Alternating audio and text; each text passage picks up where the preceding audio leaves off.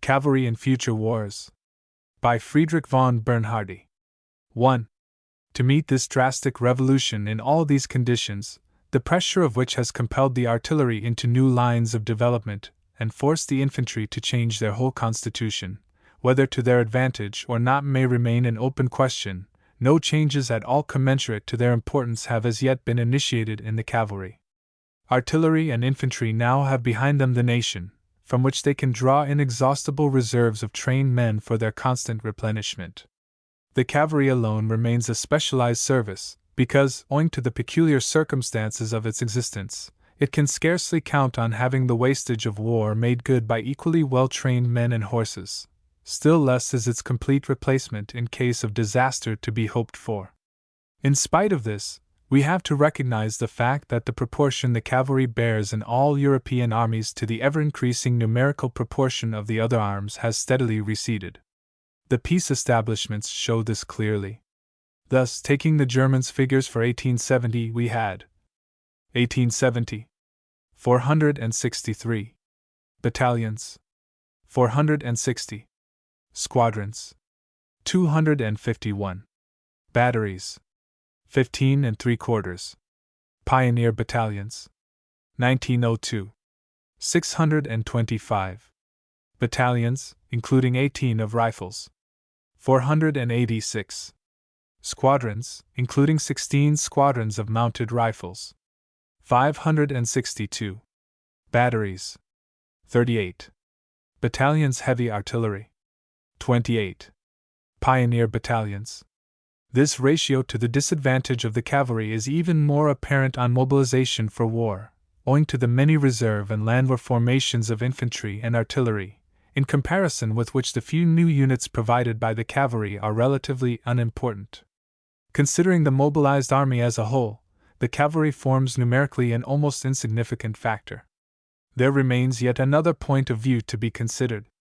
Undoubtedly, there has been in the cavalry a most active spirit of reform. On the basis of the experience derived from the great wars of the last 40 years, in the list I include the American War of Secession, changes in armament and equipment have taken place in every direction, more particularly with regard to armament. The necessity and possibility of strategical reconnaissance by independent bodies of cavalry have been fully recognized. The conviction also has been arrived at that only when supplied with a useful firearm and an adequate allowance of horse artillery will such masses prove adequate for the accomplishment of this special task. With the same object in view, the means have been granted to them with which to destroy telegraphs and railways, to bridge rivers, and so forth.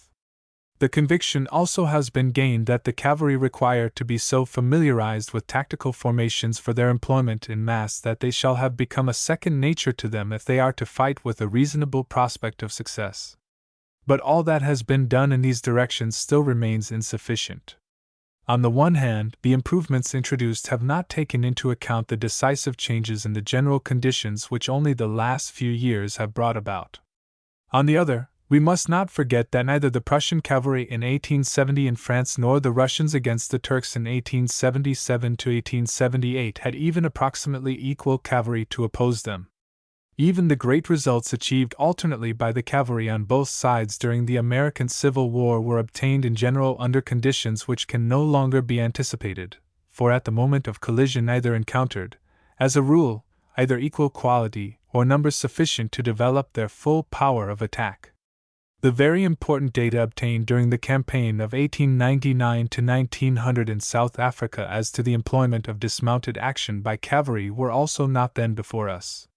One could only, therefore, reason from one-sided experiences, which can no longer be recognized as generally sufficient for our purpose.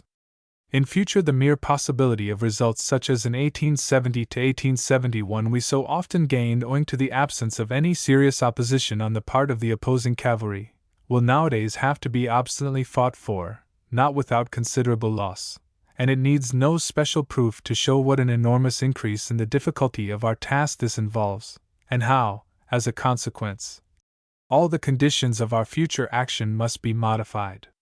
Thus, the cavalry stands face to face with new conditions, and sees itself everywhere confronted, on the battlefield and in the wider field of strategical operations, with new problems, towards the solution of which the history of the past furnishes only very general indications. If we mean to maintain our position as an effective arm, and satisfy the demands that of necessity must be made upon us by these new conditions, we must break with many experiences of the past, and work out for ourselves principles of action which must be deduced essentially from the probable requirements of the future. Each epoch-making war makes new demands upon us and prescribes new tasks, and he only will reap the palm of success who is able to meet them, because, with wise provision, he has prepared himself to solve their difficulties in peace. If we wish to make an approximately correct picture of the future that awaits us, we must first face the question, what will be the influence that the changed conditions in the art of war considered as a whole must exercise on the possible scope of action of our arm? From the answer to this we can deduce the demands on the cavalry in particular, and these demands give us a means for determining the limits of its employment, its consequent organization, and the training best suited to enable it to meet these requirements. If we summarize all the conditions which have modified the conduct of war and contrast with them what cavalry, from the very nature of its being, is capable of performing, it would appear at first sight as if every form of action of the mounted arm has been impeded and rendered more difficult in the highest degree. More particularly is this the case when opposed to the increased power of modern arms. Certainly, the impact of a modern bullet may at times produce less immediate effect than formerly. Cases have occurred in which serious wounds did not place the individual out of action immediately, and we may therefore anticipate that many horses will not be stopped in the charge, despite severe injuries. But this drawback the infantry can meet by opening fire sooner. To the artillery this does not apply, and in any case, this objection is not of such importance as to neutralize in any way the other advantages conferred by modern weapons. Owing to the fact that the extent of the danger zone has been very considerably increased, and that within these zones the amount of fire which has to be faced in a given time has been intensified to a degree which formerly could hardly have been dreamt of, it has ceased to be possible to ride straight at the front of an unshaken enemy. Thus, essentially the cavalry has been driven out of its former place of honor on the battlefields of the plains, and has been compelled to seek the assistance of the cover the ground affords in order to carry its own power of destruction into immediate contact with its enemy, and only under most exceptionally favorable conditions will it still be possible to deliver a charge direct across the open. Further, as far as the infantry are concerned, it will be quite the exception to encounter them in closed bodies. Generally we shall have to ride against extended lines, which offer a most unfavorable target for our purpose. The difficulties both of observation and reconnaissance have also been materially increased, for, on the one hand, the increased range of the firearm compels one to keep further away from the enemy, thus making it more difficult to judge with accuracy his strength and positions. On the other, the use of smokeless powder, which no longer reveals the position of the firing line, renders a more thorough searching of the ground even more indispensable than formerly. The possible participation of the civilian inhabitants of the invaded nation in the war will hamper most severely all forms of cavalry action other than on the battlefield. In intersected districts it may, indeed, suffice to paralyze completely the execution of all patrolling duties, and thus the offensive finds itself confronted by a new and permanent element of danger and delay, whose gravity we may estimate by the events which occurred in the latter portion of the Franco-German War, and we may be quite certain that in future all such experiences will be very much intensified. Lastly, the fall in the numerical proportion of the cavalry to the other arms is all to our disadvantage. The greater numbers of the latter cover larger areas, and whether to cover these or to reconnoiter them, it will be necessary to embrace far larger spaces, notwithstanding our relatively smaller numbers, i.e., on each square mile we shall only be able to employ, on an average, a largely reduced number of patrols, etc. Tactically, this want of numbers again affects us. If the necessity to intervene arises, not only have we better firearms against us, but relatively a larger number of troops. Each tactical advantage secured will thus exercise far less effect than formerly upon our opponent, since the fraction of the enemy's force ridden down represents a smaller proportion of his whole army. If an infantry brigade, one of a force of 10 army corps, is annihilated, the effect is not nearly so far-reaching as if this brigade formed part of an army of 2 or even 3 corps. If in these changed relations there are obviously factors which materially limit the tactical importance of cavalry, and which must make the solution of their strategical tasks far more difficult, on the other side we find opportunities in the probable phenomena of a future war which, though less obvious, nevertheless on investigation lead us to the conclusion that the importance of the arm is even greater than formerly, opening for it a wider sphere of activity, and even on the battlefield, revealing new chances of success. Let us consider these opportunities more closely. The greater the pitch of nervous tension to which men are wrought up in battle, the greater the pitch of excitement reached, the more decisive will be the reaction when the flood tide of defeat overwhelms them. Now that all European states are straining every nerve to employ enormous masses of men from the first moment of hostilities, in order thus to gain an advantage whilst their enemy is still concentrating, and when we further consider how these exertions must increase the strain throughout the nation to the very utmost, it must be apparent that the first great decision of arms must be of overwhelming importance. Not only the troops directly concerned, but the masses behind them, find themselves for the moment involved in the consequences of victory or defeat. Hence the reaction in either direction, owing to the lower average quality of the troops, their greater numbers, the increased difficulties of moving them, and the susceptibility to congestion of their rearward communications, must be far greater and far more disastrous than hitherto under similar tactical conditions. The more important it is to secure a favorable decision, the more difficult with growing masses to divert an operation once commenced, to give it a new direction or assign it a new objective, the less possible it becomes to alter dispositions which may have been issued on false premises. Hence again the greater grows the value of thorough and active reconnoitering. If this holds good, more especially for the first great collision, it remains also a guiding principle for all future operations, for, on the one side, it is probable that even in its later stages the war will be conducted with comparatively great masses. On the other, as we have seen, the importance of the strategical element has unquestionably grown. Hence the value of efficient reconnaissance has been proportionably intensified. In similar measure the importance of screening has also developed. In proportion as the assailant is compelled to resort to turning movements and surprises, the defender is obliged to have recourse to timely changes of front and unexpected counterattacks.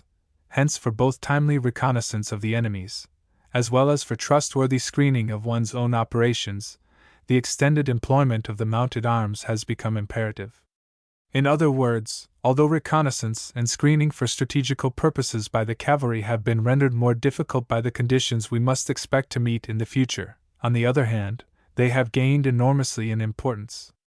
And it is not in this direction alone that the value of the arm has increased, but it has also had a new and important field of activity thrown open to it owing to the increased susceptibility the rearward communications of the enemy and his railways have developed. As a consequence of the increased liability to interruption of these communications, and also of the far more serious confusion to which any such interruption can give rise, it has become far more difficult than in the past to execute offensive flanking operations, changes of front, or counterattacks, all of which are movements which the practical strategist must bear in mind. On paper and on the map such undertakings appear to present no more elements of friction than formerly. But on the ground itself those who have once seen masses of several corps all huddled together know that things are very different. All such movements nowadays are tied to the railway lines, and these, again, are congested by the flow of food and ammunition, which must at all costs be maintained. Fresh units also of troops may be coming up to the front, whose arrival is of the last importance in the plans of the Generalissimo, and a single broken viaduct may throw confusion into the whole design. In a densely populated and fruitful district the resulting failure of supply may be endured, but it is very different when in a poverty-stricken district the supply of a whole army depends on perhaps a single line of railway. Thus the cavalry sees itself confronted by a task in the solution of which it can achieve results of decisive importance in a new direction, for the following reasons: the relative importance of the arm during actual operations having been materially increased, the period of concentration preceding actual collision. Notwithstanding the fact that the actual effectiveness of cavalry in the face of modern firearms has been decreased, offers opportunities which under certain conditions promise higher results than formerly. If every delay in the march which may be caused by the action of cavalry against the flanking lines of advance of an army concentrating for battle is detrimental, how much greater would be the disorganization resulting from similar operations after defeat? Very rarely in such a case would it be possible to retire eccentrically by the same roads which were used for advance. The beaten troops generally drift back quite involuntarily in the direction into which they have been compelled by the results of the tactical decision. The wider the original front, the greater the masses of the troops concerned, which are now not only in a demoralized condition, but are compelled, under pressure of pursuit, to change their communications into new directions, and for this purpose to disentangle the columns drawn in for the concentration. And the greater the certainty that conditions must arise which will give to an active cavalry an even richer opportunity of harvest than was formerly open to them. This will in future be all the more the case when troops of lower quality, and therefore more liable to become shaken and dispirited, have to be employed. Reserve formations, landwehr and the like, which under favorable conditions might render excellent service, when once beaten, without officers, weary and hungry, lose all cohesion, when, with baggage, wounded, and stragglers, they are driven back over crowded roads, and then, no matter how well they are armed, they are an easy prey to a pursuing cavalry. The man who throws his rifle away or shoots in the air will not find salvation either in clip loading or smokeless powder against the lance in the hands of a relentless pursuing cavalry. The same holds good for the fight itself. We cannot attack even inferior infantry as long as it only keeps the muzzles of its rifles down and shoots straight, but once it is morally broken and surprised, then the greatest results are still to be achieved even on an open battlefield. That, at least, the campaign of 1870 to 1871 sufficiently proved, although the cavalry were so seldom allowed the opportunity to reap the ripe harvest our strategy and the action of the other arms had so abundantly prepared for them. A further point in our favor is to be found in the fact that the increased power of modern artillery fire has rendered the defense of villages and woods practically an impossibility. The infantry are thus compelled to seek open but rolling ground, and it is precisely such ground which favors the concealed approach and sudden attack of the cavalry. But surprise is the very essence of successful cavalry action. If we bring together all these points of view which have been hitherto only indicated, we find, on the one hand, the absolute fighting value of the cavalry has considerably diminished, and that in modern war the conditions of cavalry employment will in every direction be rendered more difficult. On the other hand, the strategical importance of the arm, as well as the scope of the duties which it may be called upon to fulfill, have increased very decidedly, and very important new opportunities for successes have been thrown open to it. We cannot sufficiently insist upon the cumulative effects which all these general changes in the nature of war have exercised upon the cavalry arm, for not only has public opinion taken up the opposite view, but even in the army itself these positive views have not received the attention they deserve. The exploits of our cavalry in 1870 to 1871 have been universally admired, without, however, being appreciated at their true relative value. On the other hand, reasoning from the mechanical perfection of the firearm, the conclusion has been reached that, as against infantry and artillery, the cavalry can no longer hope to achieve any results of importance. It has been shown that in 1870 to 1871 the German cavalry possessed a great numerical superiority over its adversary, that, in fact, numerous regiments during the whole war either never came into action at all or at least never had the opportunity to exhibit their full value in other fields of employment. And hence it has been concluded that an increase or organic reform of what they are pleased to consider a somewhat antiquated cavalry is quite superfluous. An attempt on the part of the imperial government to introduce an increase of establishments had to give way to more important considerations. In fact, practically the German cavalry in number and organization remains today the same as in 1870. But the duties which in future will fall to the cavalry are so wide-reaching, and for the conduct of the war are often of such decisive importance, that on the manner of their execution the ultimate results of a campaign must very materially depend. If the cavalry is not in a condition to prove equal to these duties, we shall find ourselves confronted with a situation of the gravest danger. Hence it becomes unconditionally necessary to apply the reforming hand where important deficiencies and practical insufficiencies can be recognized. In order to apply the lever of reform at once to the best advantage, we must be quite clear in our own minds in which part of the conduct of war the importance of the cavalry will principally be felt. Only from the recognition of the demands which will there be made upon it can we conclude in what direction its further evolution can be initiated. We must, therefore, get a clear conception of the probable demands to be made upon the arm in each individual phase of a future war, test them with a view to their relative importance towards the result as a whole, and then endeavor to recognize on which factors the success in each individual phase principally depends.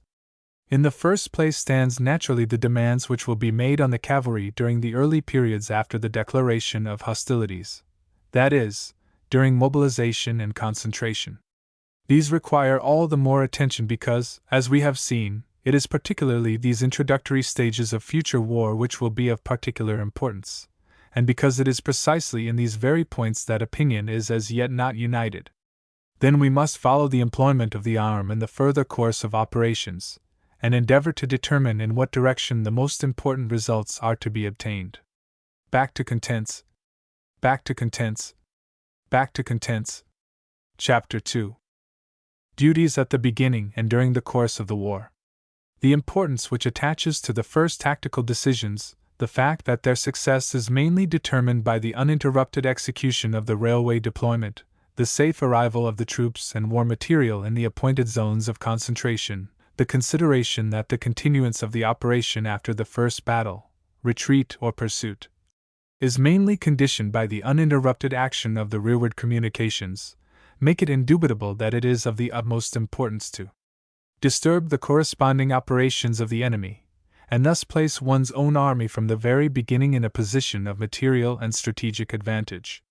Since the cavalry is not only able to cover great distances with overwhelming rapidity, but also, owing to its special character as a standing branch of the army, is always ready to march and operate, whilst the other portions of the army are still occupied with their mobilization.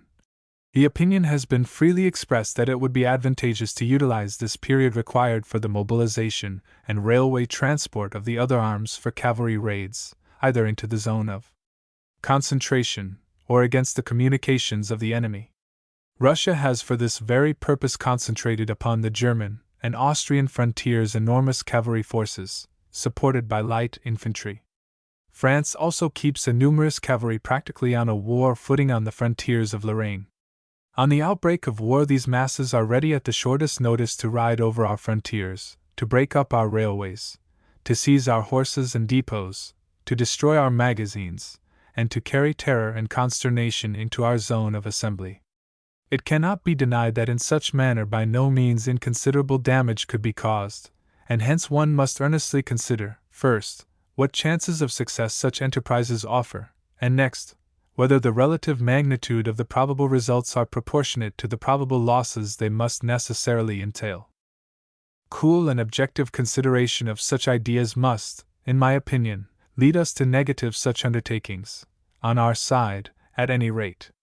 In the first place, the enemy will always be in a position, by suitable organization of his frontier guards and the situation selected for the front of his strategic deployment, to withdraw himself either altogether from the radius of action of the cavalry, or at least render its advance both difficult and dangerous. The danger will be the greater the more it has been possible to provide for the armament and organization of the population in the frontier provinces, where the conditions on the side of the defender are not unusually unfavorable, as, for instance, in wide open districts, or where there is a want of troops in strategically unimportant provinces. Then even if the invading masses break in on the very first day of mobilization, they will find railways, defile, river crossings already defended by infantry or popular levies. If they come upon an insurgent population, they will find great difficulties both in reconnaissance and subsistence. At every step they advance, the numbers of the opponent will be constantly increasing, while their own strength diminishes. The defile will be occupied between their several columns, and they must guard themselves in every direction. Their trains and baggage get into confusion, and supply becomes all the more difficult the more rapidly they advance, because the wagons cannot keep up with their movement, and there is no time for requisitioning. Field batteries and lines of infantry occupy the more important positions, the enemy's cavalry appears on the flanks, and man and horse break down at length under the severity of the strain. Retreat becomes inevitable, and if they ever get back at all, they can only reach their own army after heavy losses and with broken force.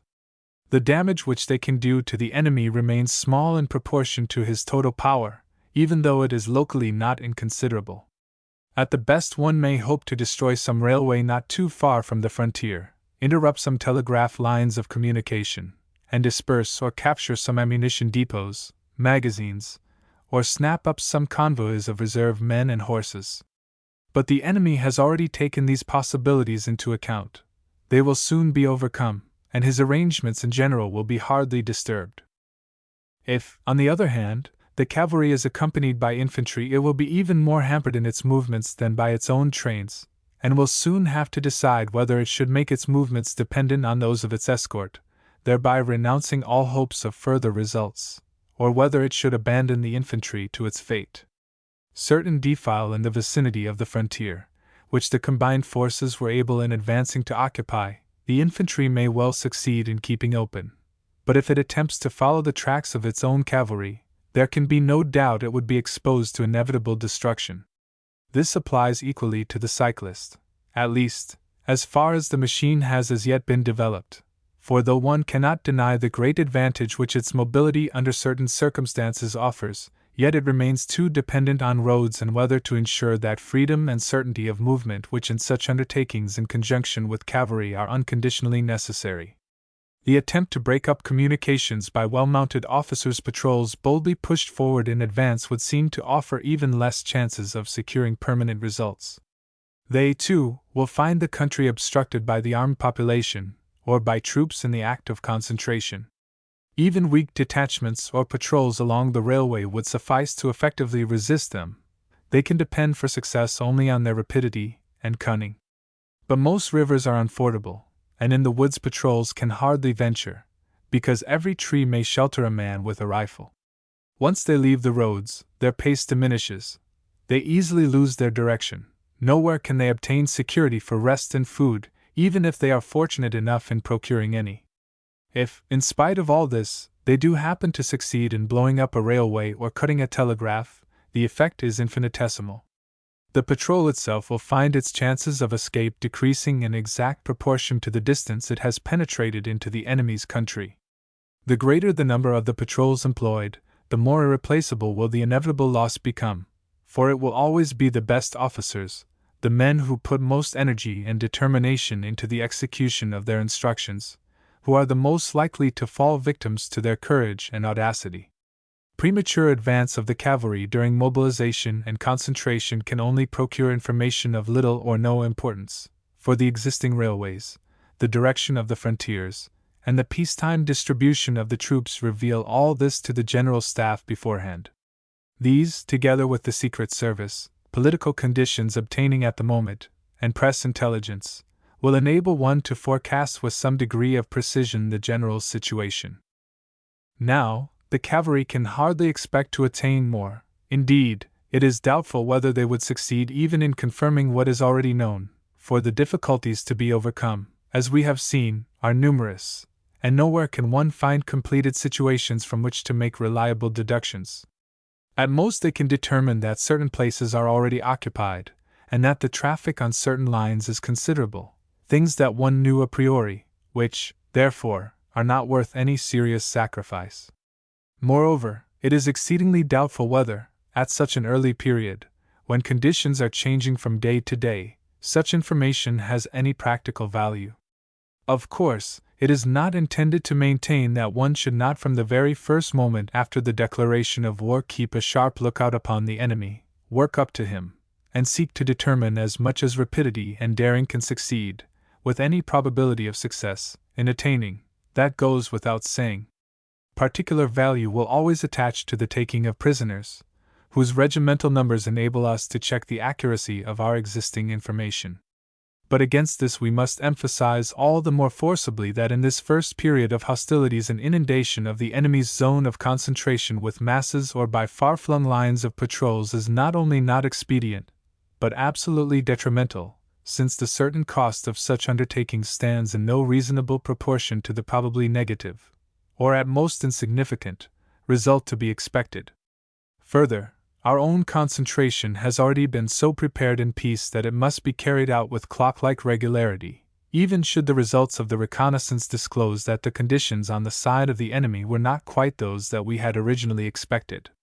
Even the mere transference backwards of the line of strategic deployment, which in 1870 could still be carried out without serious difficulties or drawbacks, could nowadays, in view of the high tension induced by modern conditions, only be executed with extraordinary difficulty, whilst lateral displacement of such numbers is quite inconceivable.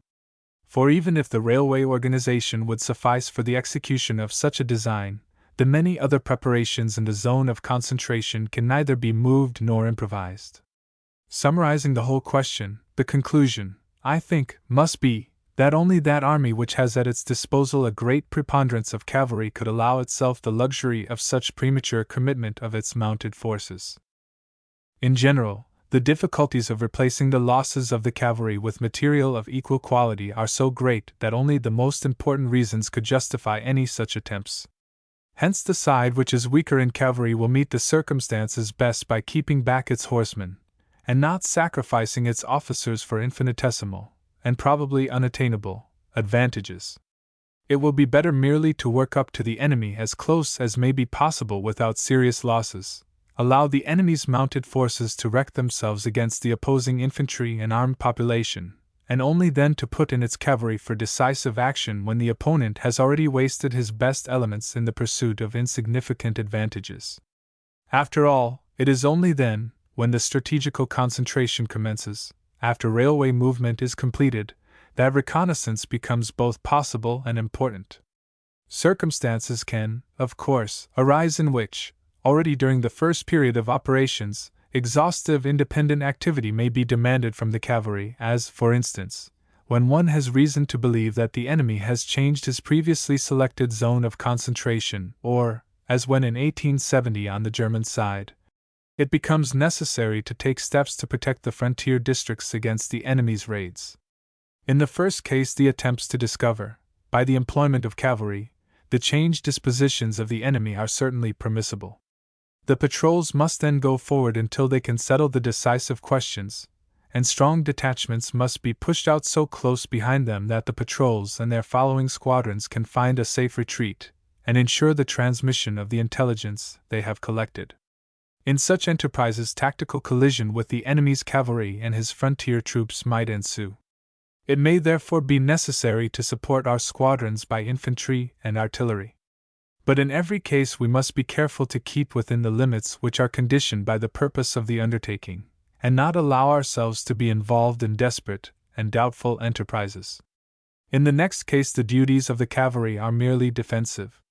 All that then matters is to rob small bodies of the enemy of their opportunities, to block the traffic across the frontier, and to work round their patrols with our own forces. But in no case are they to attempt to obtain positive advantages by force, or to hazard important decisions against a superior enemy. Wherever possible, every effort should be made to supplement the troops assigned to this defensive attitude by the armed population, or even to replace them by such levies altogether. The fortification and defense of villages and isolated farms, occupation of railways and watercourses, and above all, the defense of woods which might favor the concealed advance of the enemy's patrols, can well be left to the care of these improvised formations. Hostile attempts can be generally met by dismounted fire action in well-chosen strong defensive country, possibly supported by detachments of infantry, artillery, and landsturm. If the enemy's superiority is great, then one must retire until the equilibrium of the forces is re-established. The strategical necessity compels us to fight, or, finally, the tactical situation gives good promise of success. One must, however, always keep this clearly before one's mind, that the essence of all cavalry action in the opening stage of the war lies neither in this purely defensive attitude, nor in the offensive enterprises previously alluded to, by which the concentration of the enemy would be disturbed or other material successes might be achieved, but that the decisive purpose only begins when important and possible tasks can be given to the cavalry, i.e., when the main bodies of the enemy become ready for operations. Then it becomes our duty to screen not only the advance of our own troops and to secure to our infantry the advantages of being able to advance undisturbed, but the climax of all these duties will be reached in the far more important duty, in the now indispensable task, of securing the widest possible sphere of intelligence. Whereas, during the period of railway concentration, the front of the enemy was conditioned by the ends of the lines employed in bringing up the troops, who in turn spread themselves out to utilize the resources of the country. Hence, generally, our patrols, if sent out, would come in contact all along the threatened frontier or the enemy's line of detrainment, with defended villages, etc. The troops will now be drawn into closer cantonments, or bivouacs, and group themselves together into clearly defined masses.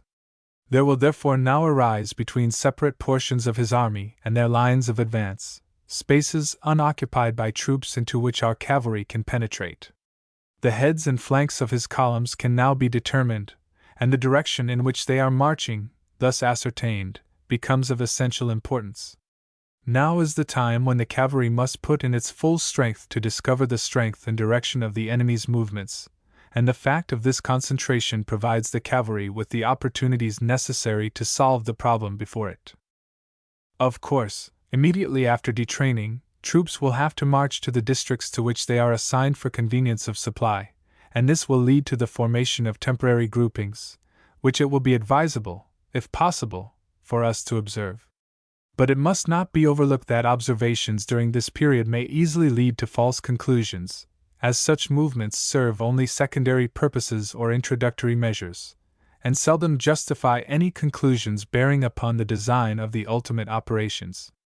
These latter only develop after a certain degree of concentration has been attained, and hence the essence of the whole question resolves itself into this: that the cavalry should not be put in until shortly before the strategical concentration begins.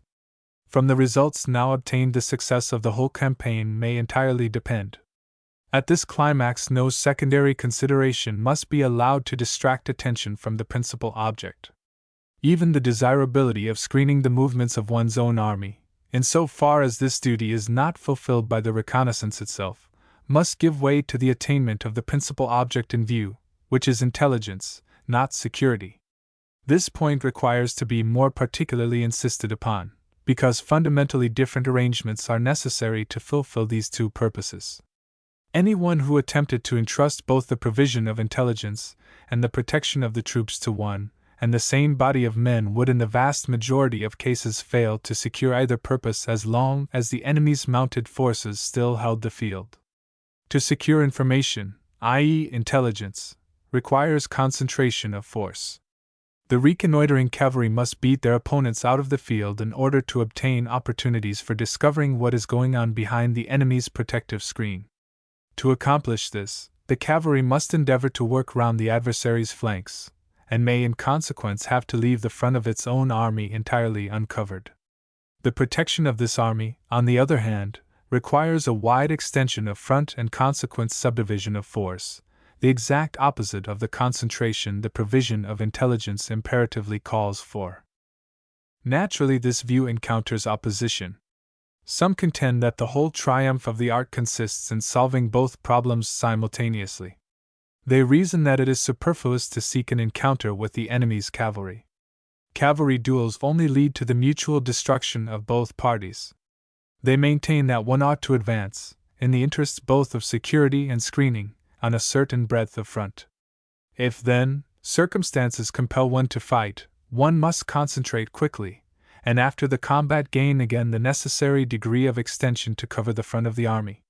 They would leave reconnaissance to be carried out by rapidly advancing patrols, which evade those of the enemy, find cover in the ground, gain advantageous points of observation on the flanks and in rear of the opponent, thus obtaining their objects in spite of the enemy.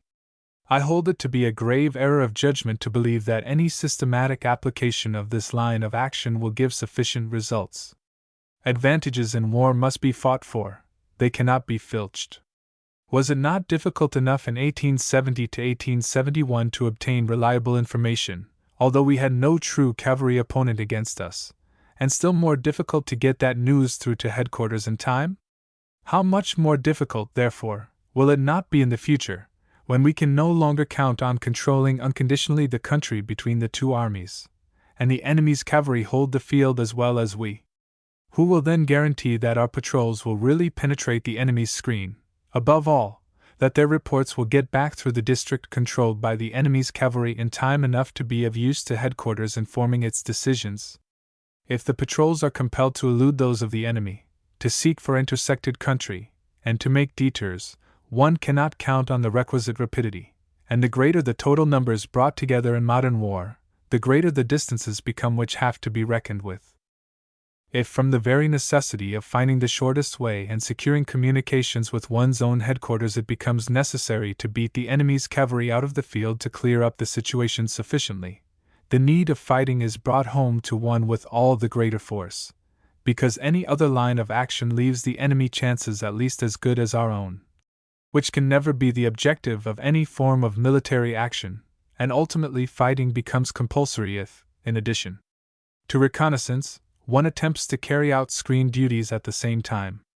It stands to reason that the enemy's cavalry can only be prevented from seeing by actually driving them off the ground and depriving them of the power of breaking through our own screen. That a numerically and materially inferior cavalry does well to avoid action goes without saying, but fundamentally the duty of the cavalry must be to seek to bring about collision with that of the enemy, so that from the very beginning it secures command of the ground between the two armies, and that the actual and moral superiority in the whole zone of operations between the two armies is obtained from the outset for our own cavalry. The victory of the masses intensifies and invigorates the sense of superiority in the individual combatant, and this sense of individual superiority is essential if the patrols are to carry through their duties in the true cavalry spirit. On the one hand, they are only able to solve their tasks both of screening and of reconnaissance by actually defeating the enemy's patrols.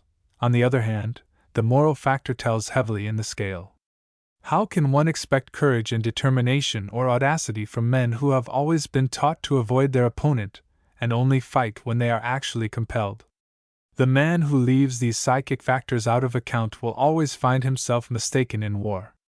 That in certain cases it may be useful to push forward officers as stealthy patrols, with instruction to avoid being drawn into an action, as far as time and opportunity will allow, goes without saying, but nevertheless stress must be laid upon the point that already in the period which is in general taken up with the encounter with the enemy's cavalry, no opportunity should be lost of keeping the principal masses of the enemy's army under direct observation, and that therefore it is necessary, from the very commencement of the advance, to send out officers' patrols for this special purpose.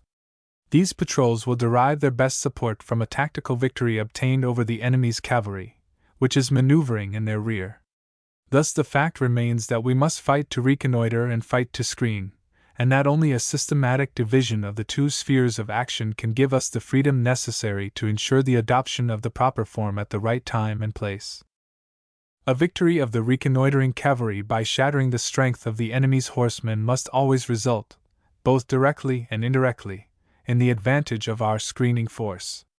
The whole consideration, therefore, leads me to the conclusion that the chief task for the cavalry consists in obtaining a victory over the enemy's cavalry in that direction which is of decisive importance for the further prosecution of reconnaissance, as soon after the beginning of the great operations as possible. That it cannot be our object to seek the opponent's horsemen in the direction which they themselves have selected, merely to beat them, need scarcely be insisted upon. That would be to take the law from the enemy and allow one's self to be diverted from the principal direction in which reconnaissance is desirable. Time and direction of the advance must rather be so chosen that they compel the enemy to move to meet us. At the same time, our effort must be to appear with numerical superiority, in order to be certain of victory. In what concerns the cavalry in the further course of the war, the necessity both of screening and reconnoitering recurs again and again. And in many cases, even after the enemy has been beaten out of the field, these objects will still only be obtained by fighting. Such cases will occur in the duties of screening and security when the enemy still possesses enough offensive power to attempt a reconnaissance, with the threat of attack combined, and we ourselves are engaged in a similar manner, also in all such cases in which turning movements entail too much delay, or are rendered impossible by the extension of the enemy's front, or, again, when the enemy on their part renew offensive operations. The necessity of breaking through the line of infantry outposts in order to discover the whereabouts of the enemy's principal masses and the direction of their movements will also from time to time arise, and it may become necessary to suppress rapidly and thoroughly attempts at armed resistance by the civilian population.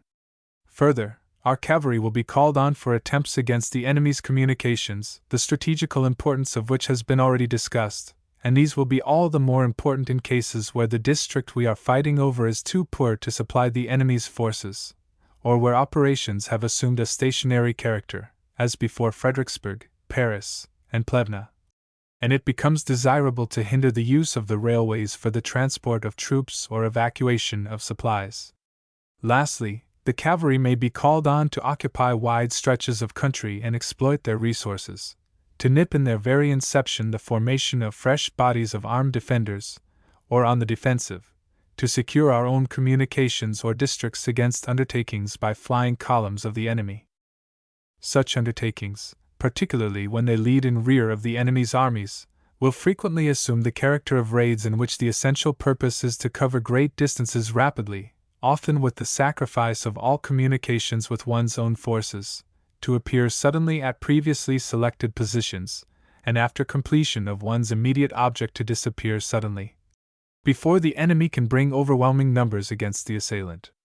The success of such undertakings will depend, on the one hand, on the rapidity with which the opportunities secured by such surprise are utilized, and on the other, on the available fighting power, which must suffice to break down all opposition with certainty and speed.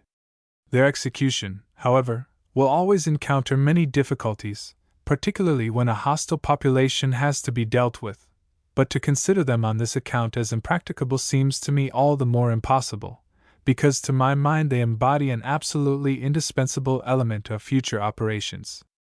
If it is feasible to enter upon them with fresh horses, and to make adequate provision for supply without delaying the rapidity of movement, either by utilizing the resources of the country, by taking suitably organized columns with one, or by living on stores captured from the enemy himself, then such raids will succeed and exercise most far-reaching consequences. In my opinion, all these conditions can be satisfied. We can preserve our horses by exercising greater moderation in the pursuit of non-essentials. Difficulties of supply can be solved by suitable preparations even in an enemy's country, and when working in our own, the sympathetic and persistent support of our own population will level all obstacles. But in all cases we must never leave out of sight the cardinal point that only the concentration of sufficient force at the right time and place can guarantee the final result. Our conduct, however, will be different when our purpose is solely defensive, or when we have to occupy districts which the enemy does not seek to defend. In such cases, as also when our object is only the concealment of our own designs, a dispersion of force may be necessary, if only in order to occupy important defile and defensive sections of the ground, or for the occupation of the most important centers of population in the enemy's country. From such tasks, however, it should be the business of the Supreme Command to preserve us, in order that the whole cavalry strength should be retained intact for offensive purposes more in harmony with its whole character and the spirit of the arm. For these, if great results are to be attained, it requires in the generality of cases concentration in time and space. With the execution of these strategical missions, which so far alone have attracted our attention, the duties of the cavalry arm are by no means exhausted. Nowadays, as formerly, it will still find work to its hands on the battlefield itself, and this work will be all the more important in proportion as the quality of the forces therein encountered is on a lower level, e.g., new formations, militia, etc. In any case, however, great results on the battlefield can only be expected from the employment of numerically formidable masses. This is conditioned by the very fact of the numbers which we must in future expect to see engaged. The portion of the enemy's forces affected by the results of a successful charge must be a sufficient part of the whole which, at a given time and place, is concerned in the task of endeavoring to secure a decision. Other factors also deserve consideration, above all, the increased range of modern firearms.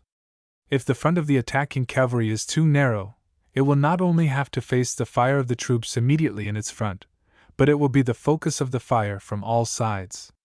If the formation for attack does not supply a sufficient sequence of successive efforts, then in many cases it can have no hope of permanent result, for an onslaught by a single line will not have strength enough to pierce the fire zone, and will be shot to pieces before it can reach the enemy. 2. The masses to be encountered are numerically so considerable that single squadrons, regiments, or brigades hardly count in the scale of a great decision. Partial results they may, indeed, attain, but to bring about the defeat of a whole army, or even of an important fraction of it, to reap the fruits of such a victory or cover a great retreat, numbers alone can avail. How many units to employ under any given circumstances it is, of course, impossible to lay down beforehand, but the essence of the matter is that the limit of force to be thus employed is far in excess of what any existing tactical unit can supply. If, after this short survey of the many fields of action open to horsemen in the future, we ask the decisive question, which tasks in the future will need to be most carefully kept in mind in the organization and training of this arm in peacetime? We shall not be able to conceal from ourselves that it is in the strategical handling of the cavalry that by far the greatest possibilities lie. Charges even of numerically considerable bodies on the battlefield can only lead to success under very special conditions, and even for the protection of a retreat our role can only be a subordinate one. But for reconnaissance and screening, for operations against the enemy's communications, for the pursuit of a beaten enemy, and all similar operations of warfare, the cavalry is, and remains, the principal arm. Here no other can take its place, for none possesses the requisite mobility and independence. At the same time, it is in these fields that its power is all important to the supreme command.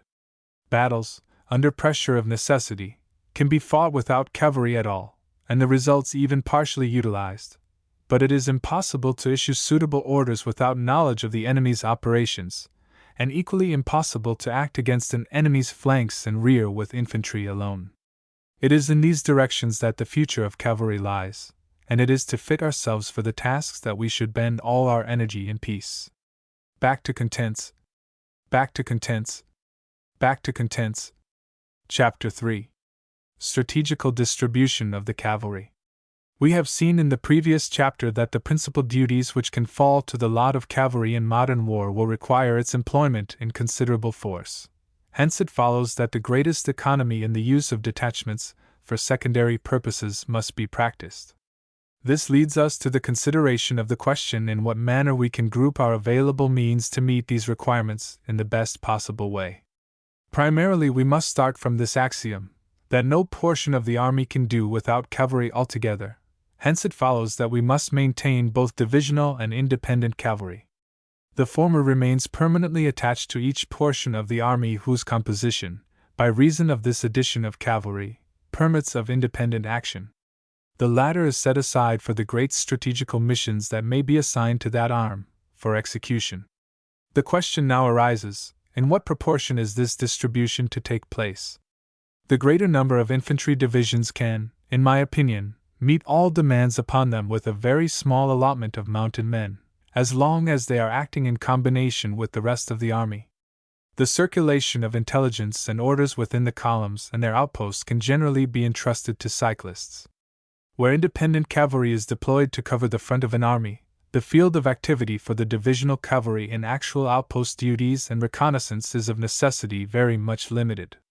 All they are really required to accomplish is to maintain the connection with the former, and for this duty the cyclist detachments above referred to will generally suffice. There remains, therefore, for the divisional cavalry only the service with the most advanced sections of the infantry outposts, orderly duties with the infantry piquets in cases where the ground precludes the use of the cycle, duties connected with requisitioning, and reconnaissance only during those periods in which the mass of the independent cavalry has been drawn away towards the wings of the army to clear its front for battle, carrying messages during the combat, and actual reconnaissance during the progress of the engagement itself. All these requirements can, I think, be met with a very small amount of force, all the more so because reconnaissance under fire in modern war seems to me practically impossible, and can generally only be initiated by those divisions which form the wings of the army, but even then their field would be a very limited one. Modern firearms compel us to remain at such a distance from the enemy that observation is rendered much more difficult, and the distances to be traversed are so great that before any reports from the wings can get round to the position of headquarters, and suitable orders based on these reports can reach their destination, the whole situation may have changed again and again. We have only to remember the cases which occurred in the last war, 1870. In the majority of these instances it was quite impossible that cavalry patrols could have sent timely information of what was going on within the limits of the enemy's positions, and in the future the difficulties will be even greater. In no case, however, can such information during the progress of an action be obtained by the actual employment of the fighting power of the divisional cavalry. If it is to be done at all, then a few well-led officers' patrols will suffice, and therefore no considerable numerical strength in the divisional cavalry is required. The lines of approach of the enemy and points on which his wings are resting must certainly be kept under observation, but this observation cannot in principle be initiated by the infantry divisions, but it is the province of the army headquarters to provide, for it will be precisely the wings and the flanks which the enemy will himself seek to protect by the massing of his own cavalry. If the prospect of achieving anything by observation during the combat through the action of the divisional cavalry may be considered as well nigh impossible, then any tactical action may also be considered as precluded, unless it takes place in combination with the independent cavalry. Occasions may certainly even nowadays occur in which a few squadrons may achieve results by taking part in a combat between the other arms, but such cases are too few and unimportant to be taken into account in a distribution of the cavalry as a matter of organization. In armies deprived of the screen of independent cavalry, the want of divisional cavalry will certainly be more markedly felt even in those army corps which form the flanks of armies, and in the cases of detached expeditions, and in similar exceptional circumstances. In all these instances more cavalry must be sent up to the outposts, and it will have both to screen and reconnoiter. The demands on its fighting efficiency can, under such circumstances, become of importance, and in these smaller operations, reconnaissance during action is more possible than with extended battlefronts. But to demand for the divisional cavalry on these grounds a larger proportion of sabers, and thus to paralyze a great portion of the arm by its inclusion in the long columns of march of the whole army, is not justifiable. The scale on which we must decide the apportionment of divisional cavalry must depend on the fact that the infantry does not generally operate in small detachments, but works in large masses, and it is the necessities of these large masses which fix the standard. To apportion to single columns or divisions for particular circumstances an increased force of cavalry, to be taken from the available mass of independent cavalry divisions, ought not in general to occasion unusual friction, but it is most difficult and troublesome to take away from the infantry the squadrons definitely assigned to it by peacetime organization, and unite these in independent cavalry commands. We must not allow ourselves to be misled in this matter by the practice followed in peace maneuvers. Even the largest concentration of troops for these purposes is, in proportion to the masses to be employed in our future war, on a most limited scale. Our smaller brigade and divisional maneuvers are restricted within limits which can only be considered nowadays as exceptional. They are only too well adapted to give rise to entirely false conceptions as to the true character of the cavalry service in these great struggles for national survival, unless we keep steadily in mind that they apply only to exceptional circumstances.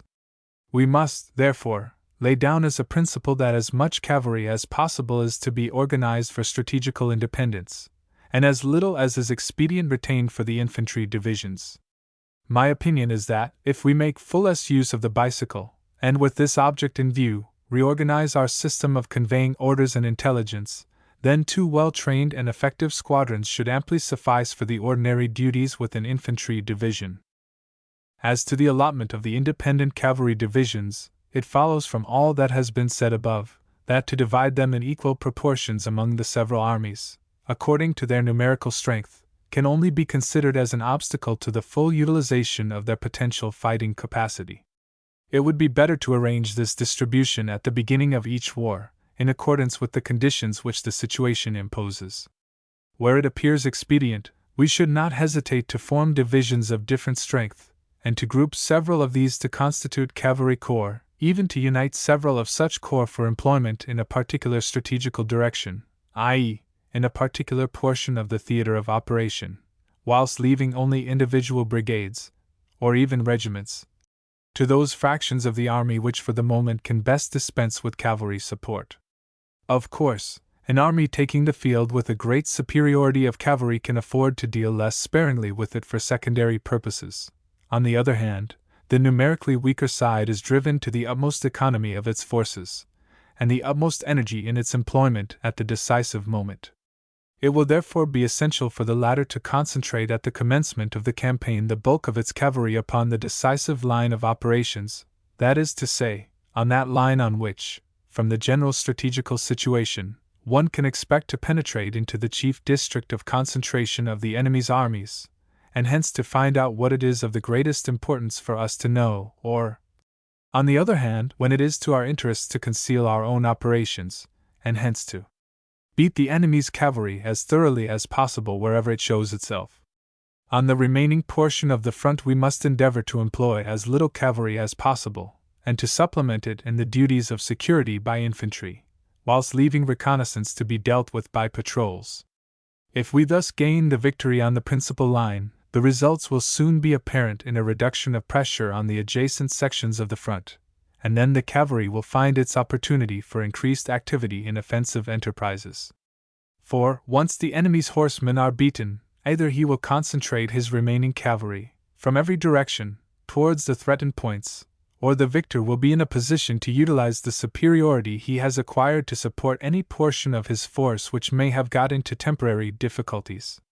If, thus, it is the necessity of beating the enemy's cavalry out of the field at the very commencement of the campaign which compels the concentration of important numbers in the decisive direction, it follows naturally that this point of view must be fully considered in the plan of strategical deployment. In the further stages of cavalry activity, i.e., after it has defeated the mass of the enemy's cavalry, the tasks which can confront the arm make the employment of considerable forces essential, unless, as so often happened in 1870, its operations are to be interfered with, if not altogether stopped, by weak infantry detachments, or even by an insurgent population. Against this concentration of large masses of cavalry many objections will naturally be raised. Hence we must consider how these are to be met, and whether, as a fact, they are of sufficient importance to cause us to surrender the advantages they offer. First comes the difficulty of feeding large numbers. But military history, from the time of Frederick the Great and Napoleon down to the American Civil War, the unusual conditions of which latter must not be left out of account, show conclusively that it was possible to keep masses of 5,000 men and more together, and in full mobility, even in poor and almost roadless districts. If it was possible then, how much more will it be so now, with our modern means of communication, if proper arrangements are made in advance?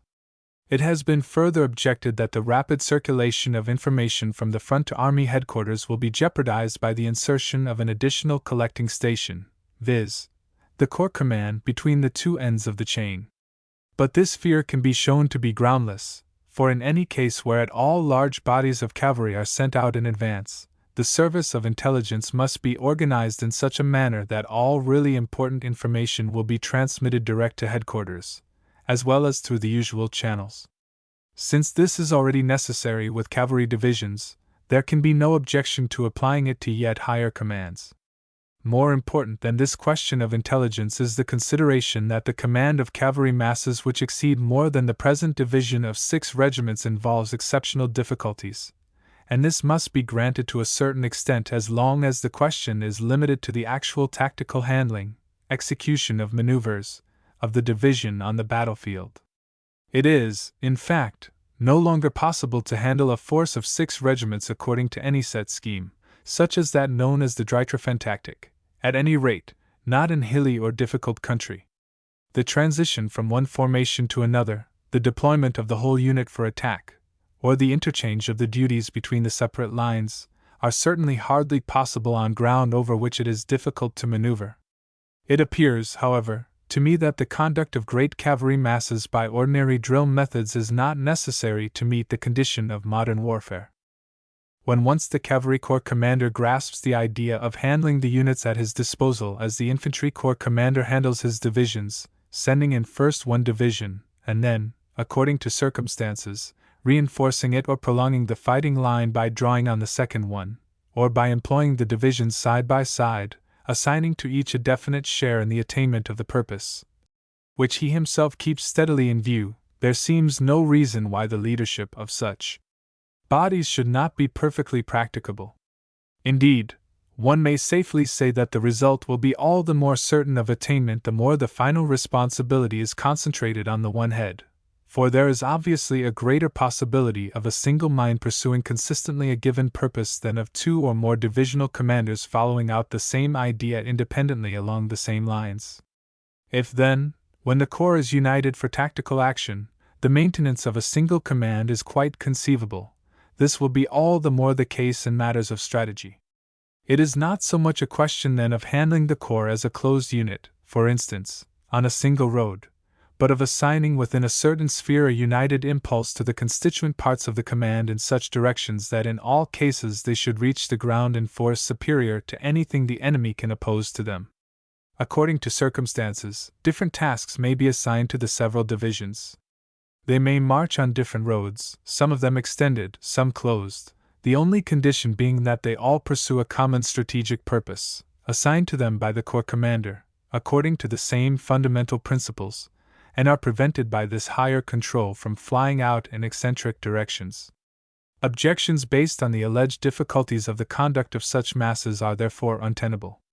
On the contrary, the demand must be made on the chief command that, always in accordance with the strategical situation, it must clearly determine what it requires of the cavalry, and group them in a suitable manner and in sufficient numerical strength under a single leader, even if in the meanwhile there may be a deficiency of the arm at less important points. This fundamental principle must be adhered to at all costs if full advantages are to be derived from the employment of our arm, for with none other can the consequences of a dispersal of force exact more terrible retribution than with the cavalry.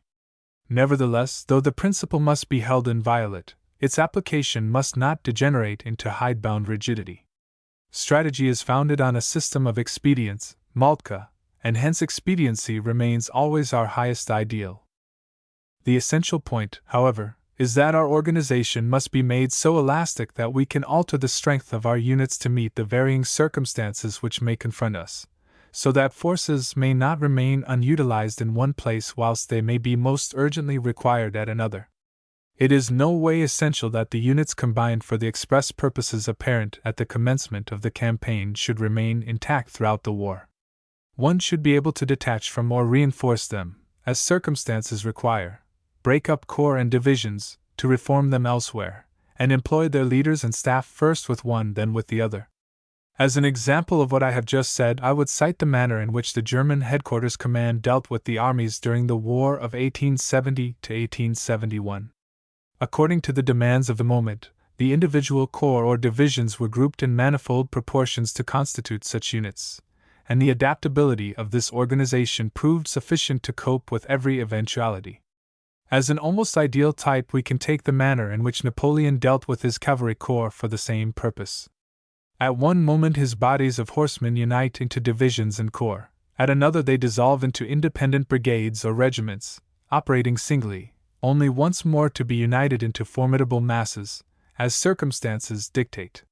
Here we see no rigid adherence to any rules, nothing pedantic in the method of employment, and the leader and troops deftly adapt themselves to the ever-changing conditions.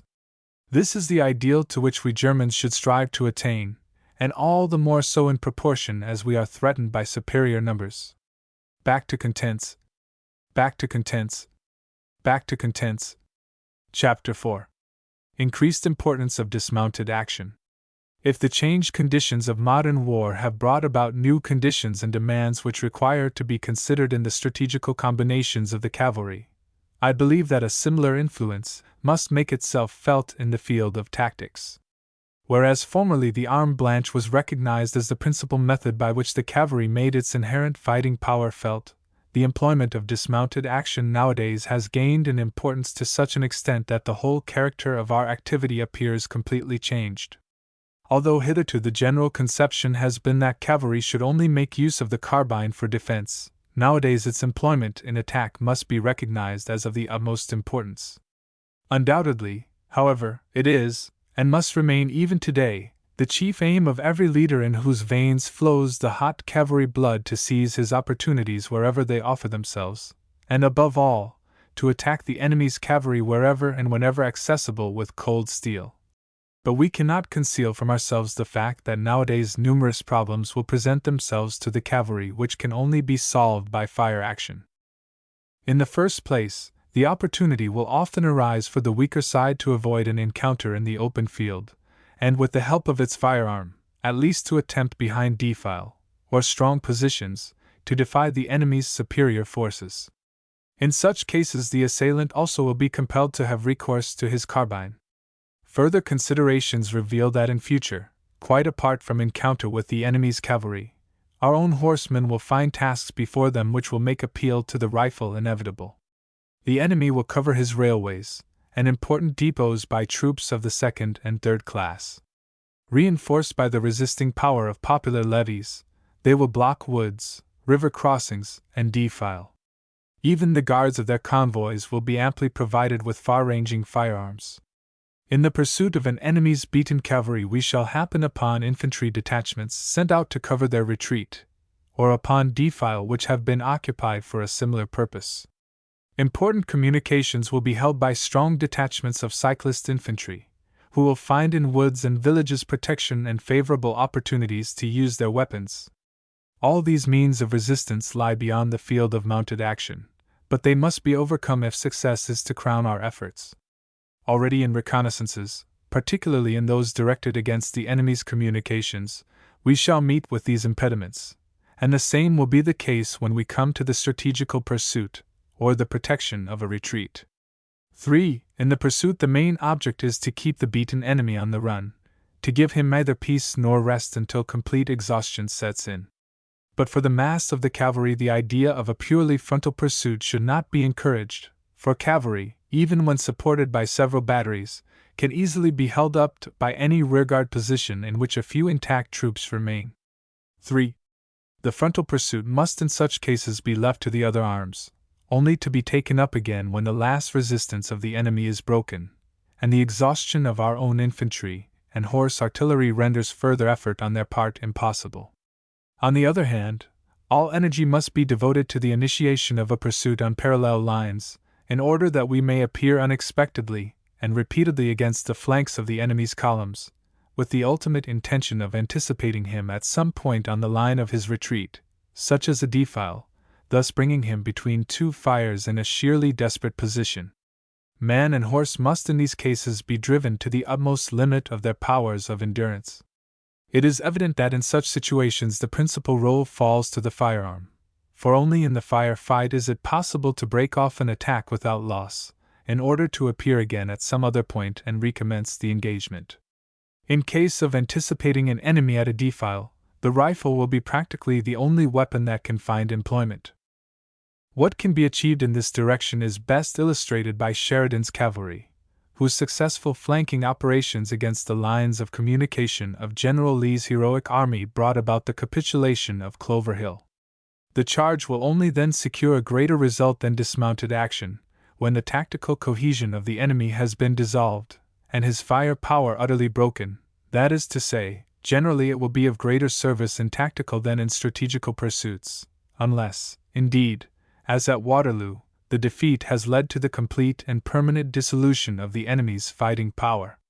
Further, in the endeavor to support the rearguard of a defeated army in retreat, it will be necessary, as soon as we have got rid of the pursuing cavalry, to take to the rifle, because with the sword alone we cannot hope to make any impression upon the infantry and artillery of the victor. In such cases we must strive to attack with the firearm against the flanks of the pursuing columns, in order to draw off their attention from our beaten main body. Cases may frequently arise when we in turn can hold up the pursuit at defile and other positions by a purely frontal defense. In such circumstances a fresh and intact cavalry, which has not allowed itself to be dispirited or demoralized, may render invaluable services to the beaten infantry, and enable them, together with the columns and the whole supply organization of the army, to effect an orderly withdrawal without being molested by the enemy, thus affording to its commander an opportunity of restoring the lost cohesion and tactical order. It will only be the rifle of the cavalry which will gain for our hard-pressed comrades what is most needed, i.e., time. The idea is often put forward that cavalry should not involve itself in an obstinate fight on foot, that it should act only by short surprise attacks, and that it possesses in its mobility the infallible means of circumventing points of resistance. This conception, which restricts the functions of cavalry within their narrowest limits, seems to me entirely untenable.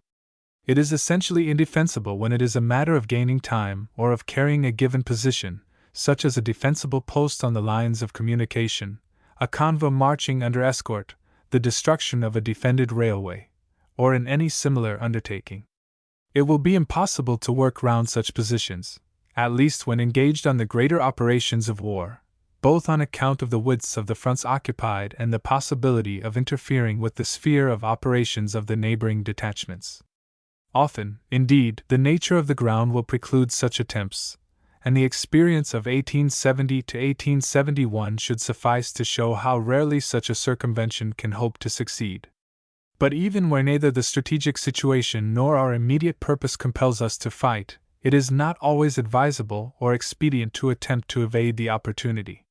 For every evasion leaves the front of our own army clear, gives the enemy the very opportunity he is looking for to reconnoiter the position of our main bodies, uncovers our own communications, i.e., our own cavalry trains and baggage, exposes our flank to the enemy, and thus offers him many chances of obtaining tactical results.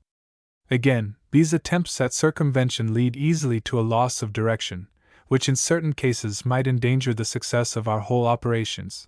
And finally, the amount of time required by such outflanking attempts may not be justified by the possible results. In such cases it might on the whole be better to attack direct, for turning movements mean always a postponement of the tactical decision, and hence are always a disadvantage to the attacking side. The theory that cavalry, thanks to its mobility, can always ride round and turn the positions it encounters breaks down in practice before the tactical and strategical demands upon the arm, partly by reason of the local conditions, and partly because of the consideration which has to be given to time, to the endurance of the horses, and the position of the following columns. The same applies to another theory with which one tries to explain away the necessity of dismounted combats. It is maintained that the fire power of the horse artillery will suffice to clear the road for the cavalry, hence the latter will rarely be placed in a position which will require energetic dismounted action on their part. This assumption involves, in my opinion, an altogether overrated estimate of the power of artillery. The same reasoning would lead us logically to the false conclusion that even infantry do not require their rifles. One must demand from every reliable body of troops that they will not allow themselves to be driven out of a covered position by artillery alone. All previous war experience testifies to the impossibility of achieving such results against even moderate infantry, and it is only with such that we are here dealing. The fact that in 1870 to 1871 the artillery often did succeed in driving a weak and demoralized enemy out of localities the possession of which was of no material consequence to him cannot be considered as to the point. Certainly the effect of modern guns is greater than anything of which we have had experience, and will act upon the defender with correspondingly greater intensity. But, on the other hand, it must be insisted upon that the assailant's artillery will have to act under the increased effect of the defender's fire power, and the latter will choose different terrain, and utilize it far better than in the past. The actual assault remains necessary now, as ever, to bring about the final decision. Anyone who has had to conduct staff rides and similar operations of large bodies of independent cavalry, and has endeavored to carry these out in the spirit of actual warfare, can hardly have failed to notice the tendency which displays itself with all leaders to take to dismounted action, and will have realized that one has far more frequently to check rather than encourage this tendency. But he will also come to the conclusion, perhaps, that this desire is well founded on existing conditions, and that even a determined cavalry will have to make use of their firearms almost every day. Indeed, without adequate employment of their carbines they are no longer able to carry out the most important of their incumbent duties.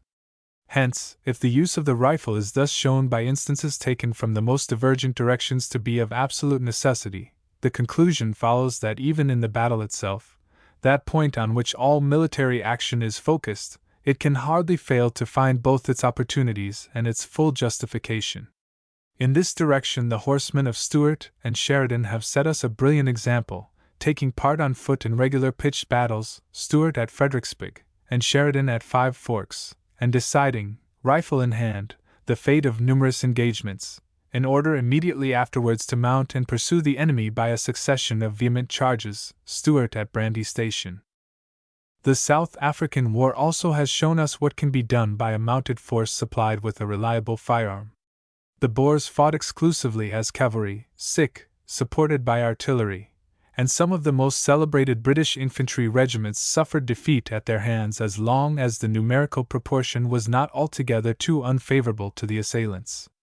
Even in dismounted attack, particularly in the later period of the war, they often attained very considerable successes, and thus proved incontrovertibly that the double role of cavalry on foot and on horseback is thoroughly practical, for even the charge itself of these same Boers often achieved brilliant results, although they were lacking in any kind of tactical training for this particular result. 4. Certainly weapons and numbers have altered materially since the days of the American Civil War, and the experiences of South Africa, largely conditioned by the peculiar topographical conditions and the out-of-door habits and sporting instincts of the Boers, cannot be transferred to European circumstance without important modifications. But even in Europe the cavalry retain, thanks to their mobility, their power of opening fire in a manner calculated to create the greatest degree of surprise against the flanks and rear of the enemy as soon as they make up their minds to cut themselves adrift from their own army, and get in rear of the enemy's troops. Such enterprises offer the best guarantee of producing a great moral result. The history of the Franco-German War demonstrated this possibility. What might not our cavalry have achieved in 1870 to 1871 against the undisciplined forces of the Republic had they been provided with a good firearm, and sought of a set purpose for such opportunities? It would take us too far to produce the numerous proofs from the pages of our war records. Only, as an example, I should like to quote the Battle of Bapaume. In this instance, the 7th Cavalry Brigade belonging to the 3rd Cavalry Division lay on the flank, in fact, almost in rear of, the enemy's army, without being able to come to the help of the hard-pressed 15th Division. Had they on that occasion been able to act by fire, by surprise, and with determination against the rear of the French Army of the North, the results must have been invaluable. In future, beyond doubt, we shall have to deal with much larger masses of the enemy than formerly, and against them one must make up for want of numbers by an enormous expenditure of ammunition, and further endeavor to reinforce our fire power by repeating rifles. We must also aim at intensifying the effect of our fire power by attacking only at decisive points. On the other hand, it must be admitted that in the magnitude of the masses themselves there lies the germ of weakness, and in our future wars we can hardly expect to find infantry as firmly welded together as in the armies of the past. I therefore by no means hold the opinion that dismounted cavalry can achieve nothing against infantry, or that their chances are limited to only very favorable opportunities. It is, of course, true that the infantry receive a more thorough musketry training, particularly at long ranges, and that their education in the use of the ground, as well as in fire control, in peace is naturally better than with the cavalry. But the results obtained by the cavalry in the field practices are by no means so much behind those of the infantry that any superiority of the latter on the battlefield need be expected. A better firearm for the cavalry is unquestionably a necessity, for the inferiority of the carbine compared with the infantry rifle is undoubtedly a source of weakness. But on the other hand, we must insist that the cavalry possesses sources of strength peculiar to its whole organization which render it materially superior to the infantry. I have already pointed out that modern infantry, when mobilized, cannot be considered like the cavalry as a standing force, that is to say, that the latter possess much greater tactical and moral cohesion. Let us look at this question a little more closely. A squadron at war strength can dismount, after due deduction made of the horse holders, 70 carbines. These 70 men, if the annual contingent is equally divided throughout the squadron, will consist pretty uniformly of men belonging to all 3 terms of their service, and will not include more than 8 reserve men, so that there will be at most 20 recruits amongst them, whilst the remainder will consist half of men in their third year and half of men in their second year.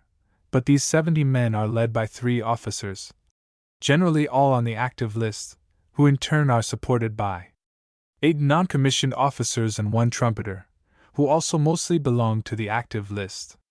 Against this, a section of infantry which, when raised to war strength, is about 75 strong, consists of about 40 men on the active list, of whom half are recruits, the other half men in their second year of service, and of 35 reservists. It possesses, therefore, at the outside 20 trained color soldiers, and these are led in most cases by a reserve or landwehr officer, supported by at most 7 non-commissioned officers, of whom 4 on an average will belong to the reserve. This infantry will, as a rule, under normal peacetime conditions, as experience teaches us, shoot very well. But it is scarcely necessary to discuss in which body we shall find greater cohesion, or on which one is more likely to be able to depend in cases where moral qualities and fire discipline are all essential, and it is these qualities which primarily condition the number of hits in the firing line. I should only like to add, apart from all other considerations, that the direct influence of the leaders in the cavalry, and their knowledge of their men is much more highly developed than in the infantry. It must also be remembered that there are generally much fewer skulkers in the mounted arms, partly because of their longer period of service and closer supervision, and partly because everybody endeavors not to be separated from his horse, and finds in his presence with the men of his detachment the best guarantee of getting back to it.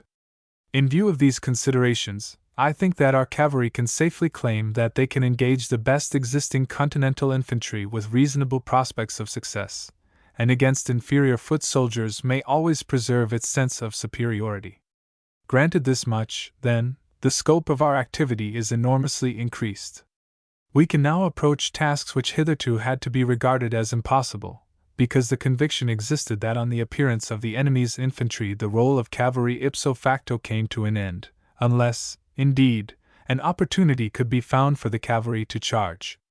For now we are in a position, in harmony with the whole spirit of the arm, to lay principal stress upon the offensive, even when fighting on foot. We can carry through even serious engagements, with chances of success which no longer depend on the favor of special circumstances. Confident in our own strength, we can apply tactical compulsion where formerly we could only trust to cunning, rapidity, or luck. I hold it to be an altogether antiquated standpoint to assume that cavalry on foot can only attack with hope of success when it can approach on horseback near to its enemy, suddenly deploy against him in the most decisive directions, and generally is in a position to utilize any special advantages offered by local circumstances. The campaign of 1870 to 1871 shows that in most cases in which the cavalry had to take to its firearms it was acting on the offensive, and was compelled to attack the enemy, exactly like the infantry, in the most diverse situations, and to shoot its way up to him. Under modern conditions it is clear this necessity will be even more apparent, and it would be to deprive the cavalry again of the independence secured for it by the addition of the rifle to its equipment if one were to limit its power of attack on foot only to exceptionally favorable circumstances. The cavalry must, in fact, be able to attack on foot exactly like infantry when the situation imperatively demands it. But if it is to be handled in this spirit, then it will require to be very strongly provided with artillery. If it is already considered almost impossible for infantry to turn well-covered defenders out of their position without artillery support, the same naturally applies to the cavalry. In fact, a strong artillery will be all the more necessary, for the attack with cavalry should be carried through with the utmost rapidity, and when acting on the defensive its purpose is to gain the greatest amount of time. Against this must be borne in mind that the infantry should not without necessity be deprived of its due share of artillery, but I think the two views can be readily united. As long as the cavalry masses are out in front of the armies we can safely give them as many horse batteries as they require, and the same is the case after a victory or after a lost battle. In the decisive battle itself this artillery reinforcement to the cavalry must not be expended eccentrically, and must be utilized to the utmost in the most decisive direction on the battlefield itself. Here, too, a certain elasticity of organization is most desirable, and a strict adherence to a prearranged order of battle can only act most prejudicially. Back to contents. Back to contents. Back to contents. Chapter 5. The tactical leading in mounted combats. Having admitted that dismounted action has increased considerably in importance, particularly on the offensive, it nevertheless remains the fact that the combat with cold steel remains the chief raison d'etre of the cavalry, and when the principles have to be considered according to which troops have to be employed upon the battlefield, the actual collision of cavalry masses remains the predominant factor. The task of the leader must be to transmit the mechanical power inherent in the troops in the form of momentum upon the enemy. Where he, with a clear purpose before him, acts with daring and thorough comprehension, it is in his power to intensify this momentum many times over, and this holds true with the cavalry to a greater degree than with any other arm, for with the horsemen the personal impression conveyed by the appearance and bearing of the leader reacts on the mass as in no other case. This reaction is further accentuated by the fact that the excitement of motion on horseback, inherent in the performance of cavalry duties, contains something electrifying, kindling to the imagination and exciting to the nerves, which communicates its influence to the leader, and thus in turn supports him. On the other hand, the evils of an indifferent command make themselves nowhere more apparent than with cavalry. In this arm every impulse works itself out relentlessly down to the last consequence. Mistakes once made can rarely be remedied. This is the necessary consequence of the short time interval to which their activity is limited, the rapidity of their movements, and the irresistible momentum with which a cavalry charge once launched presses on with ever-increasing momentum to its final decision. Whilst thus with the cavalry the influence of the command is the most important factor of success, any deficiency in which can rarely be made good by the excellence of the troops themselves, it is precisely with this arm that it is the least frequently found, for admittedly there is nothing more difficult on the battlefield than correct disposition and execution at the head of a great body of horsemen. Several factors unite to explain this circumstance. In the first place, only the shortest moment of time is available for consideration, and then this rapid consideration and decision have to be given under the most unfavorable external conditions, at the fullest speed of one's horse, or in the maddening confusion of the melee. Further, in most cases it will be quite impossible for the leader of a cavalry mass to take in with accuracy the strength and dispositions of the enemy. The more extended radius of action of modern firearms, and the greater distance between the contending forces thereby conditioned must in the future render this much more difficult than in the past. Very rarely will it be possible for the leader either to alter or cancel an order once given in consequence of information subsequently received.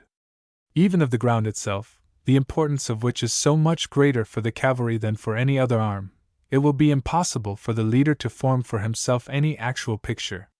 Either it is already in possession of the enemy and of his patrols, or at least in their sphere of action, or it cannot be readily grasped from a single standpoint, and the rapidity of movement allows no time to reconnoiter it sufficiently. Constant reference to maps, even when available, is impossible, and the best of these do not reveal exhaustively the actual nature of the ground to be traversed. The orders must therefore be based on a general consideration of the circumstances, for the leader cannot gauge with even approximate accuracy the strength of his enemy from the resistance he encounters, like his more fortunate comrade of the infantry. His only remaining means of influencing the course of the action lie in his intact reserves.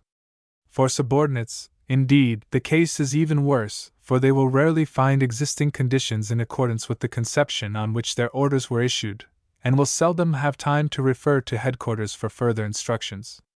It must, therefore, be apparent that only the most exceptional cavalry training, combined with high executive talent, can suffice to compensate for all these difficulties. Really successful leading will only be assured to the cavalry general when the machinery he sets in motion is technically finished down to the last detail. In the first place, the least that can be demanded is that the observation of the enemy and distribution of orders are so organized that the system works with absolute certainty. On the former depends the correct choice of the moment of attack, on the latter that the troops are employed in the required direction. The place of the responsible leader until the moment of the charge is, therefore, well out to the front, in a position from which he can best overlook the situation as a whole.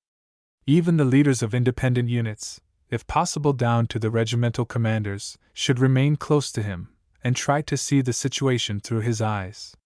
The greatest fault of all is to stick too close to your troops. Every cavalry officer must carry his map in his head as well as in his hand, particularly during the engagement. Every leader must keep before his mind the hang of the ground, the lie of the roads, the peculiarities of the battlefield, with the chances it affords him. Any defects he must try to make good by reconnaissance. Every possible consequence of the collision must have been thought out beforehand. Never should the chief commander take part in the charge personally until he puts in his last reserve, and even then only when he is clear of all responsibility, which by that time will generally be the case. In all circumstances he must be in a position to rally his troops after they have dispersed themselves in a melee, and to take measures either to exploit the success, or, in case of reverse, to avert its worst consequences. This does not apply only to the chief commander. Here I would enter a particular protest against the opinion one hears far too frequently emitted, that the place of every cavalry leader in the charge is always in front of his command. This only holds good when units charge as parts of a higher organization, or where smaller bodies, e.g., squadrons, regiments, or brigades, attack as a whole, with no rearward lines or supports to be controlled, or further responsibilities arising out of the charge have to be considered. But this does not relieve the commander from the necessity of setting a personal example in moments of wavering, or when it appears better, after cool reflection, to risk everything, to carry the men forward to the extreme limit of effort, rather than to reserve himself for subsequent emergencies. In all other cases the commander, and his staff, must avoid becoming entangled in the confusion of a fight in which he must lose all view and control over his men, and at best could achieve nothing more than any other equally brave and determined trooper. It is, on the contrary, his first duty to move in such a direction that he may at all times be ready to influence with rapidity and decision the mechanism of his command as a whole. If he falls, then his staff officer or adjutant assumes the responsibility of the command until such time as the next senior can be notified of the circumstance. In no case may the continuity of action be interrupted by wasting time in looking for his successor. When the cavalry is working in combination with the other arms, the point of observation of its commander must be connected with the latter by suitable relays, and officers must be sent out into those sections of the ground which cannot be overlooked from the position the leader has selected. Combat and security patrols must be sent out in all directions from which the enemy's reserves or fresh bodies of his troops might approach, and even towards our own rear the ground must be reconnoitered as far as possible by officers, who report the result of their operations, not only to the superior leader, but to the brigade and regimental commanders. It will also be advisable to keep the officers of the other arms, particularly of the reserves, as well informed as possible about the nature of the ground and the observed movements of the enemy's forces, so that these may always act with full knowledge of the circumstances. A general staff officer should be entrusted with the maintenance of communications with Army headquarters itself. As the crisis approaches, the troops must be drawn in nearer to the point of collision. As soon as the attack has been determined on, the leader will be well advised to take up a position on the flank of his troops from which he will be able to overlook the whole field of action and keep the enemy well in view. From this point, having previously instructed his subordinates as to the situation and purpose of the coming combat, and having sent them back to their troops, he will dispatch executive orders to the several echelons concerned. The line of attack must be defined with particular care, and a point of sight visible from a considerable distance must, if possible, be assigned to them. No room for doubt must be left open as to which troop it is which is responsible for the direction. But even with the finest system for reconnaissance and transmission of orders, it will be impossible to guarantee the combined action of large masses for a common purpose, and to put them into the fight, in a thoroughly practical and not parade ground fashion, unless good observation, able leading, and circulation of orders are combined with two other most important factors. First comes the utmost possible independence of the subordinate leaders, down to the limit of the squadron commander. Only when these can help one out in cases where an order fails to arrive, or where the circumstances compel a deviation from the letter of the order received, or where these can only be indicated by word of mouth, signs, bugle calls, or even by riding in the required direction, can there be any guarantee that all will combine intelligently for the common purpose? This independence must never be allowed to degenerate into selfish willfulness. The actual situation, as encountered on the ground itself, must never be considered from the subordinate's point of view only, but rather must always be solved in the spirit of the original conception formed in the leader's mind. In the second place, the leader requires tactical means and forms of evolution which combine, with elementary simplicity and clearness, the greatest possible degree of adaptability. Nowhere else so much as with the cavalry does the maxim hold good that in war only the simple secures success. 5. The prescribed orders must not place a strain on the memory of the leader or troops, and must operate practically mechanically. Even the most far-reaching movements should never require either detailed instructions or commands. The application of the word of command should be limited to those units which it can actually control, namely, the squadron. The use of bugle calls must be restricted to the utmost, and only be permitted in circumstances where no possibility of misunderstanding can arise, a danger not easily excluded where large bodies are acting together. Even the use of signs can only be relied on in a limited degree. In dust-enclosed country, of course, they cannot be seen. On the other hand, all movements depending on verbally transmitted commands must be executed without loss of the spirit of uniformity. In practice, this is the only form for the communication of orders which can be depended on to act with any degree of certainty under all circumstances. The regulations must ensure the possibility that, no matter under what conditions, the unit can be formed without many words or commands into the most diverse fighting formations in any required direction, either from column of route, rendezvous formation, or even from the melee. Fundamental principles of action against the different arms must be laid down so definitely that complicated orders in each particular case will not be required. The rapid change from one fighting form to another must be absolutely guaranteed, and equally so the possibility for each unit to assume that formation in depth called for by the circumstances of the combat, without recourse to complicated orders and movements. 6.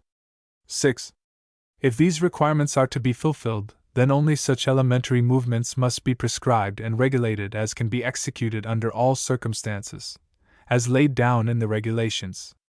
These matters being settled, then tactical regulations should lay down no fixed evolutions, but should confine themselves essentially to forms and principles of action, which should be treated with the utmost clearness and precision. It is hardly necessary to adduce elaborate proof to show that our existing regulations by no means meet these requirements in all their sections. Above all, the movements and deployments laid down for the regiment are far too formal, based too much on accurate intervals and fixed prescriptions for the movements of the individual squadrons to be suitable for use on the ground which cavalry must nowadays be prepared to traverse, or to be executed, exactly as laid down, in face of the enemy. Such evolutions are only possible on the drill ground, where bugle sounds and words of command can still be heard, and are far too complicated for practical use. For instance, let us take the case of deployment to the front out of any deep formation, columns of fours, half-troops, or the like, which obviously cannot always be executed before the enemy precisely in the manner prescribed, because all must depend on the space available and the distance which separates us from the enemy.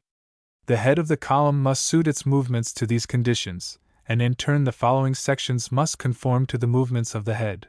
Greater freedom of choice must, therefore, be left to the latter. On the other hand, there are evolutions of the utmost importance before the enemy for which the book gives no guidance whatever, e.g., the rapid passage from the double column into squadron columns, either to the front or flank. Even for the larger units, all the prescriptions are by no means adapted to the requirements of active service. For instance, the relief of lines, Treff and Wechsel, is an operation of no use except on the drill ground, and is never attempted even in maneuvers. At least, personally I know no instance of its ever being tried, except as a matter of drill. That a certain measure of justification may be found for this and similar formations, I do not wish to dispute. They certainly possess great educational value as a means to the acquisition of the requisite discipline and cohesion, and they are also well adapted for movements beyond the danger zone, when it becomes necessary to steady the troops by the most absolute insistence on accuracy of movement and precision of drill, and that such cases do arise no one who has had experience of war will for one moment dispute.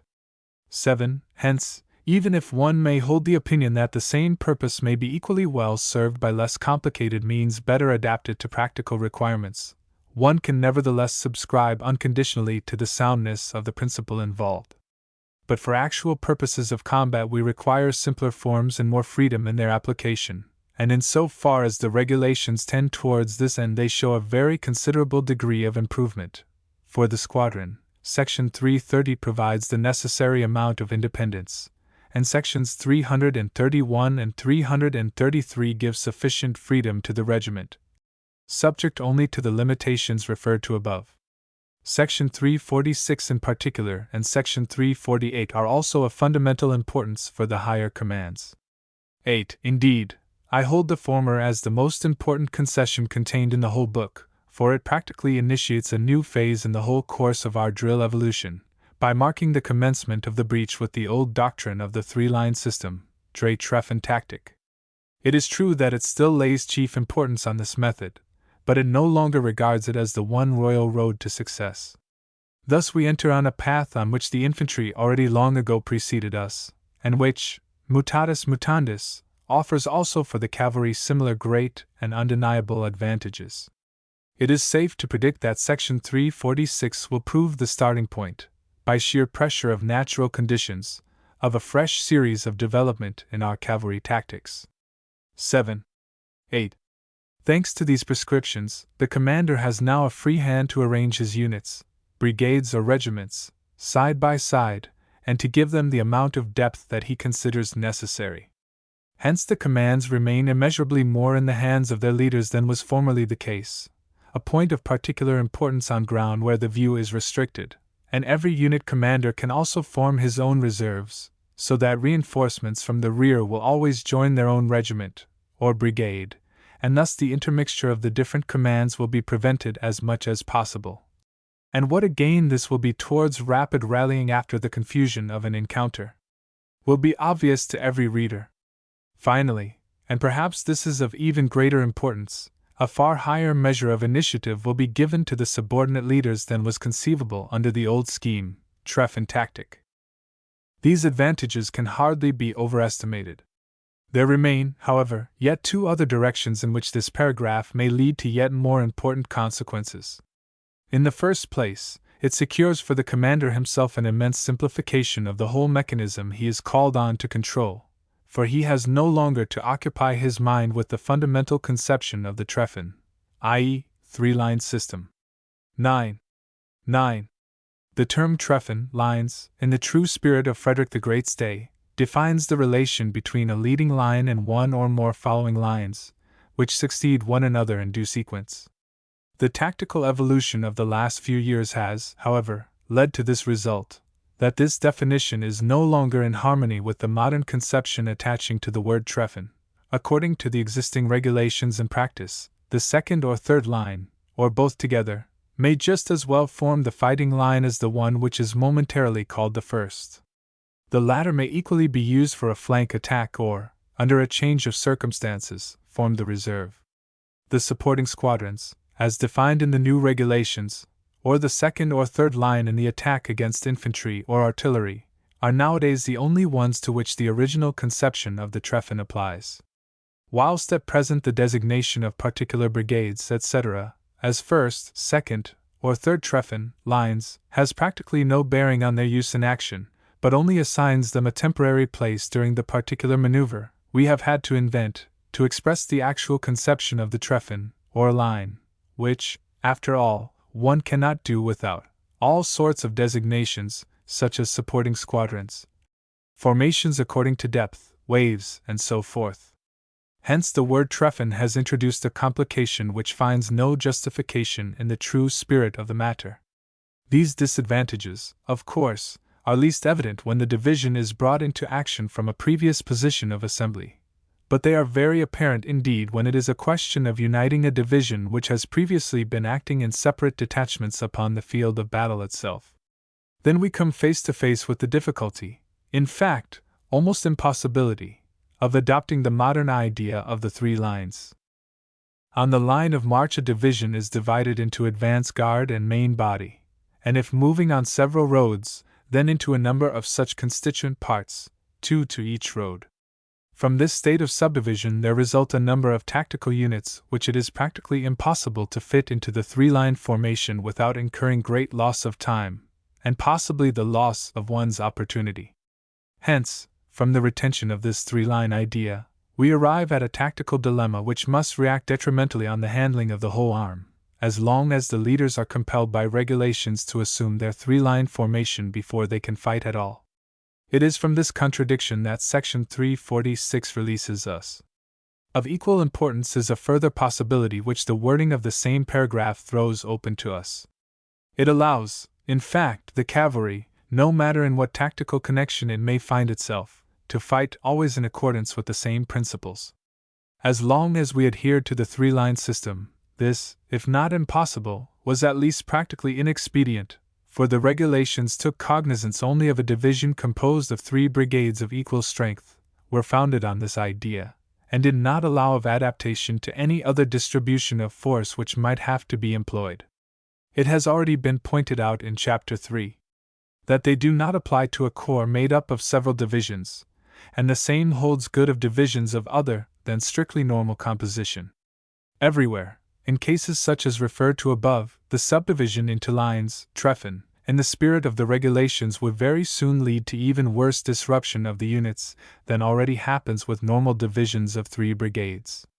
The want of proportion between the number of the lines and the columns from which they have to be formed would be more glaring than nowadays, when the number of brigades happen to be the same as the number of lines.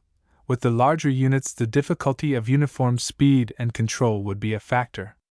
Now, Section 346 helps us over all these difficulties by disembarrassing us of all stereotyped formations based upon numbers alone, and leaves the commander free to choose in what proportion and in what order he will divide and move these masses. Under modern conditions, this latitude is indispensable, for the amount of force to be applied depends on what is known about the enemy, but the special shape the attack itself assumes, and more particularly its breadth of front, will be determined by the width of front the enemy opposes and the nature of the ground it has to move over, whilst as to depth, this must be decided by our estimate of the quality of the adversary's force, hence his shock power and the amount of his possible reserves. The consideration of all these conditions may, in proportion to the numbers in hand, lead us to employ whole brigades, divisions, corps, or portions of these units, arranged in the most varied succession to one another. Whether we should attack by wings or by lines must depend on the circumstances of the movement, the order in which the troops reach the field, and the nature of the country to be traversed, and generally the preference will have to be given to the wing attack, for the reasons we have above developed. This wing attack will, therefore, always have to be employed when time is available to form up the troops systematically for action, or when the lines of approach of the units lead naturally to the adoption of the formation. Lines only then, when it is absolutely necessary to deliver an attack from column of route as rapidly as possible, and hence the time is lacking for a more systematic formation. Such cases can, for instance, arise in the deployment at the issue of a defile, or in bringing up troops from assembly formation through the intervals of a crowded battlefield, or under analogous conditions. But even in these cases a foreseeing command will endeavor to facilitate the execution of the wing attack by the choice of some such formation as the double column, which admits of deployment to either hand. Thus we see that our regulations at least give to the leader the possibility of choosing the best and most suitable formations for the execution of his purpose, but the latter also must be sufficiently master of his art to know which to select. Further, it is the duty of the leader, in the case of mutual encounter between maneuvering bodies of the arm, to choose the momentarily most favorable form of attack with reference to his own line of approach. It is not easy to lay down in general terms in what manner this can be best ensured, for the circumstances of the operations themselves and the nature of the ground are capable of influencing the decision in too many ways. One can only lay down certain general principles which may form a basis in the appreciation of each situation as it happens to arise. In the first place, one must select one's own base of attack in such a direction that the following blow will force the enemy to retire in what will be for him the most disadvantageous direction, and conversely, for one's own purposes the best. But naturally, in making this choice, the tactical advantages or otherwise of the ground must not be overlooked or left to the enemy, for the tactical victory is the necessary preliminary to further results. Further, we should always endeavor to secure the advantage of the outer lines so as to act concentrically upon the enemy. In this position, if beaten, his lines of retreat cross one another, and to avoid this predicament, he will be compelled to endeavor to maneuver across our front, always a most dangerous undertaking. On the other hand, if our attack fails, we have still the advantage of eccentric retreat, which compels the adversary to divide his forces, and thus opens to us the opportunity of further tactical success if we can concentrate our own men with sufficient rapidity, whilst at the worst we run no risk of seeing our own troops entangled with one another. It should be our constant endeavor to gain these positions on the outer lines by previous strategical operations, in order to avoid the danger of being compelled at the last moment to initiate wide flanking movements in face of the enemy. Again, a further advantage accrues if we can rest one flank on inaccessible or difficult ground. This flank at least will be secure, so we can spare troops from it to strengthen the other, and thus, perhaps, act with decisive effect. Finally, when it is presumable that we shall have to deal with considerable numerical superiority, we should direct all our efforts to throwing the whole weight of our charge against the enemy's flank, so as to compel him at the last moment to change his front to meet the blow. The opportunity for such action will arise in cases in which, thanks to our previous strategic direction, we can succeed in uniting the mass of our forces more rapidly than our opponent is able to do, and this may often be the case where the ground favors our advance and conceals the direction of our march. Generally, it may be laid down that a simultaneous attack directed against the enemy's front and flank is justified when we have the advantage of a considerable numerical superiority, or when our opponent retains for too long a faulty distribution of his forces. But in all other cases a blow with united force against his flank will give the most far-reaching consequences, as it brings immediate pressure against the adversary's line of retreat, and compels him to employ his own forces in succession, not in a concentrated effort. Hence this form of attack gives the chance of a success even to a force in a numerical minority, as it will often afford it the opportunity of beating the enemy in detail, whereas against a concentrated mass there would be no hope of success at all. It will be evident that for the execution of such an attack the forms laid down in the regulations to be observed in the transition from rendezvous to attack formations are, one is almost tempted to write, about as unfavorable as they well can be. It is true they afford, as already pointed out, the possibility of presenting the same fighting formation in succession to any required point of the compass, an advantage which has no practical importance in warfare. But against this they increase the difficulties of deployment for attack to the front to the utmost. If it is necessary, for instance, to send the first line at the enemy's flank, because at the moment that happens to be the shortest way, the front of one of the following brigades is at once masked, and the latter hampered in its movements. Or if it is desirable to employ one of the rearward brigades for a flank movement, or any similar purposes, then either the leading line must be checked until the others have gained the required position, or it is certain that these latter will arrive too late to cooperate. Further, the forms prescribed by the regulations render it more difficult to make use of such assistance as the nature of the ground may offer us. Plainly, it is very much more to our advantage in the conduct of offensive operations to bring up those units which one has at one's disposal, with the sole exception of a reserve, which is not to be kept too weak, at deploying intervals on the same alignment, in formations which adapt themselves well to the ground, and ensure rapid deployment to the front, with the necessary depth in the supports following. For this purpose I recommend primarily the double column either in brigades or in regiments.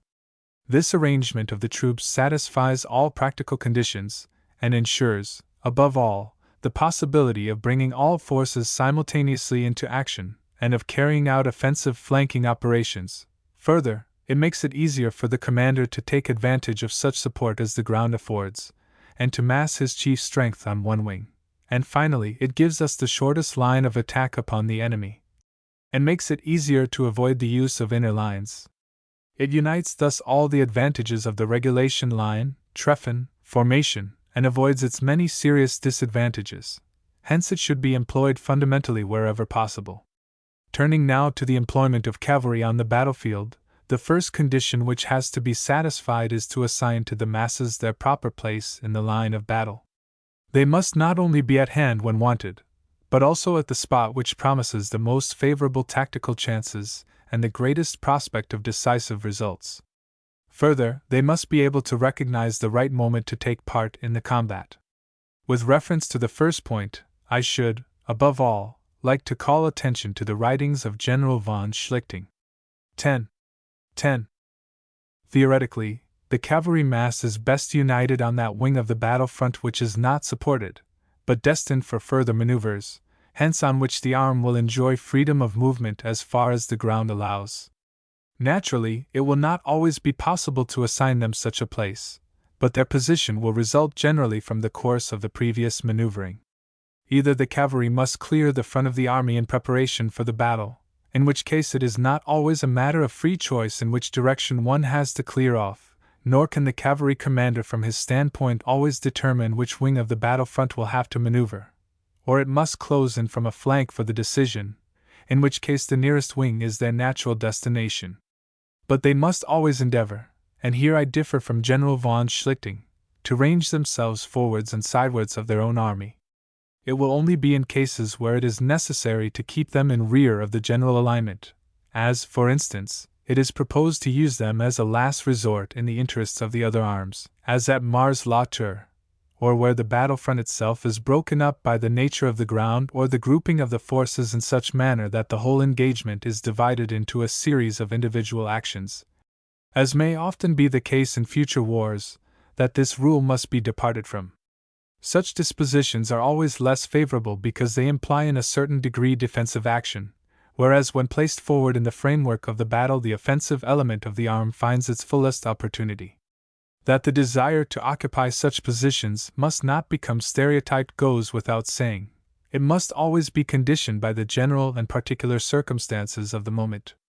The course of events may, indeed, require us to take up a position to the flank and rear of the army, but fundamentally, forwards and to the flank, remains the most desirable disposition.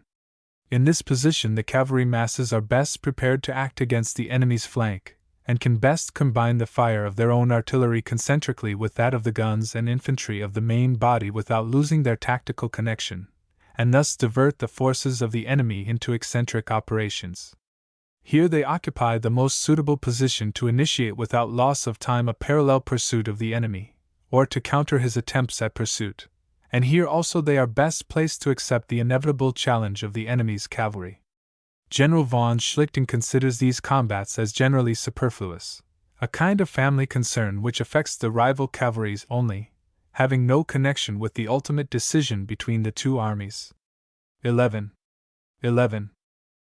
I cannot share this opinion, which seems to me to be based mainly on peacetime experiences, in which the opposing cavalry forces generally neutralize one another. In actual war, however, victory more usually opens the path to other and proportionately more far-reaching results. I hold, therefore, not only that such cavalry duels are essential, but that the opportunity for engaging in them should be sought out from the first, for it is only the defeat of the enemy's horse which can open the door for further successful action against his other troops. Otherwise the two cavalries mutually paralyze one another, as at Mars-la-Tour. If in practice it has often happened that this cavalry deadlock has supervened, and the result of their encounter has remained unimportant on the decision of the day, this result, in my opinion, has always been due to a reluctance on one or the other sides to press the combat to its utmost limitations, as in the above-mentioned instance of Mars-la-Tour, or because the victorious side has retained neither force nor cohesion sufficient to act against the enemy's flanks, as at Kotusitz and at Prague. Matters, however, will be very different when the cavalry is really adequate to its duties, when it not only beats the enemy out of the field, but remains, as at Rossbach and Sohr, fit for further efforts in pursuit. To reach this ideal we must strain every fibre of our being, and never rest satisfied, as on the plateau of Ville-sur-Iron, Mars-la-Tour, with half results as long as a single trooper remains fit to gallop and handle his lance. The last man and the last breath of his horse must be risked, and he who is not willing to stake his soul is no true cavalry soldier. If we have successfully achieved this first result, i.e., victory over the enemy's horsemen, then the next step is to secure rapid rallying and the pursuit of the beaten enemy till they are finally driven from the field, and whilst detachments follow up, the main force of our cavalry must wheel in upon the flank and rear of the enemy's army, ready to act with all vigor and determination to bring about the final decision when and where the opportunity offers. That we failed in the campaigns of 1866 and 1870 to obtain this crowning purpose of the arm is no evidence in itself that the ideal is inaccessible, only proof that neither our training nor comprehension of our duties was on a level with the requirements of the time. It is certainly possible that our opponent may seek to withdraw his horsemen from the duel to save their strength for the protection of his threatened flanks, but the consideration remains that by such conduct he voluntarily renounces the best sphere of his own activity, a degree of renunciation on his part hardly to be expected, and precisely because its action to avert defeat may prove of essential consequence. It is our part, in accordance with the offensive spirit of the arm, to seek him out and destroy his forces before such opportunity arrives. For this purpose, again, the position to the front and flank is most suitable. The constant threat upon the enemy's communications it implies cannot be disregarded, and will compel him to find means to rid himself of such embarrassment. Having, therefore, made it clear where the cavalry should seek its position on the battlefield, the next step is to settle how it should be formed. In this direction General von Schlichting has reached the most practicable solution in laying down that a position in which each division retains full space for deployment and room to maneuver for the common purpose is theoretically the ideal, and this would still apply to divisions united to form a corps. It is, indeed, evident that it is far easier to unite troops for action towards the front than, under the circumstances of the battlefield, to deploy them outwards from a common center. This latter operation will be all the more difficult in proportion as the troops themselves have been brought forward to the front to meet a coming crisis. The danger then is ever present that, by the necessity of gaining room for deployment, 12, the opportunity to strike will be lost, or that the endeavor to seize the opportunity will lead to the troops being put in without order and in confusion. 12. The fundamental principle, therefore, follows that troops, whether corps, divisions, or brigades, should be grouped on the battlefield, preserving always their full deploying intervals. Of course, local conditions must be taken into account, above all things the necessity of finding cover both from view and fire and the shape of the ground. In practice, therefore, it is only the actual facts as one finds them which can decide as to the best formation to be assumed, but it must always be of advantage to be perfectly clear in one's own mind as to which disposition to adopt and the consequences which must follow from one's choice. The chief difficulty always remains, viz., the chance of seizing the opportunity. In the Battle of Mars-la-Tour our cavalry failed to solve the problem, and in the subsequent course of the war, particularly against the forces of the Republic, it might often have obtained far better results had it possessed a clearer conception of its mission and better tactical training, as, for instance, in the action at Coulmiers, where we missed a grand opportunity. The more difficult it becomes, with every increment in the range of firearms, to recognize our opportunities, the more essential is it that we should take the field with a thorough knowledge of our tactical power and its limitations, and it is above all things necessary that we should keep well up to the front, and not shirk even heavy punishment if by so doing we can best secure opportunities for great results. If this end is to be obtained, then every cavalry commander requires to have a complete grasp of the nature of the infantry combat. He must be able to estimate with as equal certainty as an infantry general the general course of an engagement, the consumption of reserves, and the gradual moral degradation of the enemy's foot soldiers. At any moment, he must be able to grasp in his mind the whole balance of forces in conflict on any point of the battlefield, so as to be able to decide whether the employment of his own command at any particular point and time is justified by the general situation of affairs. It is, and always must be, the moments of great crises which give the cavalry the best opportunities. since attempts to ride through the zone controlled and swept by effective infantry fire may be looked on as synonymous with self-destruction. Only such moments must be chosen for a charge during which the enemy is prevented from bringing his full fire power to bear against the assailants.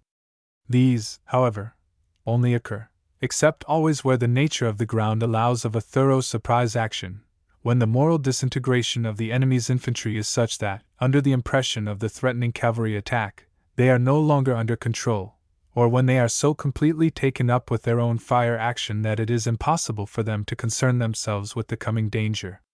Where such opportunities arise, they must be seized with lightning-like decision and be exploited with the utmost energy. On the other hand, one should never allow oneself to be induced to undertake charges in which the probable losses bear no reasonable proportion to the possible results. Such conduct could only lead to the purposeless sacrifice of men and horses, just as happened to the French cavalry at Worth and Sedan. We can always take as an example the wise restraint exercised by von Sedlitz at Zorndorf, who, in spite of the royal command, refused to attack because he did not consider that the right moment had arrived. The leader must always keep before his eyes the demands which either pursuit or retreat may make on his horses. One should never sacrifice, to secure results of secondary consideration, means that can be used to better purposes at other times and other places, for the calls which may be made upon cavalry after the battle are quite exceptional in their nature.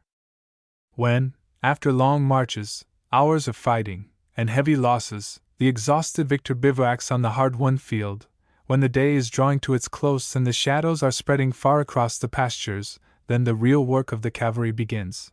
Then, without drawing rein, the horseman must press forward to intercept the enemy's retreat, attack him anywhere where he least expects it, and harry him to utter exhaustion and dispersal. See Book I, Chapter 4, 1.4, or it must, under the difficult conditions of a retreat at night, sacrifice itself in charges or in protracted fire action in every direction in which the pursuing army can threaten danger to the retreating columns. In such situations they must be prepared to hold suitable positions by the hour, without thought for their own retreat, without any knowledge of the general situation, and without any connection with the remainder of their forces. Threatened in flank and rear, and yet unshaken by the general collapse, by the flight and panic of their comrades, they must hold their own, relying on their own strength and self-reliance. These are the conditions which make the highest demands both on the material and moral excellence of the men, as well as on the indomitable energy and skill of the cavalry leader, and to few mortals is it given to prove equal to such contingencies. Hence one must prepare oneself beforehand for such situations. Primarily one must remember to give opportunities to both men and horses to feed, water, and rest even during the progress of the battle.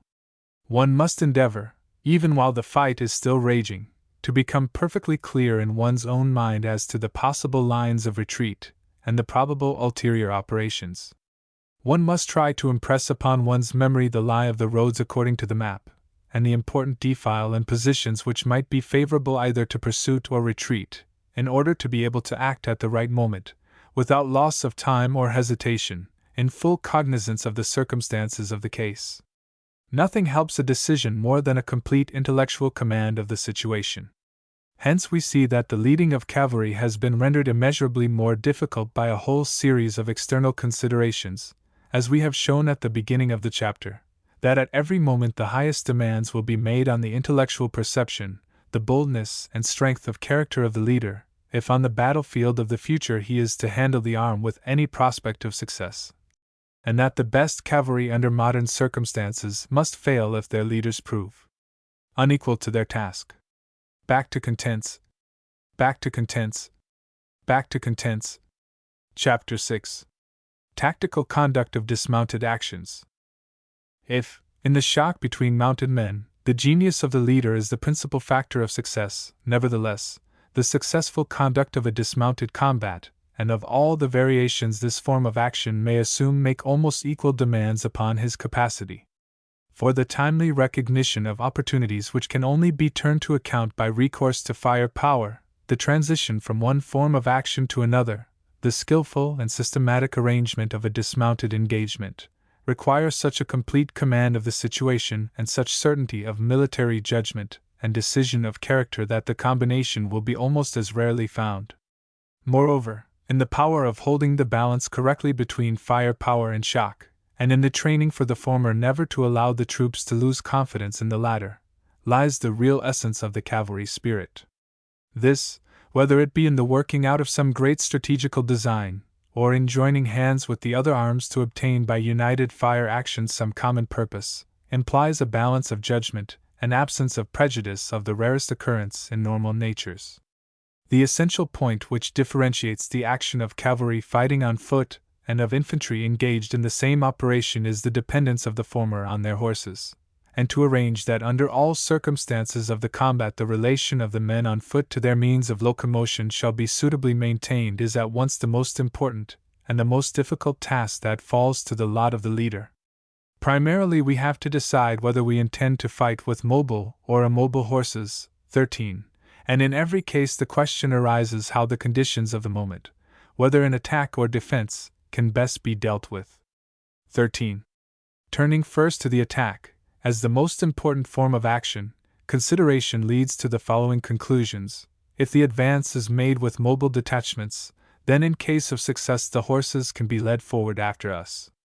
It is then easy to remount, and continue the prosecution of our ultimate purpose. If, on the other hand, we fight with immobile detachments, one cannot at once pursue one's successes with the same body of troops with which such success has been won.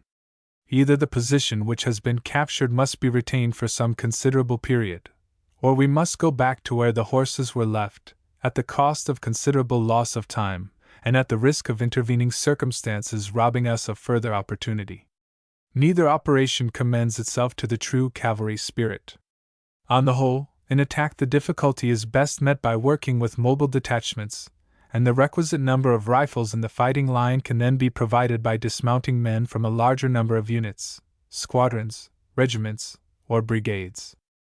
From this principle one should only deviate when, owing to the proximity of the enemy's cavalry or other circumstances, it is absolutely indispensable to keep a strong mounted reserve at hand, or when it can be foreseen that the number of rifles available, if the mobile form is preferred, will obviously not be sufficient for the appointed task.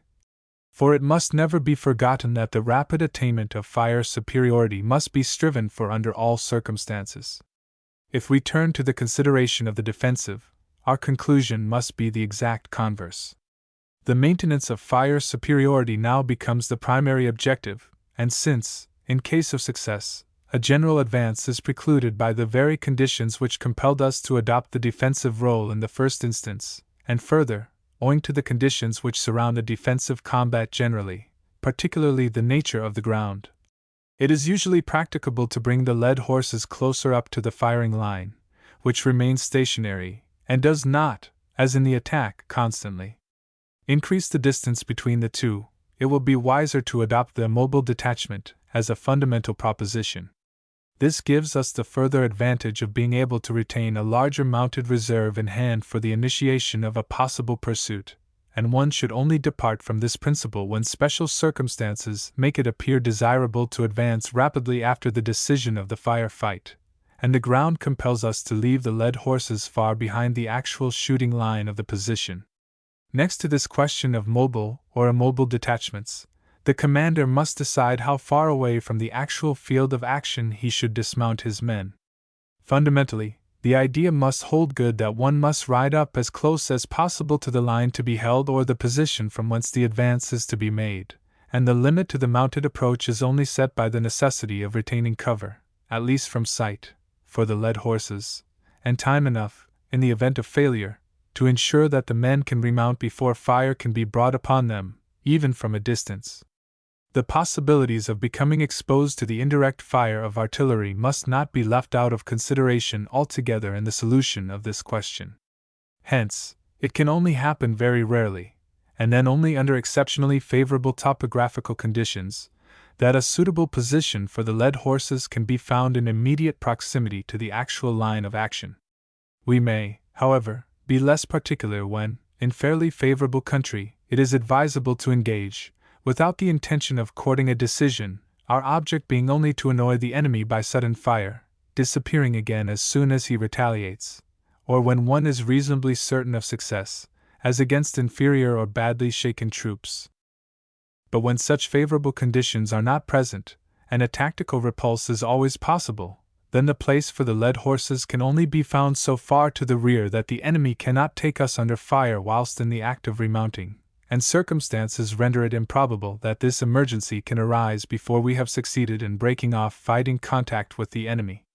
The commander, therefore, who decides to undertake a serious fire action must be perfectly clear in his own mind that by the act of dismounting he has severed his connection with his horses for a very considerable time, for if the enemy's resistance proves more obstinate than originally anticipated, and it becomes clear that the original purpose is not to be attained with the available means, the expectation that after once engaging the enemy the fight can be broken off and the horses remounted will in most cases prove entirely illusory. Since this operation of discontinuing a fire combat is most difficult to carry through, even for infantry, the dangers are immensely greater for mounted men, owing to the added complication of their led horses. Only the passivity of the enemy, or unusually favorable topographical conditions, as in South Africa, can alter the general soundness of this conclusion, and it is entirely impracticable to escape these consequences by any attempt to lay down a limit and distance beyond which the fight is not to be prosecuted, in the hope that by so doing we can safely break off a combat once commenced. Generally, it must be accepted, as laid down in Cavalry Regulations, sections 362 and 364, that a fire action once accepted must be carried out to the end, unless the arrival of fresh troops on the flanks makes its interruption possible. One must never, therefore, in reliance on this possibility of withdrawal, allow oneself to be led into the mistake of keeping the led horses too close at hand.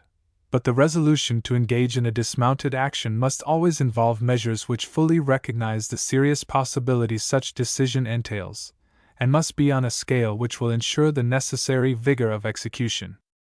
Hence, since in all cases in which a serious dismounted combat is absolutely necessary, it is essential that the horses should be left in the greatest attainable security. The place for them should be selected in such a manner that they are protected against possible turning movements by the enemy, that is to say, behind suitable shelter provided by the ground, or behind defile that can be easily defended.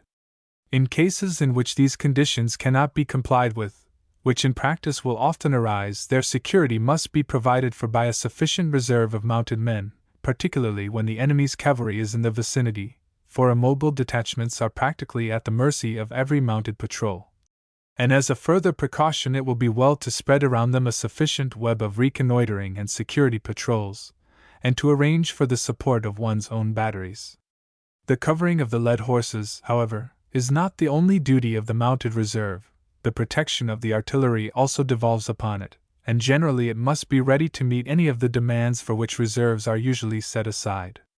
Hence it will have to provide not only for the safety of its own side and all pertaining thereto, but it must also threaten the enemy's flanks, undertake turning movements, reinforce, if necessary, the fighting lines, pursue the enemy, or cover the possible withdrawal of its own dismounted combatants, and further on the offensive. It is its special mission to hold the conquered ground when the dismounted detachments are called off to remount, and to continue to carry on the original mission, interrupted by the combat, until relieved by the men who in the meanwhile have regained their horses, and again assumed the role of mounted combatants. The first point the commander will therefore have to decide is, how strong it will be necessary to make his mounted reserve if it is to suffice to meet all these requirements, and then whether, with the remainder of the men in hand, he has any prospect of successfully carrying out his immediate purpose. From this it will depend whether he determines to fight or to reach his object by other means.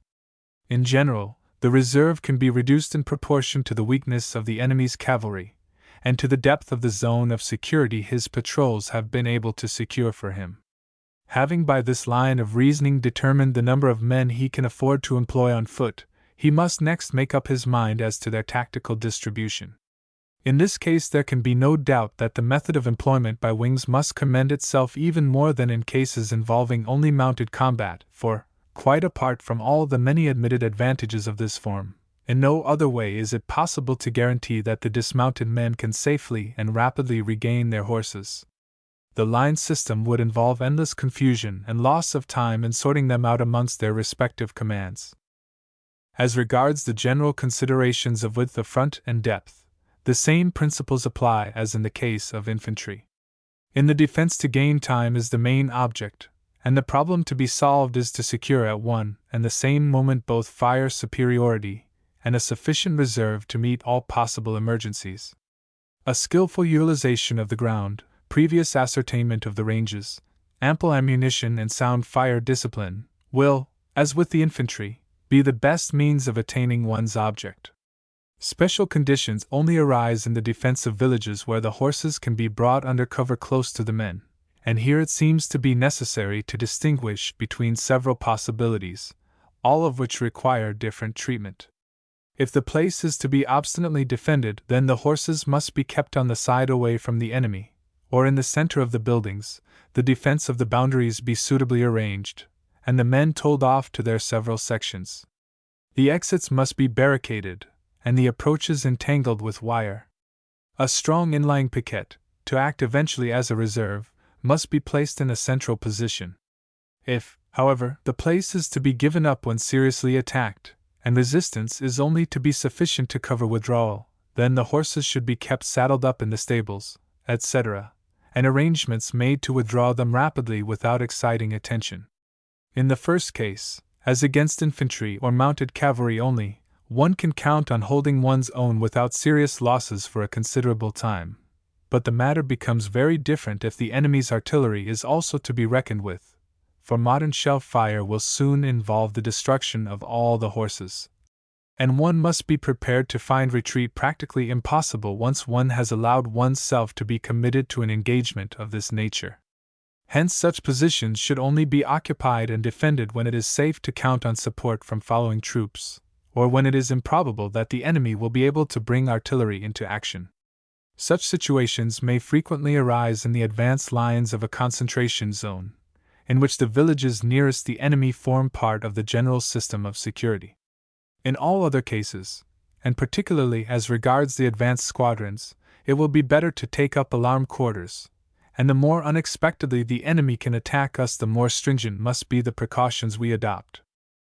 If we decide to retire, a portion of the men will be detached to take the horses out of the village, or to have them drawn up in readiness for mounting behind the position selected, and meanwhile the remainder of the garrison must compensate for their diminution in numbers by a greater expenditure of ammunition, thus holding the enemy till all is ready, and then slipping rapidly back to their horses. Without losses, amounting, perhaps, to the sacrifice of the last covering party, such withdrawal can hardly hope to succeed, but previous systematic arrangements give the best chance of success, and the same provision will be equally necessary, even if the place is to be held at all costs, for the situation may always change, and a retreat become advisable. At night, however, the aspect of affairs changes. Then any attempt at withdrawal is to be deprecated, and, as a matter of principle, must not be contemplated. Even if the enemy breaks into the place by surprise, it is still better to fight him on the spot rather than to risk the certain destruction of the whole detachment by retreat. A successful resistance is in such cases all the more probable, since in the darkness the use of the enemy's artillery is practically precluded, at any rate, can attain but little result.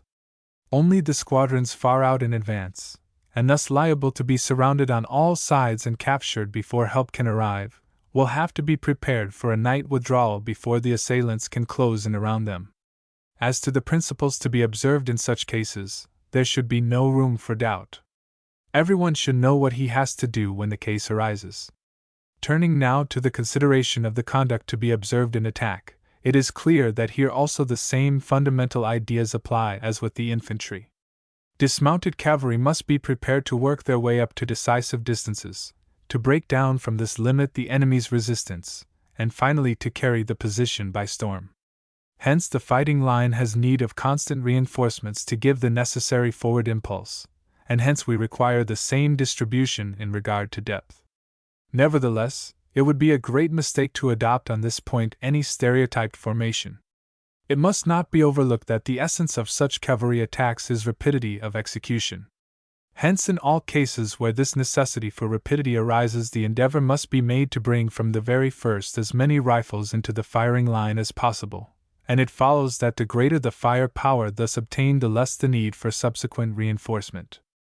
If we try to picture to ourselves the conditions under which these dismounted cavalry attacks can occur, it is evident that only in the most unusual instances will the necessity arise of launching them against wide fronts of dense lines of unbroken infantry. On the other hand, we shall often be called upon to capture isolated villages, etc., such as posts on the line of communication, railway stations, an important defile, and in all such cases it will always be possible to combine attacks simultaneously against both flanks, front and rear. Thanks to its mobility, the cavalry is exceptionally well suited to the performance of such undertakings, because it can combine both attack and surprise to the best advantage. If, thanks to this possibility, it is practicable to diminish the weight of the front attack, it follows, again, that less depth, i.e., fewer successive reinforcements, will require to be provided. But these can only be suppressed altogether when the object aimed at does not imply the actual maintenance of the position to be assaulted, but our purpose is only to reach a point from whence to overwhelm the enemy with fire, previous to riding him down by our closed squadrons, or to break off the action again and retire as soon as a counterattack develops. These are cases which will often present themselves, either when in pursuit it is desirable to strike unexpectedly at the enemy's columns, or during a battle, when it is feasible to molest and disturb his reserves. In the above paragraphs I have put together the chief points to be considered in the action of dismounted cavalry when acting unsupported. It remains now to consider the role assigned to the horse artillery allotted to it, if only to bring out those parts which, in my opinion, lie beyond its proper field. If we admit that in general, as between two great cavalry masses in actual collision, the guns can play an important part, I must yet insist that the measure of this importance should not be overdrawn, for it is only when the former are confined to a defensive attitude, for instance, when they are still under cover or behind sheltering folds of the ground, or when moving in a widely extended screen to mislead the enemy and tempt him into fire-swept ground, in order to fall upon him when he has ventured into the trap, that much is to be expected from their cooperation. But as soon as the cavalry begins to advance, the part the artillery has to play drops into the background.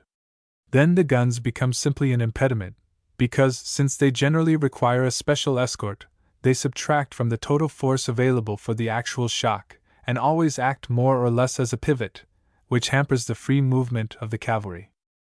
On the contrary, the cavalry must never allow itself to be influenced in its movements by the position of its own artillery. The latter must adapt itself unconditionally to the movements of the former, and must endeavor to conform to its evolutions, so as not only to cooperate with it, but, if possible, to dispense with a special escort. It must, therefore, be the endeavor of the artillery to keep well out in front of the cavalry, so as to take the enemy under fire, and anticipate his batteries by coming into action first. The latter is a most important point, for it is the essential duty of the enemy's gunners to divert and beat down the fire which we endeavor to bring against their horsemen. If we can only succeed in unlimbering first, they are bound to accept the law from us, and are thereby prevented either of availing themselves of the advantages of the ground or of conforming to the tactical intentions of their leader. The best position for artillery must always be behind some sheltering roll of the ground, where it requires none, or at the most a weak, escort, and this desideratum will be best fulfilled when it is on the inner, that is, the supported, flank of its cavalry, because in this position it can presumably remain in action longest, and hampers the movements of its own force least. Similarly, in pursuit or in covering a retreat, its sphere of activity is distinctly limited. Its action can only then become effective when the actual tactical pursuit, i.e., with cold steel, ceases, the combatants have disentangled themselves, and the strategic pursuit sets in. The mobility of the target must naturally influence the fire effect to be expected from the guns, as it increases the difficulty of ranging, and limits the possible duration of action to a few moments. The batteries will only then be able to turn their fire on the enemy's cavalry when the latter show themselves in considerable masses moving at the slower paces. But when the cavalry sweep forward at full speed, the most they can do will be to take some stretch of ground through which the opposing cavalry must pass, and on which there is still time to range, and then turn on shrapnel fire to its utmost intensity. But even for this the opportunity will only then arise when either our own cavalry holds back, the enemy's artillery does not require our full attention and fire power, or, finally, if our own guns are not attacked by the enemy's cavalry. In view of all these considerations, it follows that it is impossible to assign a decisive importance to the participation of a few horse batteries in the actual shock of the opposing squadrons. Nevertheless, one should always do one's best to use to the utmost such artillery power as is available, and particularly if there is any doubt as to the strength of the enemy, and we have reason to suspect that he possesses a marked numerical superiority. The chief role of the artillery must always remain the support of dismounted action of cavalry in attack and defense, in the battle, protected by their own horsemen, to strike against the enemy's flank and rear, shell his columns on the march, to drive him out of weakly defended places or defile, and in all similar circumstances, such as war always develops afresh, to inflict upon him the utmost possible damage. In all these cases the batteries can choose their own positions and the nature of their fire with absolute freedom, according to the fundamental principles of their own arm. They have time to pick up their own range, and to ensure results by the duration of their action. Back to contents. Back to contents. Back to contents. Chapter 7. Strategical Employment of Cavalry. The attempt has often been made to advance formal principles and rules for the strategical, as well as tactical employment of the arm, which will give a more or less safe foundation on which to base the grouping and employment of the available forces. Some regard a cavalry division as normally deployed when two brigades march on separate roads in first line, with the third following behind the center in reserve.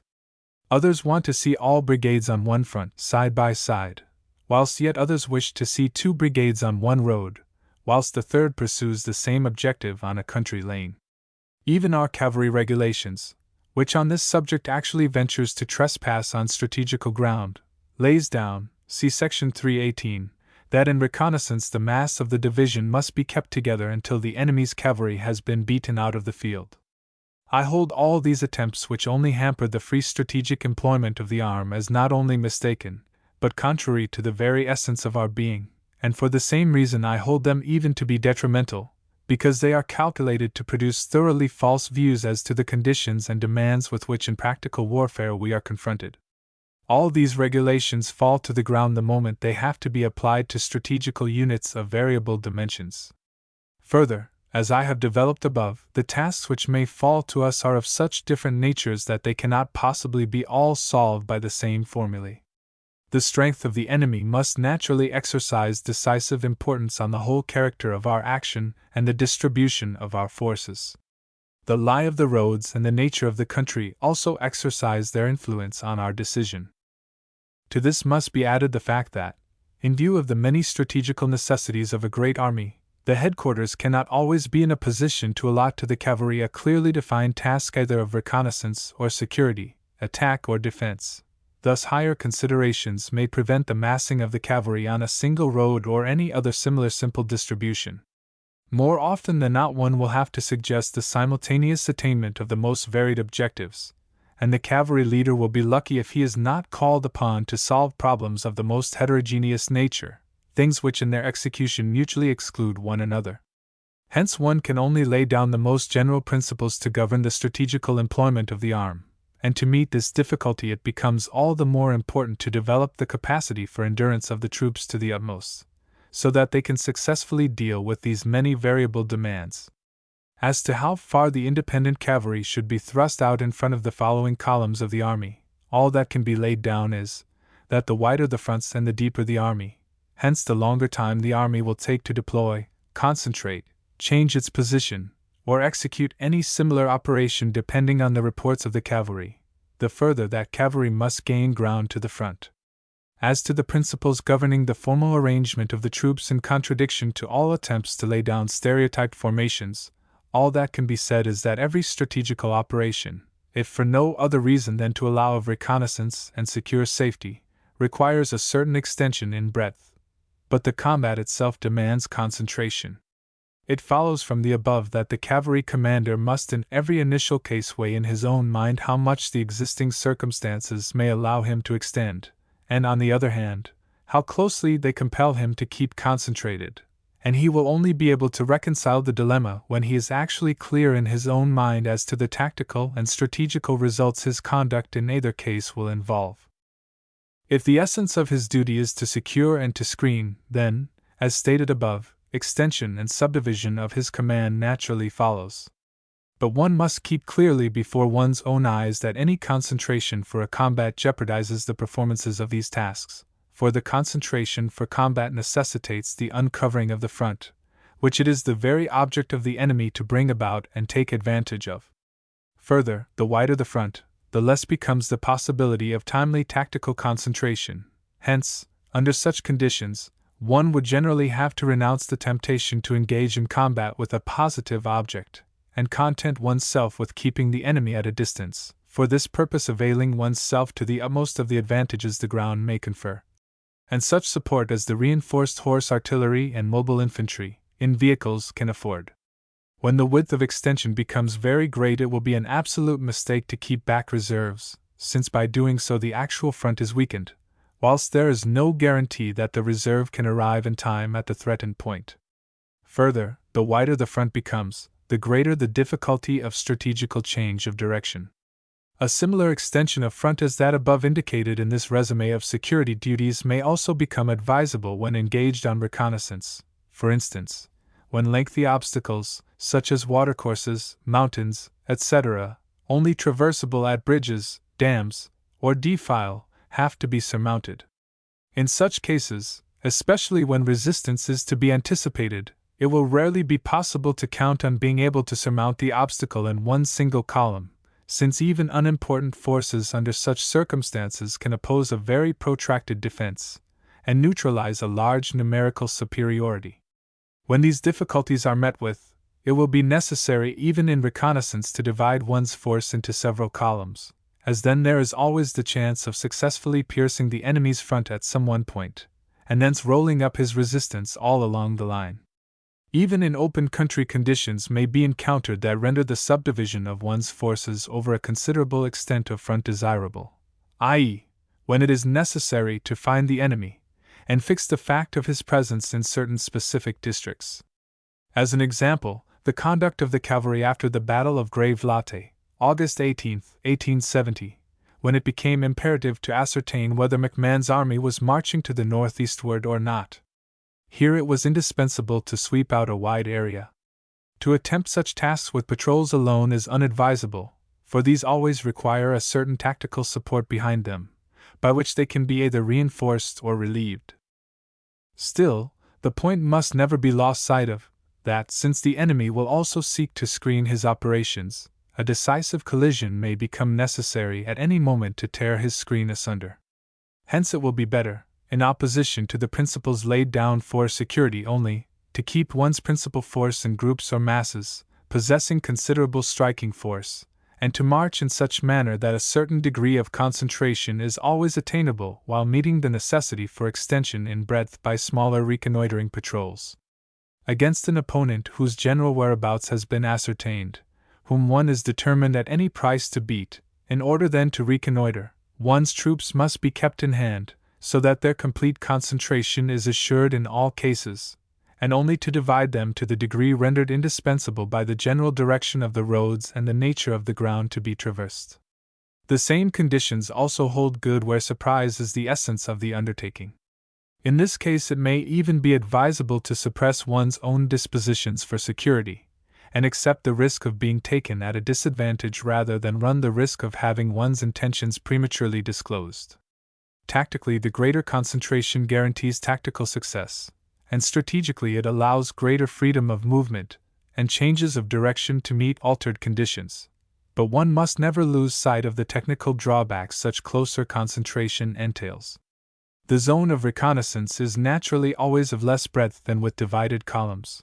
Hence the possibility of screening the march of troops in the rear is diminished, the risk of being turned is increased, and the possibility of delivering a stroke in the air is not inconsiderable. If the enemy wishes to evade us, We have scarcely any means of holding him until our main force can arrive, and finally, this condition of close concentration by no means guarantees always and everywhere either superior readiness for action or a more favorable deployment. Cases can arise in which strategic dispersion will prepare the way for tactical encounter even better than the concentrated advance, and this is particularly so when, to attain the object of our mission, a wide turning movement is necessary, for this will generally be best brought about by previous strategic dispositions. Whilst the deployment of a mass from a defile, or its retreat, may be entirely prevented if attempted in a single column. Hence every principle has its limitations, and circumstances will always arise which defy all stereotyped formations. Thus, even force screening and security cases can arise under which concentration is justified, even where the nature of the ground does not imperatively dictate it, as when, for instance, the insufficiency of one's own force excludes any distribution in breadth, and compels one to combine all efforts for the defense of decisive points.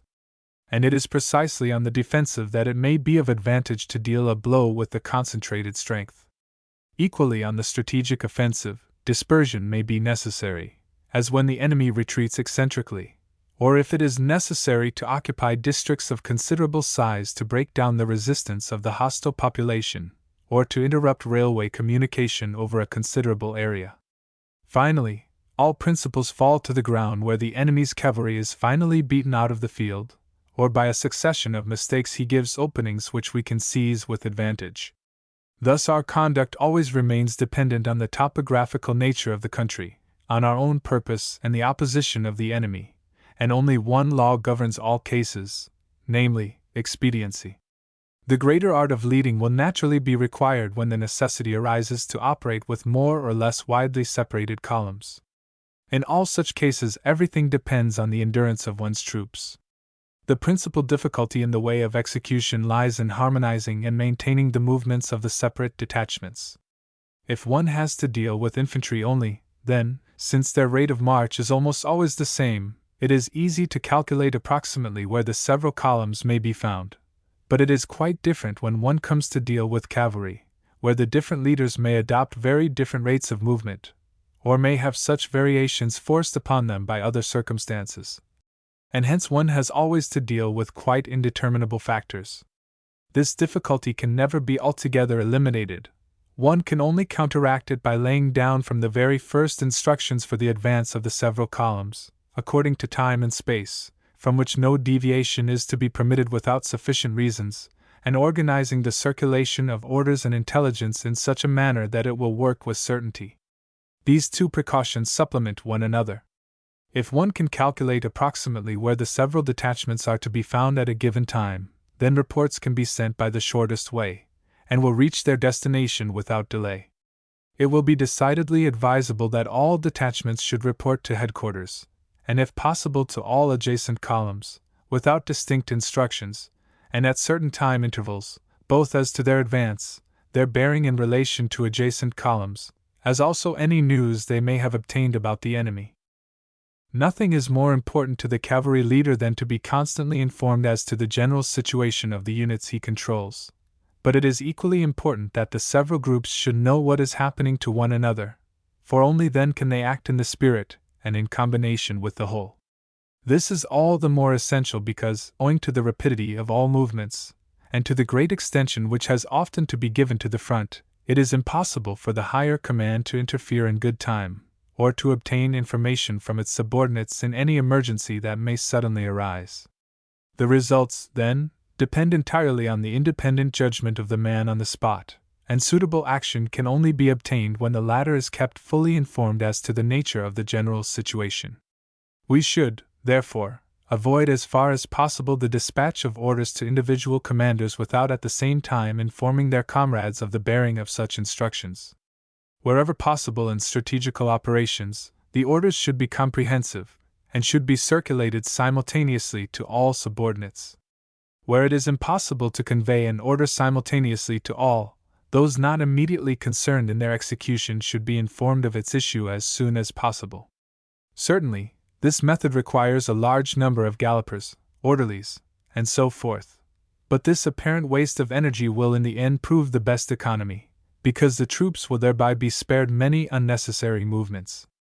However great the endeavor may be to diminish the difficulties of the united action of separated bodies in the combat itself, the issue of the cavalry fight is decided so rapidly that its consequences must have begun to show themselves before either the adjacent columns or headquarters have learned of its commencement. We must, therefore, be clear in our own minds that successful combination of separated bodies in action can generally only be effected when the opponent is either stationary, in which case one can time one's movements against him, or when, by a protracted defense at other points, the more distant bodies have time and opportunity to reach the field.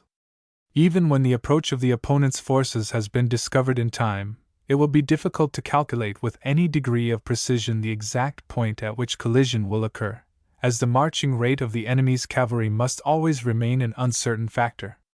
Hence it will not suffice to evade the enemy's advance until the adjacent columns can unite, as one cannot assign to them any definite point of concentration where the distance between the columns is at all considerable. Any attempt to concentrate strategically against an enemy in movement without at some point fighting to gain time must be dismissed as illusory. In all these cases one must not hesitate to take to the rifle, and to utilize all available means of defense. Similarly, when advancing in separated columns, it will be well to advance from one defensive section to another in rushes, and not to go beyond any one of these until fairly assured that one can reach the next without encountering the enemy's cavalry. If one should have the misfortune of being surprised in a district which affords no points of support, then one must retire to the next best one in order to give the adjacent columns time to swing in against the enemy's flanks. The sound of the guns will be indication enough to these to hasten their pace. The more important it is, therefore, to march to the sound of the guns in order to save time, the more careful must one be in opening fire without sufficient cause. On the one hand, the side which wishes to attract support will not be satisfied with a few rounds, but will endeavor by continuous and heavy firing to make the danger of his situation evident. On the other, the adjacent columns will only then be justified in approaching if they are convinced that it is not a mere matter of local and transitory advantage. The cavalry commander must keep, therefore, a firm hand over his guns, and never allow these to come into action without express sanction, except in extreme necessity. Generally, the batteries should always march with the advance or the rear guard in order to break down rapidly any minor resistance, and to make the fullest use of such short opportunities as may arise for the utilization of their full power. The application of these principles is, of course, much simpler when it is possible to keep the several columns close together on a convenient group of roads, all running fairly near to one another. The disadvantages which then arise make less demand on the skill of the leader, but more on the necessarily cramped form of the disposition which, as we have above pointed out, he is compelled to adopt. For every operation, in fact, except the direct attack, there is a certain degree of extension, which favors the immediate purpose the most, and this depends on the shape and nature of the ground. But one has always to resist the temptation to dispersion which arises, particularly when it is necessary to keep in mind the solution of several possible problems. Only very occasionally will it be expedient to divide one's troops to meet every emergency. The general must use his judgment to decide where the chief weight of his mission lies, the principal characteristics he must impress upon his operations, and how the subsidiary purposes can be best served without applying half-purposes to the primary object. It is these considerations, the reduction of the complicated to the simple, which create the chief difficulties which weigh upon the mind of the leader. The capacity of coming to a correct decision in every special case is a mark of the intellectually capable commander, and of itself gives a certain guarantee of its success by rendering possible the concentration of the force upon the decisive point. But it will not alone suffice to ensure success. Boldness and energy of character is the final determining cause of successful results. Above all, every cavalry leader must be inspired by the determination to keep the initiative under all circumstances, and never to relinquish it to his opponent. The initiative alone guarantees successes, often in a degree which one was hardly entitled to expect, for it forces the enemy to accept the law from our hands, disturbs his strategical combination, compels him to fight before his troops are united, and often gives to the numerically weaker the opportunity of establishing a relative local superiority. One must, therefore, endeavor to introduce as much of the initiative and offensive element as circumstances will permit even in the execution of defensive missions. A leader must never allow himself to be hindered in an advance, or be driven into an attitude of expectation by the passive opposition of the enemy's cavalry, as so often happens in peace. In all such cases, when a direct frontal attack holds out no prospect of success, he must immediately initiate a wide turning movement outside the effective range of the enemy's artillery, and sacrifice without hesitation his own line of retreat. Victory restores at once the original line of advance, and the outflanking movement threatens also the enemy's retreat. It is never permissible to wait until driven into action by superior commands, but one must always endeavor to reap, on one's own initiative, the utmost possibilities the situation holds out. In this way we shall save the troops excessive exertions and purposeless riding about, for since the headquarters can never grasp the situation as rapidly or as thoroughly as the general actually on the spot, it follows that their orders will generally arrive too late. Hence they often lag behind events, and call for excessive exertions, night and forced marches if the purpose is to be attained. The records of the campaign of 1870 to 1871 give innumerable instances of these facts, based on experience. Finally, resolutions should never be made dependent on circumstances which may happen in the future, but must always be based on something positive, which must be followed up with all conceivable energy and circumspection. This most necessary circumspection on the part of the leader demands a clearness of expression in the issue of orders which must never leave the subordinate officers and troops in doubt, and should always reflect a clear and determined purpose. It is, however, equally necessary that the superior leader must himself be clear as to how he means to carry out his purpose, has also considered all other possibilities, and has made his arrangements in such a manner that, if necessary, he can give his operations a different direction. This must be particularly the case where success depends on cunning surprise. As concerns the first point, this will require the more thorough consideration, because it is most particularly difficult to change the strategic direction of a large body of cavalry when once it has been launched forward on a broad front. In such a case the whole carefully elaborated network of patrols would be left, so to speak, hanging in the air. To divert it sideways into a new direction is generally impracticable. It would, in fact, in most cases be impossible to transmit to all the advanced detachments the news of the change in the dispositions. A new system of patrols will, therefore, be absolutely necessary to save both energy and time, and the necessity for instituting this new service will be particularly detrimental to our whole operations, because the information from the new direction will generally arrive too late to be of service.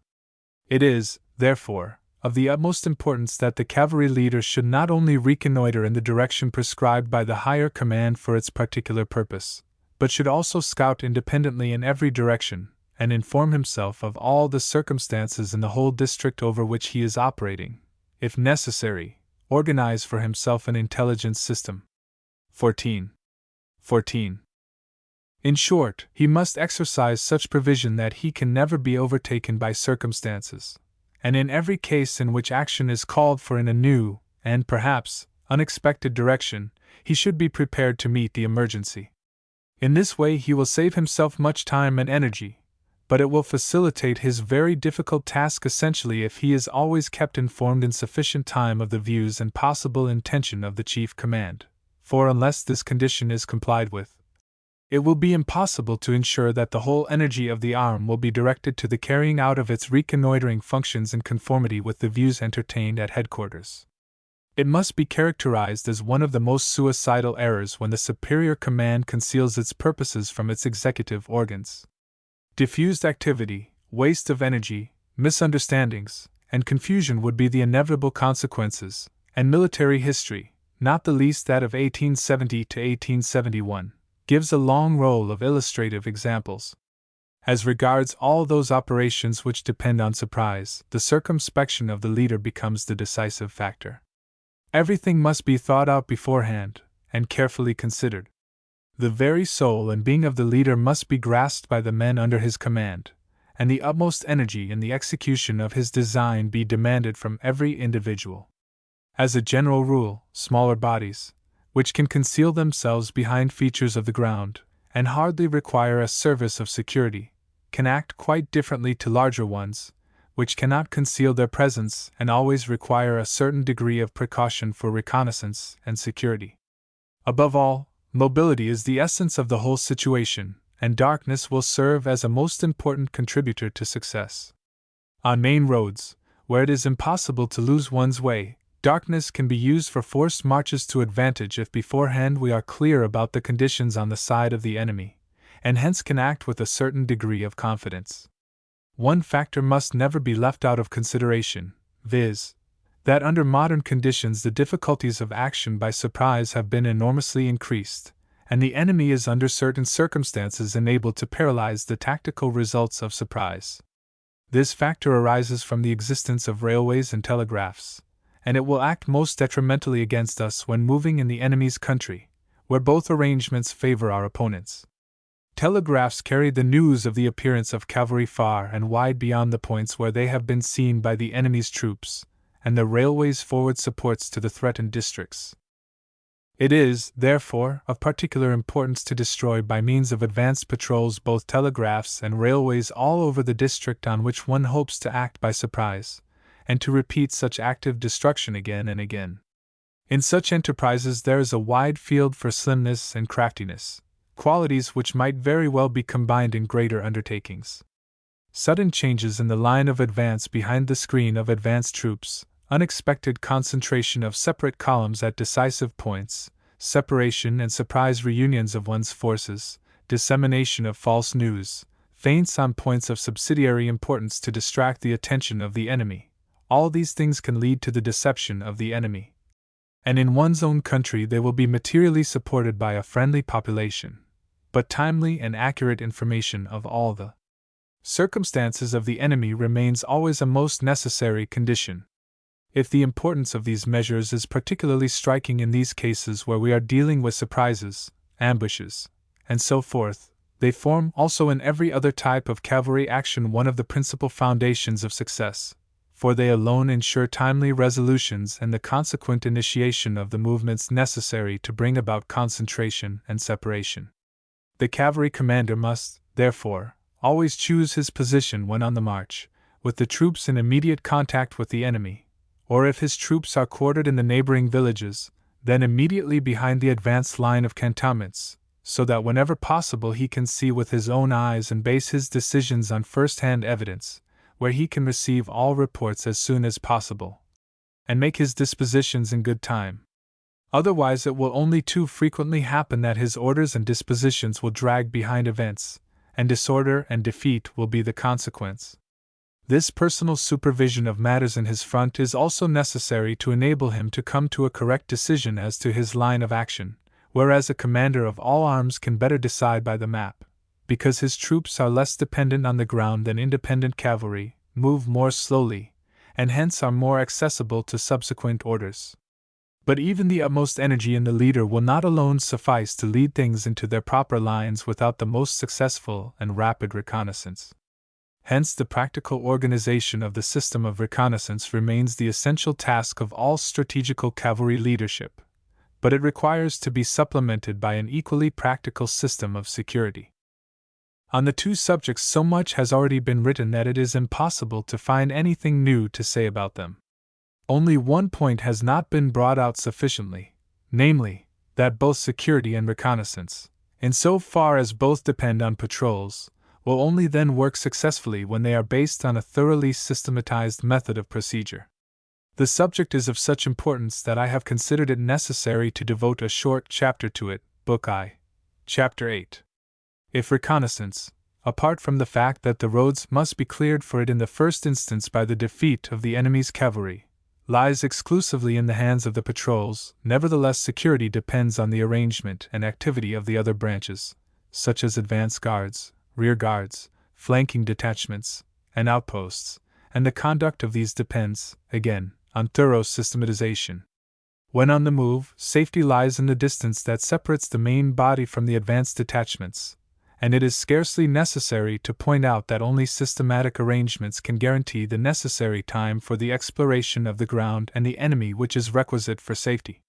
Threatened flanks require special detachments, moving on the same level and at sufficient distance, and their cooperation will be ensured by careful regulation of the mutual rate of march. A uniform rate of advance in the whole mechanism is an essential condition of complete security. Hence, every means must be exhausted down to the smallest detail. It will not be necessary to assign minor flanking detachments for the duration of a whole march. During such a period, it is practically impossible to retain their relation to the main body without keeping them within sight, which in most cases is quite impracticable, for circumstances may suddenly check the main body, or necessitate a change of direction. To advise the flanking detachments of such occurrences will generally be impossible, or at any rate very difficult, if one has permanently detached them, and therefore has no certainty of finding them at any particular point. Hence it is advisable to work them always in sections, that is to say, when they have reached certain points to withdraw them to the main body, and send out reliefs for the next section. But in order that the security should never for one instant be relaxed, these fresh reliefs should always be sent out at some little distance before the point at which the former detachment is to be drawn in. Almost more important than security at night is security during prolonged periods of rest. In that case, the arrangements must be made not only in accordance with tactical requirements, but the fact must be taken into account that horses, in order to remain permanently useful, require quite a different nature of rest than is needed by men. It is most desirable that as many horses as possible should every day be brought under shelter and unsaddled, and all bivouacking should be avoided as far as practicable. The readiness for action from a purely tactical point of view certainly suffers, but as rest at night is an absolute necessity for the horses, one has to make the best of the matter and minimize this disadvantage as much as possible by suitable arrangements. Against this view, it is often urged that cavalry used to bivouac much more frequently in former wars, and nevertheless remained fit for service, hence they ought to be able to do the same today. I consider this an entirely wrong deduction. In the first place, the demands upon the troops in former days were generally much less than at present. The periods of crisis in which great exertions had to be made by them were on the whole less frequent, and the subsequent intervals for rest and recuperation were usually longer. Considering the average marches of the Napoleonic cavalry as a whole, they cannot be considered particularly great, and still less was this the case under Frederick the Great, although under both generals we find instances of great individual exertion. Moreover, the horses in those days were much less well-bred, and the commoner cold-blooded strain can stand bivouacs, cold and wet, much better than our present high-bred material, although the latter stand heat and exertion very much better. The leadership must adapt itself to these conditions. Where circumstances allowed the bulk of the horses to take shelter behind the infantry outposts, the most must be made of the opportunity, and only the more distant patrolling service be left to the cavalry. Outpost service makes far less demands on the infantry soldier than on the cavalry horse, for the former is allowed to sleep when on piquet, the cavalry horse cannot. The cavalry soldier certainly gains an advantage here over the much harassed infantryman, for naturally the man derives advantage from the care bestowed on the horse.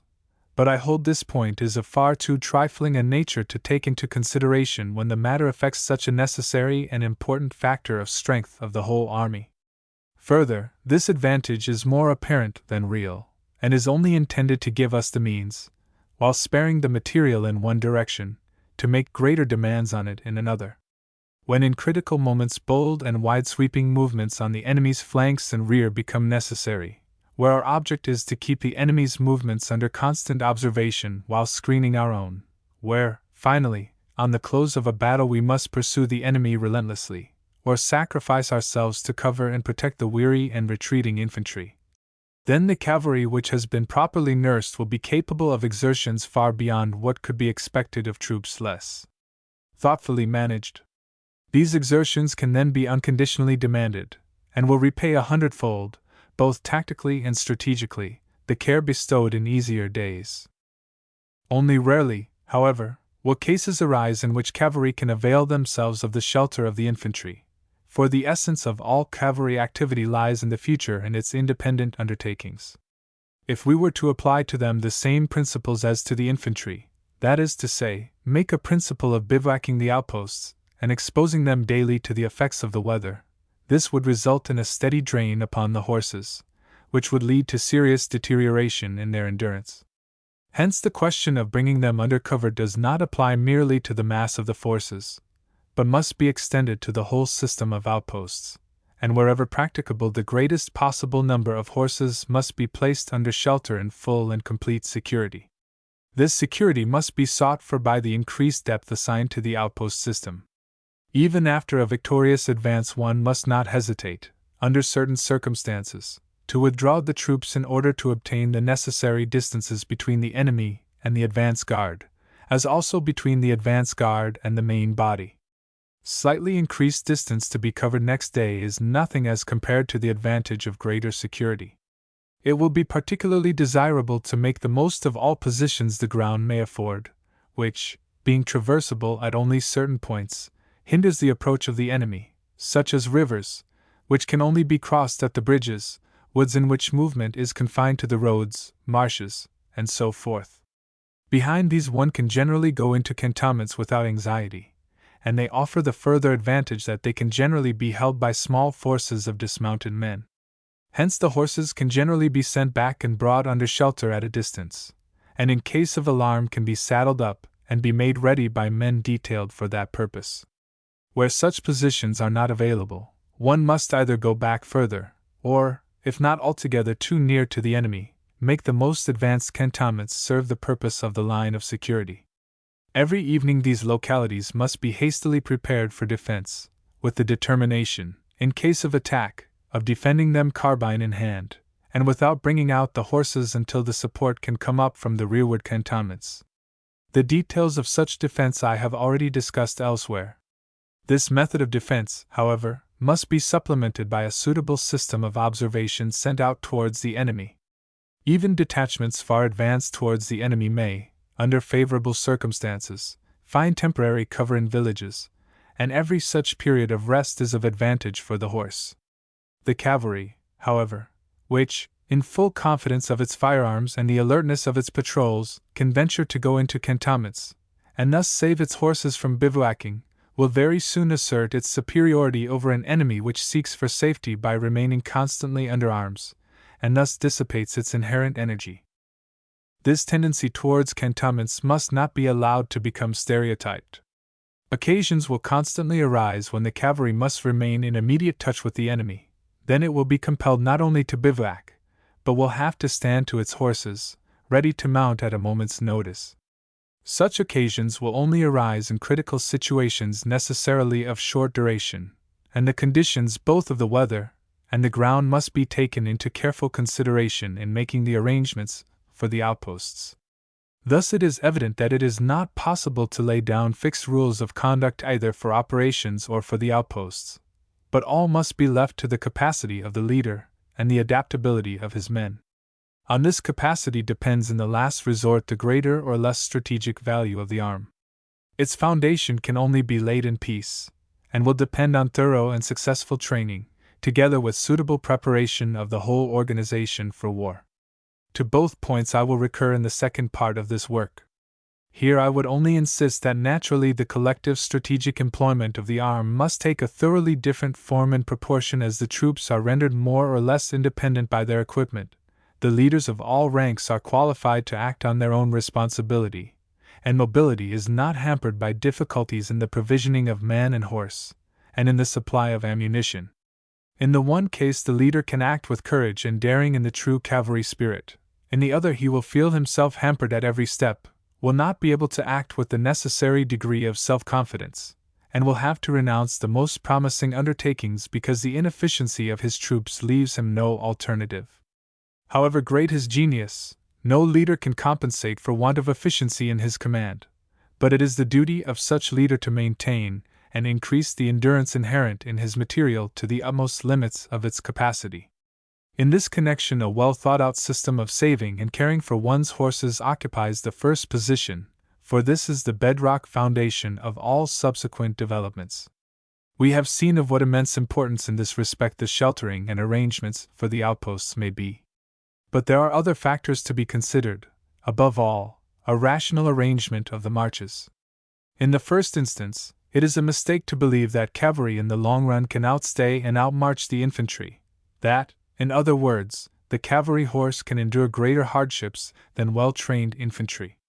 For a few days that may well be so, but for continuous exertion it is by no means proved. The German cavalry horse is much more dependent on a sufficiency of food than the man. The nature of his load, together with the rapidity of movement, and hence the greater intensity of the exertions demanded of him, attack the animal in a far greater degree than the more uniform march performance of the men, who, moreover, are susceptible to moral influences, capable of greatly increasing their powers. Finally, sore backs and lameness and long-continued exertions decimate the ranks of the horses to a much greater degree than a well-trained and equipped infantry suffers from similar causes. In normal conditions, demands should not be made upon the cavalry which would be justified only in moments of a crisis. We must endeavor to reduce the daily performance to the lowest limit that our purpose allows. Only in exceptional instances should one move off at such an early hour as to interfere materially with the night rest of the horses. Unfortunately, there are still officers who will not be convinced that it is the horse which most requires rest, and who are never satisfied unless they keep the cavalry night after night on their legs, although in darkness they are useless either for reconnaissance or for fighting. Further, in war games and staff rides it is accustomed to make demands which in practice are absolutely impossible, mostly by superior officers who have never ridden 100 kilometers, 66 miles, in a single day. An average of 20 to 25 miles a day is in practice a very considerable performance. To demand much more of them, day in and day out, is impracticable. On the march itself a suitable change of pace is very necessary. To trot hour after hour is the most fruitful source of ruin to our horseflesh. Where it becomes necessary it is usually due to the want of care on the part of the leader. Much may be done to spare the horses if we never march with considerable numbers on a single road without absolute necessity, and when this is not to be avoided, then we must seek to maintain an even pace throughout the column by the intercalation of suitable distances between the several bodies. Otherwise there is a continuous hurrying up or checking of the rearward detachments, which strains the horses to the very utmost. One must always arrange for the halts necessary for the horses, water them whenever opportunity offers, and never continue a movement to the complete exhaustion of the animals. Well-timed periods of rest increase the collective power of endurance of the horses most materially, and as the training improves, the demands made upon them can gradually be raised. To bring this greater improvement into harmony with the military requirements of the situation, next in importance to an intelligent execution of a rational marching system comes a wise economy of forces with regard to the performance of detached duties and patrolling. It is particularly with the divisional cavalry that the lavish assignment of orderlies and messengers to the leaders of the other arms and to the infantry outposts has to be kept in check, and it must be insisted upon that the men thus allotted should be returned punctually to their commands, and not be employed in duties for which they are not intended. Thus one finds generals who use their messengers as patrols even when special patrols have been entrusted with this duty, others who keep the detachments assigned to the outposts long after the outposts themselves have been relieved. In all these things there is a tremendous waste of energy, which must be all the more injurious the smaller the proportion of cavalry which can be detailed to the infantry divisions. It is a special duty of every cavalry commander to resist this tendency to the utmost of his power. Apart from the regulation of the marching column and the economy of forces above referred to, a rational treatment of the rearward communications, particularly with the independent cavalry, will go far to maintain the troops in efficiency, and is also from the strategic point of view an important part of the leader's duty. The daily dispatch of numerous requisitioning detachments to great distances weakens and diminishes the troops to an inadmissible degree, unless it is managed with a wise foresight and on a rational system. Often on great marches it will be altogether impossible. Then the horses must manage with what they find at their halting places for the night. In the case of great concentration this will be altogether insufficient. Short rations reduce the horses very rapidly, and only too thoroughly. It is, therefore, necessary in all independent operations of great cavalry masses to take with one an organized and mobile supply train, and where circumstances require, to arrange for its defense. The timely arrival of the supply wagons, the rational utilization of the resources of the district, the contiguous replenishment of the moving supply reserves, are matters which cannot be left entirely to the Army Service Corps, but the cavalry general must himself overlook the whole matter, and keep the general control in his own hands. For these arrangements must be regulated from the strategic point of view, since the power of operating at all depends essentially upon them. Of course, the Supreme Command must lend assistance also. In general, it will be advisable to carry with one a 5 to 6 days' ration of corn if one is to be prepared for all emergencies. That, at least, was the practical teaching of the War of 1870 to 1871. But one must add, the further the cavalry is separated from the masses of the army, and the more it renounces its communications with the latter, the greater must be the bulk of supply it takes with it, and the closer these supplies have to be kept to the troops, the more thorough must be the arrangements for their protection. The latter will be of particular importance when operating on a narrow front which favors an enemy's outflanking endeavors, whereas wider fronts of themselves give a certain degree of security to the rearward communications. If we are entirely cut off from our home resources, then we must select some point to be occupied on the flank or in the rear of the enemy's army, and there arrange a supply center of our own, and make it the point of departure for separate operations. All means are, then, proper to accumulate in such places a sufficient forage reserve, for the subsistence of the horses is the most important task which falls upon the commander. A delay in this direction can wreck the most brilliant undertakings, jeopardize the result even of the best executed ones. Theory does not attach sufficient importance to the point here involved. Thus we see that the tasks of the independent cavalry leader are both many-sided and responsible. He can only then prove equal to them when all subordinates on whom he has to count support him with the utmost goodwill and reliability. With this necessity a new demand is made upon him, namely, to raise the spirit of the men he commands in such a manner that they will be equal to the highest requirements. Only a bold, self-confident, and active man, who everywhere sets the best example, will be able in this manner to inspire and stimulate his command. The sum of the stimulated individual performances brings with it also increased opportunities of success. Hence the last and greatest demand for the successful conduct of a cavalry mass remains always the man who will inspire and stimulate the troops under him, and thus lead them to victory. Back to contents. Back to contents. Back to contents. Chapter 8. Patrols, Transmission of Reports, Cyclists. I have already, in a former section, insisted on the fundamental proposition that reconnaissance and security are two diametrically opposite conceptions, and cannot on a large scale be confided to one and the same body of troops. This conflict of purpose becomes most evident when we come to the service of patrols in the field. Reconnoitering patrols regulate their movements on those of the enemy. They must keep touch with and follow him, quite irrespective of the movement of their own side, often being compelled to creep after him, i.e., to utilize intersected ground in order to avoid the necessity of fighting. Security patrols, on the other hand, flanking detachments, piquets, vedettes, and the like, have to choose their position with reference to the force it is their purpose to cover, and with which they must remain in communication.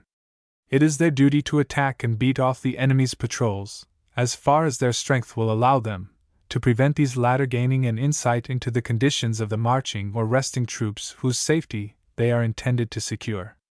If they were to attempt to follow up their enemy to find out his position, i.e., to reconnoiter, they would lose their connection with their own troops, and endanger the security of the latter by relinquishing the special object they are set apart to provide for. Hence it is absolutely necessary that the two systems should be kept separate one from the other, and that each patrol should know clearly and distinctly for which of the two purposes it is specifically intended.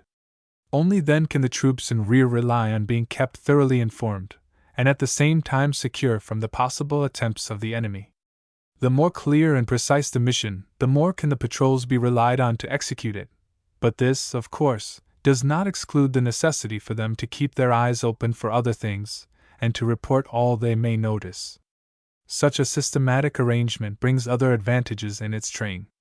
It effects a marked economy of one's available forces, for being certain that every mission will be settled by a special party detailed for that purpose, it ceases to be necessary to keep on dispatching fresh patrols again and again in the same direction, a practice most detrimental to the troops, which is constantly followed in peacetime.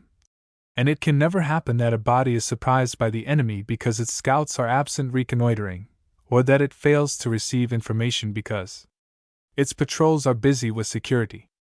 If, therefore, all patrols thus naturally fall into one of these two groups, reconnoitering and security patrols, there is still another line of distinction to be observed between these patrols themselves, arising from the nature of the tasks which the circumstances impose upon them. It is impossible to lay down any distinct rules in this matter, for war will always present new and changing problems, but broadly two points of view must be kept in sight, which require fundamentally different treatment, and are conditioned by our distance from the enemy. If the opposing forces are still engaged in preliminary approaches one to the other, and separated by wide stretches of country, the procedure will be altogether distinct from that to be adopted when the outposts mutually confront one another. Between the two extremes there are innumerable intermediate degrees, to which one's conduct must be adapted without losing sight of the guiding points involved. Let us take first the period of approach, and consider the reconnoitering problem from this aspect, taking into consideration the broad requirements of modern war. It will be apparent at once that there is here a double purpose to be fulfilled, viz., to ascertain the whereabouts and direction of movement of the elements of the enemy's main fighting force, the primary object of all reconnaissance, and secondly, to find the enemy's preceding cavalry screen, whose purpose it is, on the one hand, to prevent our object, and on the other hand, to conceal their own main body. This cavalry we shall have to defeat, but we cannot afford to await this event, but must initiate our own reconnaissance before the decision, and endeavor to carry this through, even if the latter prove unfavorable to us. Hence it follows that our patrols must be systematically divided from the first into strategical and tactical patrols, according as to whether they are intended to find the enemy's main army or to beat his cavalry. The former must not allow themselves to be held up by the enemy's cavalry, but must endeavor to ride through the opposing screen, straight for the heads of the enemy's marching columns. They must, therefore, avoid all fighting, and act by cunning and stealth, and hence their conduct should be entrusted always to officers.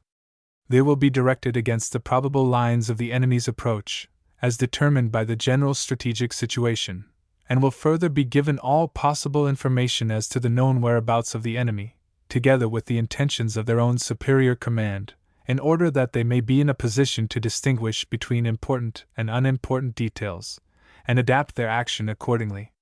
That the position of heads of columns in time and place, their depths, the flanks of the enemy's positions, extent of his outposts, districts in which troops are quartered, the appearance of new uniforms, indicating the presence of regiments believed to be elsewhere, etc., should all be carefully determined, forms part of their normal instructions, but, in spite of that, it is very desirable to direct their attention very particularly to all such points as are at the moment of preponderating consequence.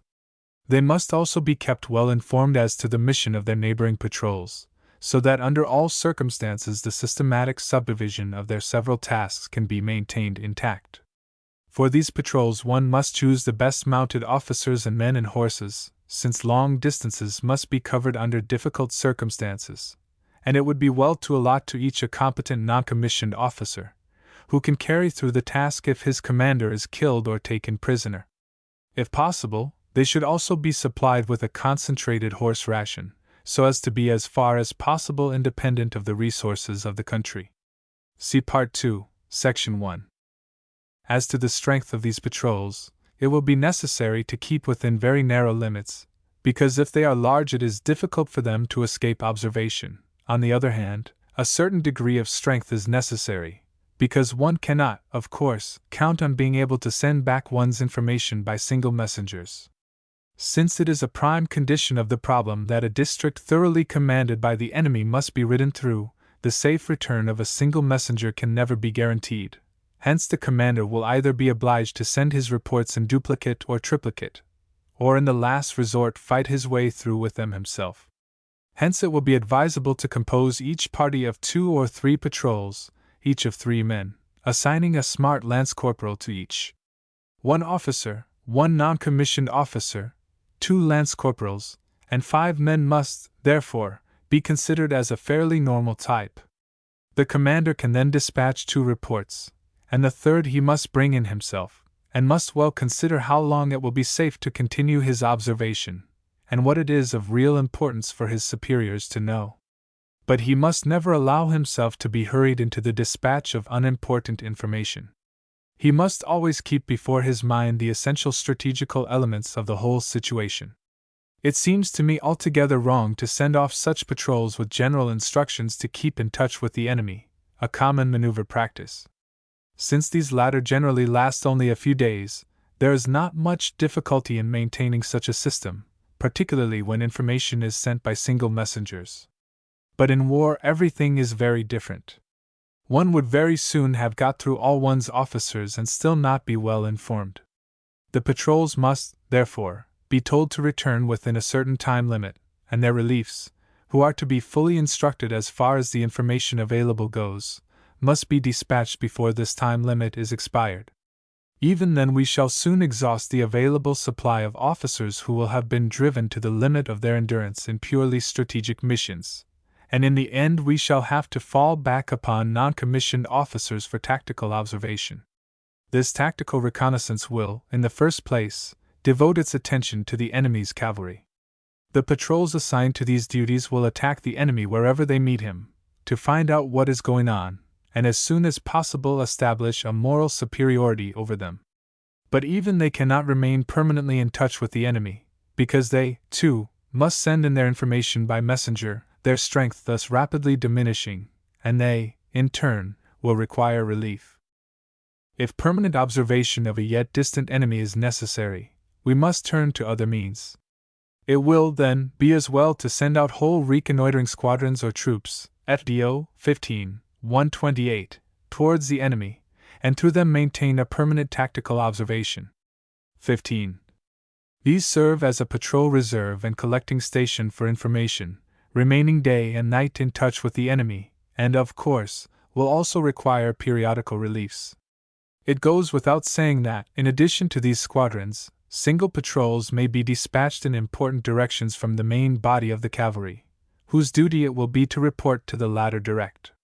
These, again, must send off their reports by several men, whilst those dispatched from the patrols sent out by the reconnoitering squadrons will often, owing to the shorter distance and the nearness of the support, be able to avail themselves of the dispatch riders.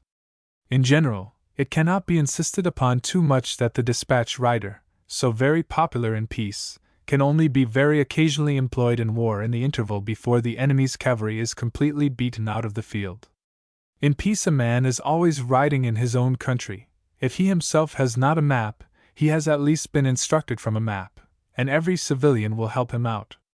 Even if he stumbles up against an enemy's patrol, they will generally let him pass unnoticed. But it is quite different in war. Here even a patrol leader has rarely got a map. The dispatch rider rides across thoroughly unknown districts, coming in contact with a foreign, perhaps hostile, population. He cannot make himself understood, if, indeed, he is not obliged to avoid them. The enemy's patrols are also everywhere, and if anything happens to his horse the message does not arrive.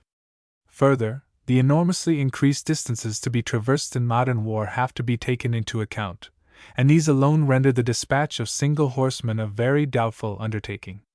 We must, therefore, recognize that the conveyance of reports by individual dispatch riders is only possible under very limited conditions, and within the districts fully controlled by one's own troops, and that even in one's own country reconnoitering patrols sent out to a great distance can only be very occasionally employed.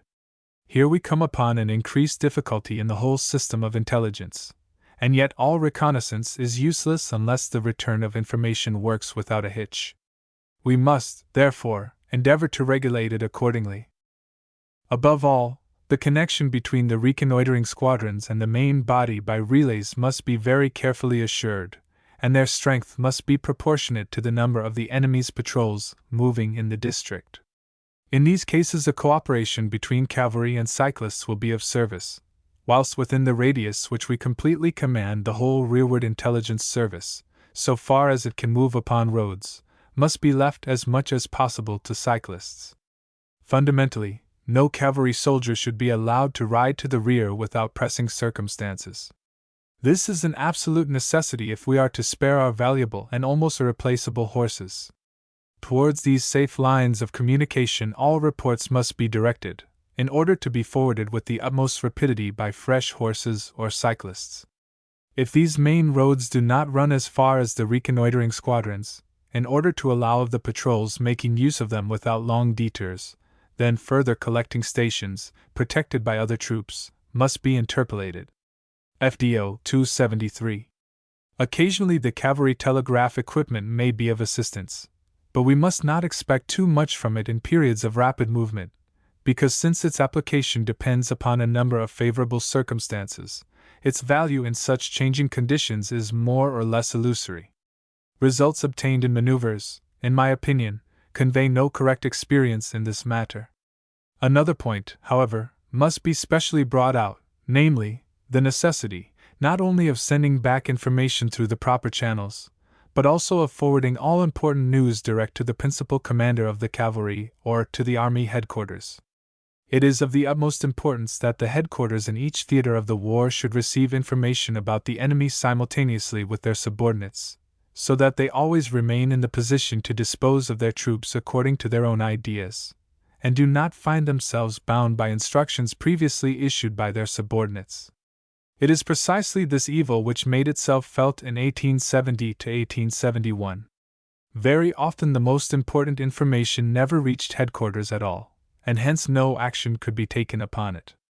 The fault lay chiefly in the fact that the subordinates, not being informed as to the connection of events, did not perceive the importance of the information, and therefore did not forward it on, and partly because the telegraph wires were overburdened by the private messages of distinguished persons who had nothing whatever to do with the conduct of operations. The control of the wires for purely military purposes must, therefore, be maintained with rigid severity, and information to headquarters or army commands must have precedence over all other business. If collecting stations for information are not available, the question arises, which groups should be authorized to report direct to headquarters. In my opinion, this cannot be determined by the strength of the troops concerned, but must always depend on the strategic situation. Generally, it may be laid down that the lie of the roads must decide. Those detachments entrusted with the reconnaissance of a single line of road will report direct any important information gained within their own sphere if no stronger body should be moving along the same line, and this reporting body may, therefore, according to circumstances, be a patrol, a regiment, or a brigade. It is desirable from this point of view that all cavalry officers down to patrol leaders should be kept so thoroughly informed as to the general situation that they may judge of the importance of the information obtained, and hence know where to send the information they have secured. As the opposing cavalries first, then the larger bodies of the army, approach one another, the situation changes. The reconnoitering squadrons clear the front and turn their attention to the enemy's flanks.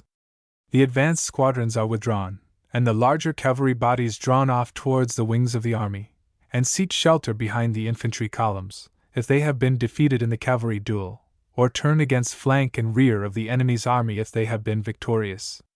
In front of the army's reconnaissance now falls to the divisional cavalry. Here the strategical and tactical duties coincide. What the conduct of the independent cavalry will be must depend on whether it is still held in check by the enemy or not. If the latter have been finally beaten out of the field so that one has a free hand, then the strategic patrols will direct their attention to the enemy's rearward communications, and will seek to determine the approach of his reserves, but tactical reconnaissance will be directed against his flanks. The principles governing our conduct remain the same, only the reconnoitering and advanced squadrons now act primarily as supports to the strategic patrols. If, however, a decision between the two cavalries has not been finally arrived at, one will now endeavor to bring it about, and for this purpose unite all available forces, leaving meanwhile the reconnaissance to strong patrols, who in this period of the combat must never avoid those of the enemy, for now our object is to get information quickly, and the time for circumvention and evasion is at an end. When the first battle has been decided, there follows either pursuit or retreat, operations in which the tactical reconnaissance cannot for one moment be omitted. Then by degrees, as the defeated side succeeds in disembarrassing itself of its pursuers, things revert to normal conditions again.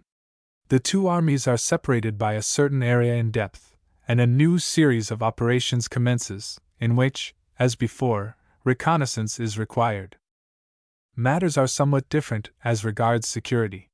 Here also in general a distinction must be drawn between safety obtained by bodies detached in advance, and that derived from piquets, etc., immediately at hand. But too much importance cannot be laid upon the principle that, as above pointed out, reconnaissance alone cannot suffice to ensure safety. The reconnoitering detachments must rather always be followed by a line of security troops, so that as a general type 3 lines of patrols result, viz., strategical patrols far in advance, tactical patrols, and security patrols, which latter, when the main body is halted, become the standing outposts. Coming next to the measures of security necessary for independent cavalry when in movement, the tactical reconnoitering patrols, by sending in early information of the enemy, will make a far-spread line of security patrols unnecessary. In general, the ordinary point of the advance guard and flankers will suffice. For the latter the same holds good which has been said in the previous section on the subject of flanking detachments altogether, viz., that they must be worked by sections, and arranged in a proper system of reliefs. If the necessity arises to screen, as well as to secure, i.e., to hide absolutely our movements from the enemy, then all roads leading towards him and the section of the ground comprised between them must be occupied in such manner that the enemy cannot find intervals at which to break through, and this will be best attained by a system of local patrols, tied to definite beats. These patrols must fight the enemy wherever he appears, and must, therefore, be given sufficient strength and be followed by small supports duly allotted to each section of the whole front. When the main body is stationary, the conditions are different, because the troops require a certain time to turn out, therefore more precautions are necessary, and the end can be best attained by placing the patrols further to the front. Hence we arrive at a double system of security, the first line formed by outpost squadrons, with officers, non-commissioned officers, and small patrols, to which a certain district to be ridden over will be assigned, and which must maintain a systematic connection by patrols between its separate parts, to ensure absolutely the control of the ground around them, and the second, formed of far advanced posts of observation at suitable points, road crossings, defile, etc., from whence they can detect, at the earliest moment, any approach of the enemy.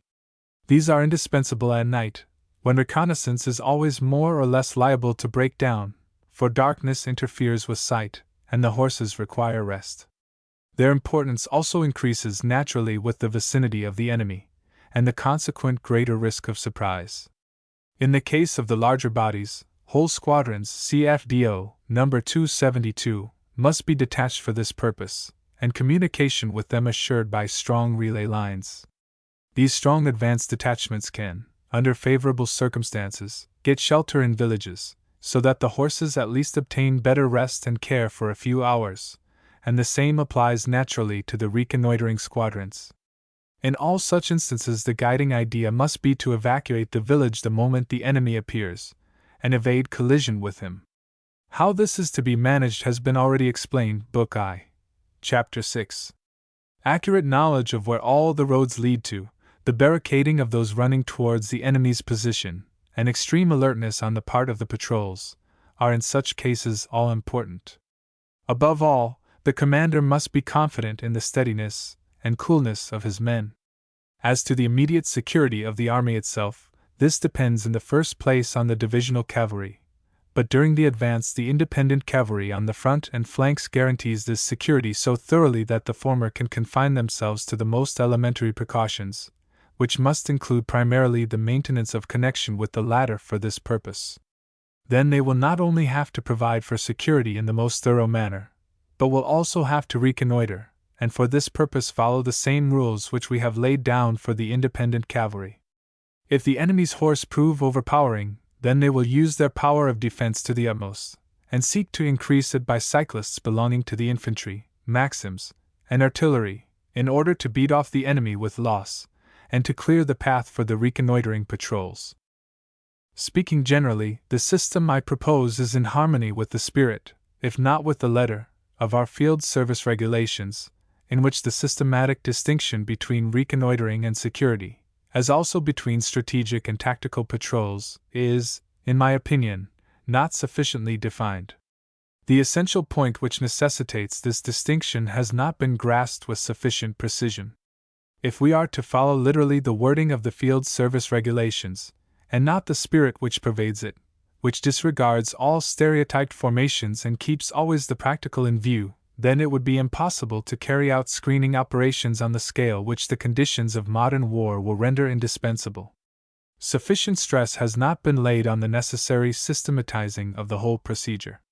Finally, too, much weight has been laid upon the employment of the dispatch rider, Melderrider, although the experience of 1870 to 1871 has sufficiently shown that this system was unreliable.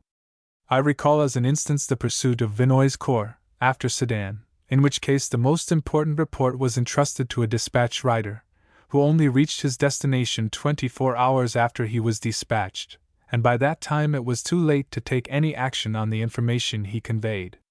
The field service regulations should also contain detailed instructions as to the employment of cyclists with the cavalry, for the rapid development of this mode of locomotion has rendered this absolutely indispensable. But the point must be brought out that the use of a cyclist is always only conditional, as it depends on the weather, the roads, and the country. On heavy, steep, and stony roads, on which the tires are only too apt to be punctured, the cyclists are obliged to dismount. Against a headwind they can only make progress with difficulty. Nevertheless, there can be no doubt that for the transmission of reports from the advance lines, as well as for communication between separated bodies of troops within the district controlled by our cavalry, they are of inestimable service. Granted that in particularly unfavorable weather and bad roads they must be supplemented by cavalry, they, nevertheless, on the whole, make it possible to expedite materially the delivery of dispatches. This is of all the greater importance because in case of war the German armies will be relatively weak in cavalry, and under certain circumstances they will have to fight against a great numerical superiority. Even though the principal use of the cyclists lies in the transmission of information in which they can help the divisional cavalry most materially, nevertheless one must not base too sanguine hopes on their activity. The reason is that because of their wheels they are tied to the roads, and in consequence they can neither reconnoiter nor provide for security independently. If for these purposes cavalry patrols are attached to them, the chief advantage of their greater mobility is sacrificed, but without such supports in difficult country they are tolerably helpless against surprise attacks. If one further takes into account that a hill takes off from their speed to such a degree that a horseman can easily catch them up, one must admit that they afford no sufficient guarantee for the fulfillment of independent missions outside of the country which our own cavalry commands. In such districts they can only be employed on relays, as already pointed out. Here the duty of providing safety can best be fulfilled by the cavalry, because it is not a question of rapid advance, but only of the protection of stationary posts and certain defined road stretches.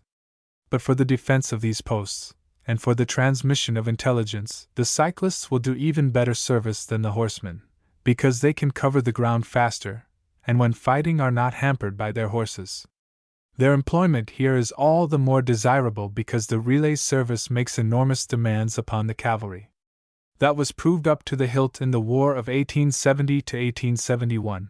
The complaints under this head repeat themselves over and over again, as the records of the campaign abundantly testify.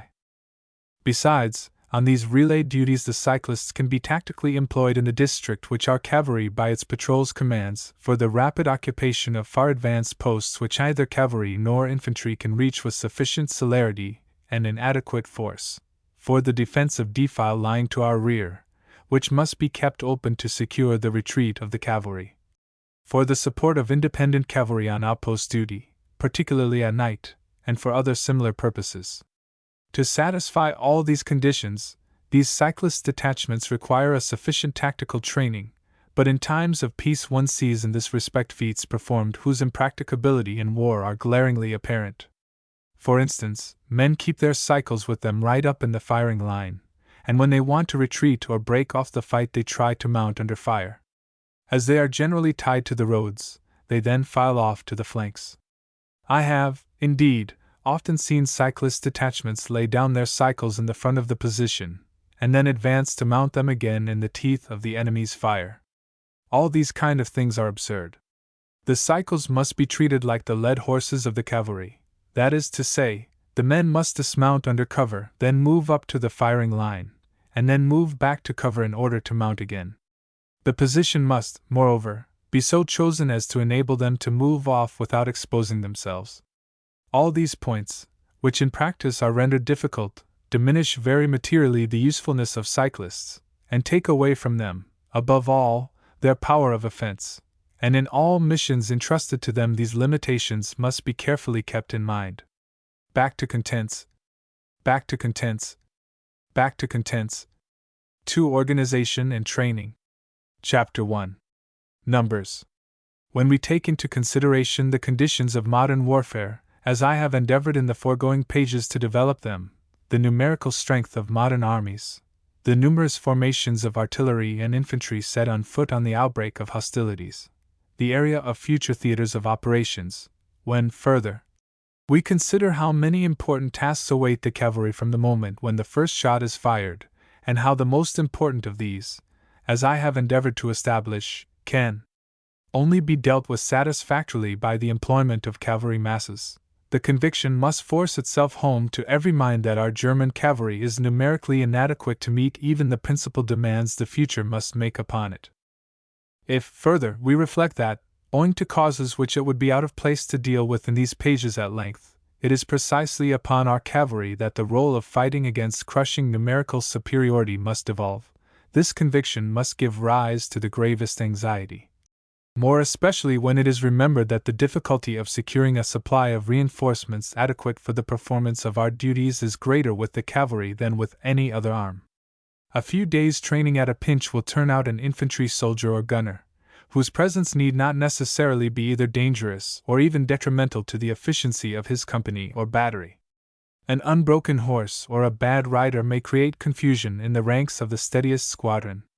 The danger is still further aggravated by the fact that a rapid reduction in their available numbers is certain to take place, owing to the increased demands which the future must make upon the endurance of our horsemen, and presumably also the heavier losses they will be called upon to suffer in action, both of which must be intensified in proportion as their numerical inadequacy for the tasks incurring on them increases. Germany is certainly comparatively well supplied with horses, but owing to the demands of the aforesaid new formations, which must be set on foot immediately on the declaration of hostilities, upon the complement of animals fit for war purposes within our own frontiers, the country will be practically denuded, and only those horses still too young or those too old for the field will be left behind. Even among those classified as fit for war, but few are fit for cavalry purposes.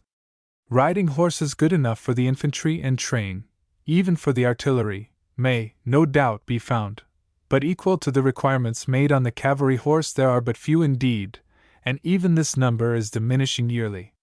As regards the supply from foreign sources, this must depend on the political situation, i.e., on conditions which lie beyond our control. Even when these conditions are favorable, horses cannot be usefully drafted into the ranks without prolonged training and breaking to fit them for their new duties. Hence the conclusion is inevitable that the numerical strength of our cavalry, already, as I have shown, so inadequate, must fall off very rapidly at the commencement of a campaign, because its rapid reinforcement with satisfactory material is, under the circumstances, quite out of the question. From this conclusion there is no escape, and in view of the increased importance I have above assigned to the due performance of all cavalry duties, its recognition carries with it, as its corollary, the absolute need for the numerical augmentation of this branch of the service. The enormous mechanism of our modern armies can only work normally and successfully when its constituent power factors, i.e., the three arms, have been apportioned with due regard to the work to be accomplished.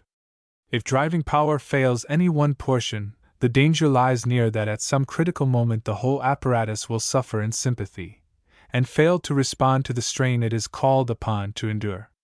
The question of this increase in the cavalry has, indeed, often before been raised, but never with the weight of concentrated conviction the situation, in my opinion, deserves.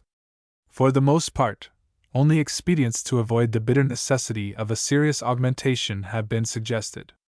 Thus it has been proposed to form new regiments of 4 squadrons each by taking away from the existing ones their 5th squadron, and the suggestion has been supported by an appeal to the fact that in wartime only 4 squadrons per regiment take the field. No expert, however, can fail to agree with Lieutenant General von Paletnarban, who maintains in his cavalry regiments of 4 squadrons, Kreuz Zeitung, January 17, 1899, that such a measure would entail the ruin of our cavalry, and would destroy with one blow all that the reorganizations of 1859 and 1860 have done for the war efficiency of our regiments by entailing a depreciation of the value of the squadrons at the very moment when called on to move out and face the enemy. Thus he writes, 405 squadrons are in peace retained on the lower establishment of 133, or the middle one of 137. Their numbers are 170 of the former, 235 of the latter, and the war strength averages 150 per squadron. To attain this figure, those on the lower establishment need 17 horses, those on the middle 13. With no 5th squadron to draw upon for horses, as at present, these vacancies would have to be filled by augmentation horses, i.e., animals straight from the country, thoroughly raw and unaccustomed to work under the rider, often also of inferior quality. But these 13 to 17 horses per squadron by no means exhaust the situation.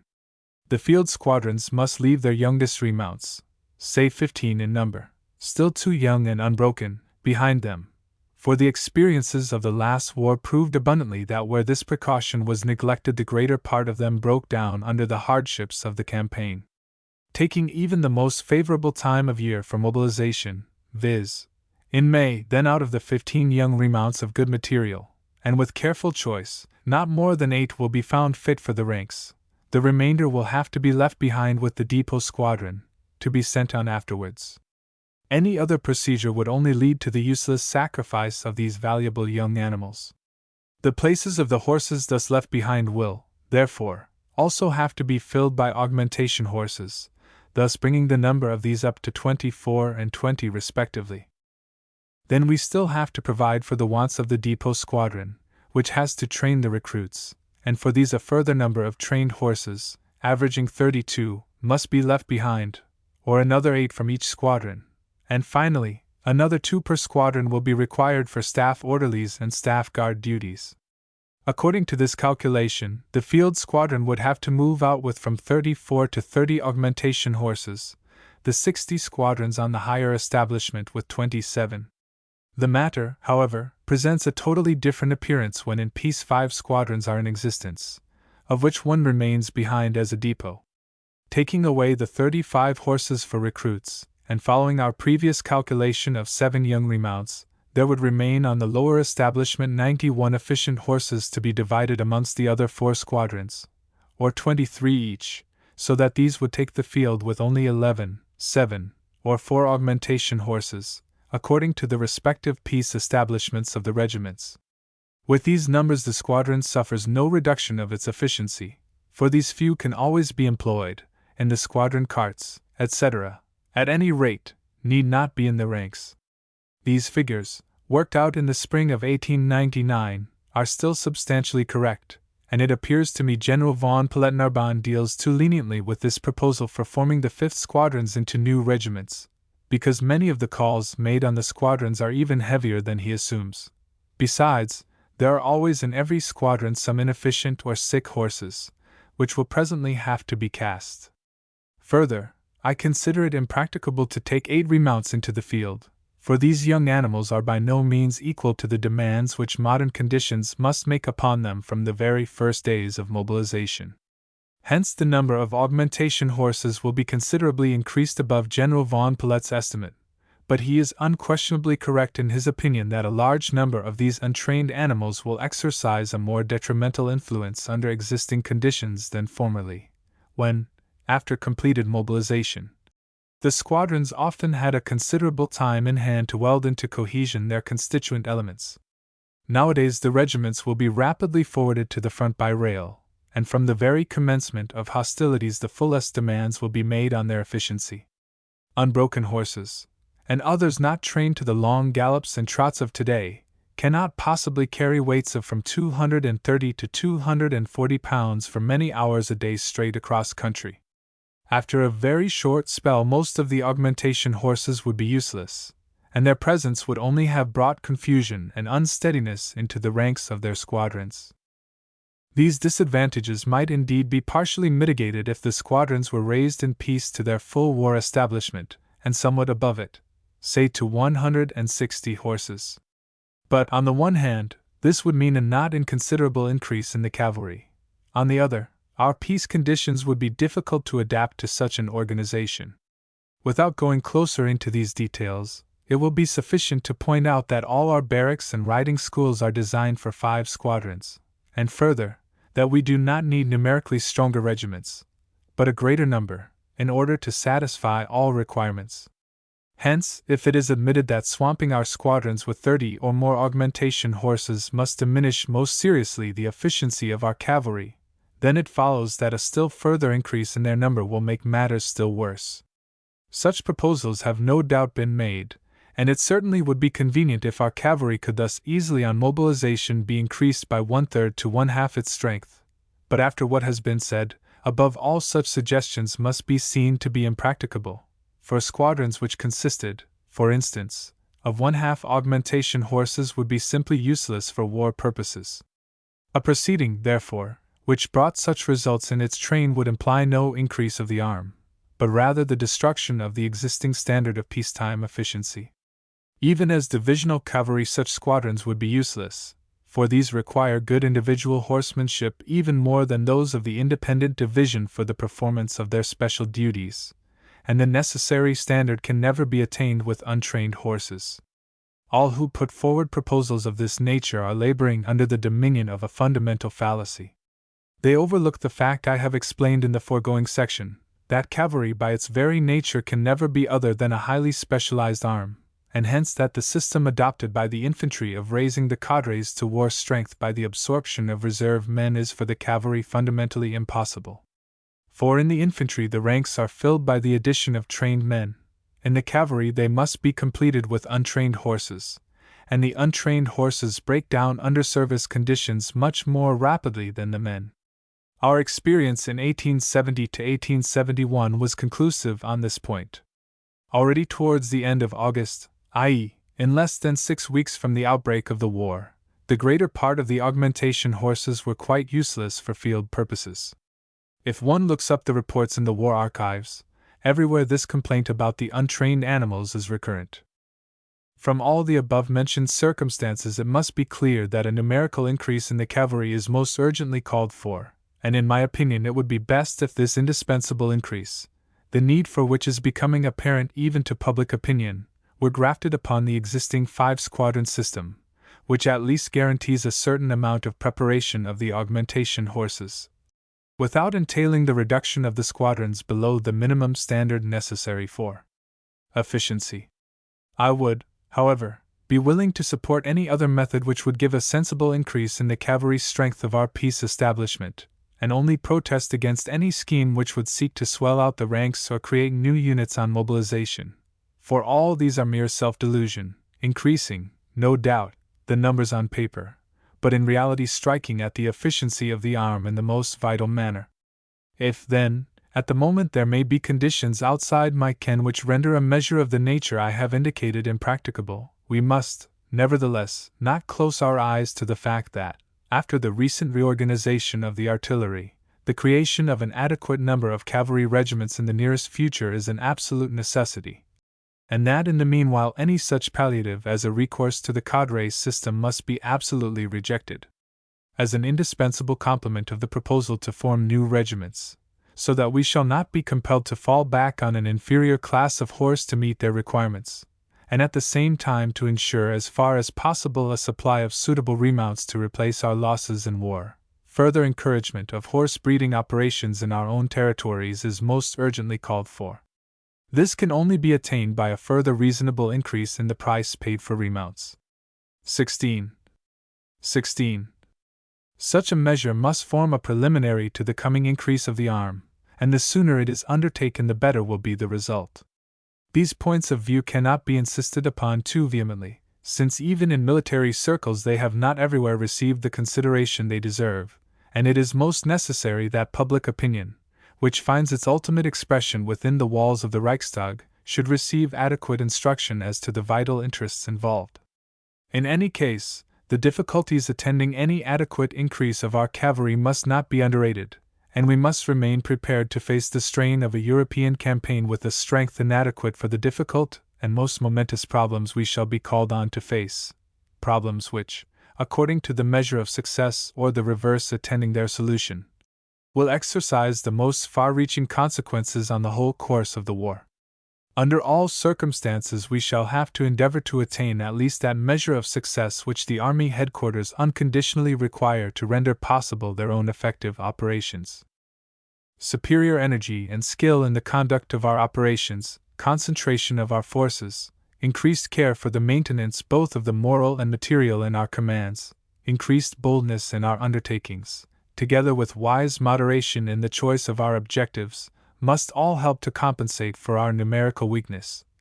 And while consciously leaving on one side everything not directly conducive to our immediate purpose, we must seek to appear at the psychological moment, and from the decisive direction, with forces in hand, and by the energetic use of the relative and local superiority such concentration confers, to gain and keep an advantage to the end of the campaign. The higher, however, the demands which, with this purpose in view, we are compelled to make on the moral, physical, and material strength of the troops, the more we are justified in demanding that, at least as regards organization and training, they shall be equal to all demands modern conditions may impose upon them. If in these points we have no sufficient security guaranteeing the highest possible performances, it would be impossible to count even on the most necessary results in time of war. The question, then, arises whether from these points of view our German cavalry is equal to the maximum strain it may be called on to endure. As concerns our organization, there is a widespread demand that those commands which form the basis of our war organization, i.e., the cavalry divisions, should exist already in peace as concrete units, and in support of this it is urged that men and leaders must know each other mutually if the full effect of their combined power is to be realized in war. It is also held that if once these divisions were definitely formed, then as a consequence of their existence they would more frequently be brought together for maneuvers on a large scale, to the benefit of the tactical training of all concerned. It appears to me that the real center of gravity in this question of organization lies less in this permanent constitution of the division in peace than people generally imagine. The requirement that leaders and men should know one another I cannot accept as an indispensable condition of wartime efficiency. However desirable it may appear that such a relation should exist, it is one which has never been, and never can be, guaranteed in war. The practicable ideal rather consists in this, that the principles in accordance with which the commands are handled should be so thoroughly flesh and blood of both leaders and led, that under all circumstances a sufficient result is secure. To reach this ideal is the true purpose of our training. In the permanent existence of divisions it seems to me there is great danger that such a guarantee for their successful employment would be sacrificed. We have seen that the demands likely to be made on the cavalry require widely different arrangement of the disposable forces, that this requirement increases in importance as the arm falls numerically beneath the needs of the situation, and that only a most adaptable organization can deal adequately with the emergencies this numerical insufficiency may entail. Hence it is to be feared that a permanent constitution in divisions might lose this requisite adaptability, and however highly we may appreciate the advantages of a firmly welded war organization, one should never allow the form to interfere with the practical application of the means, i.e., never allow the troops to become so rigid as to hamper their employment in the field. But this is just what would happen if the divisions were maintained on a permanent war footing. Every application of cavalry masses requires a certain measure of drill control, because it depends always on the movement of closed bodies of troops, and if the cavalry divisions are constantly drilled together under the same leader in peace, there is at least a very great risk that this certain degree of drill control, which we recognize as indispensable, will degenerate into hard and fast prescription, since the leader has always the same number of units at his disposal, and will thus by Degrees habituate himself to consider these as invariable quantities in the solution of every tactical problem. Our experiences with the regulations for 1876 show that this danger is by no means imaginary, for by the constant practice of the so-called three-line tactics we had already progressed far on the downward path which leads to tactical destruction. If the form would not fit the conditions, so much the worse for the conditions.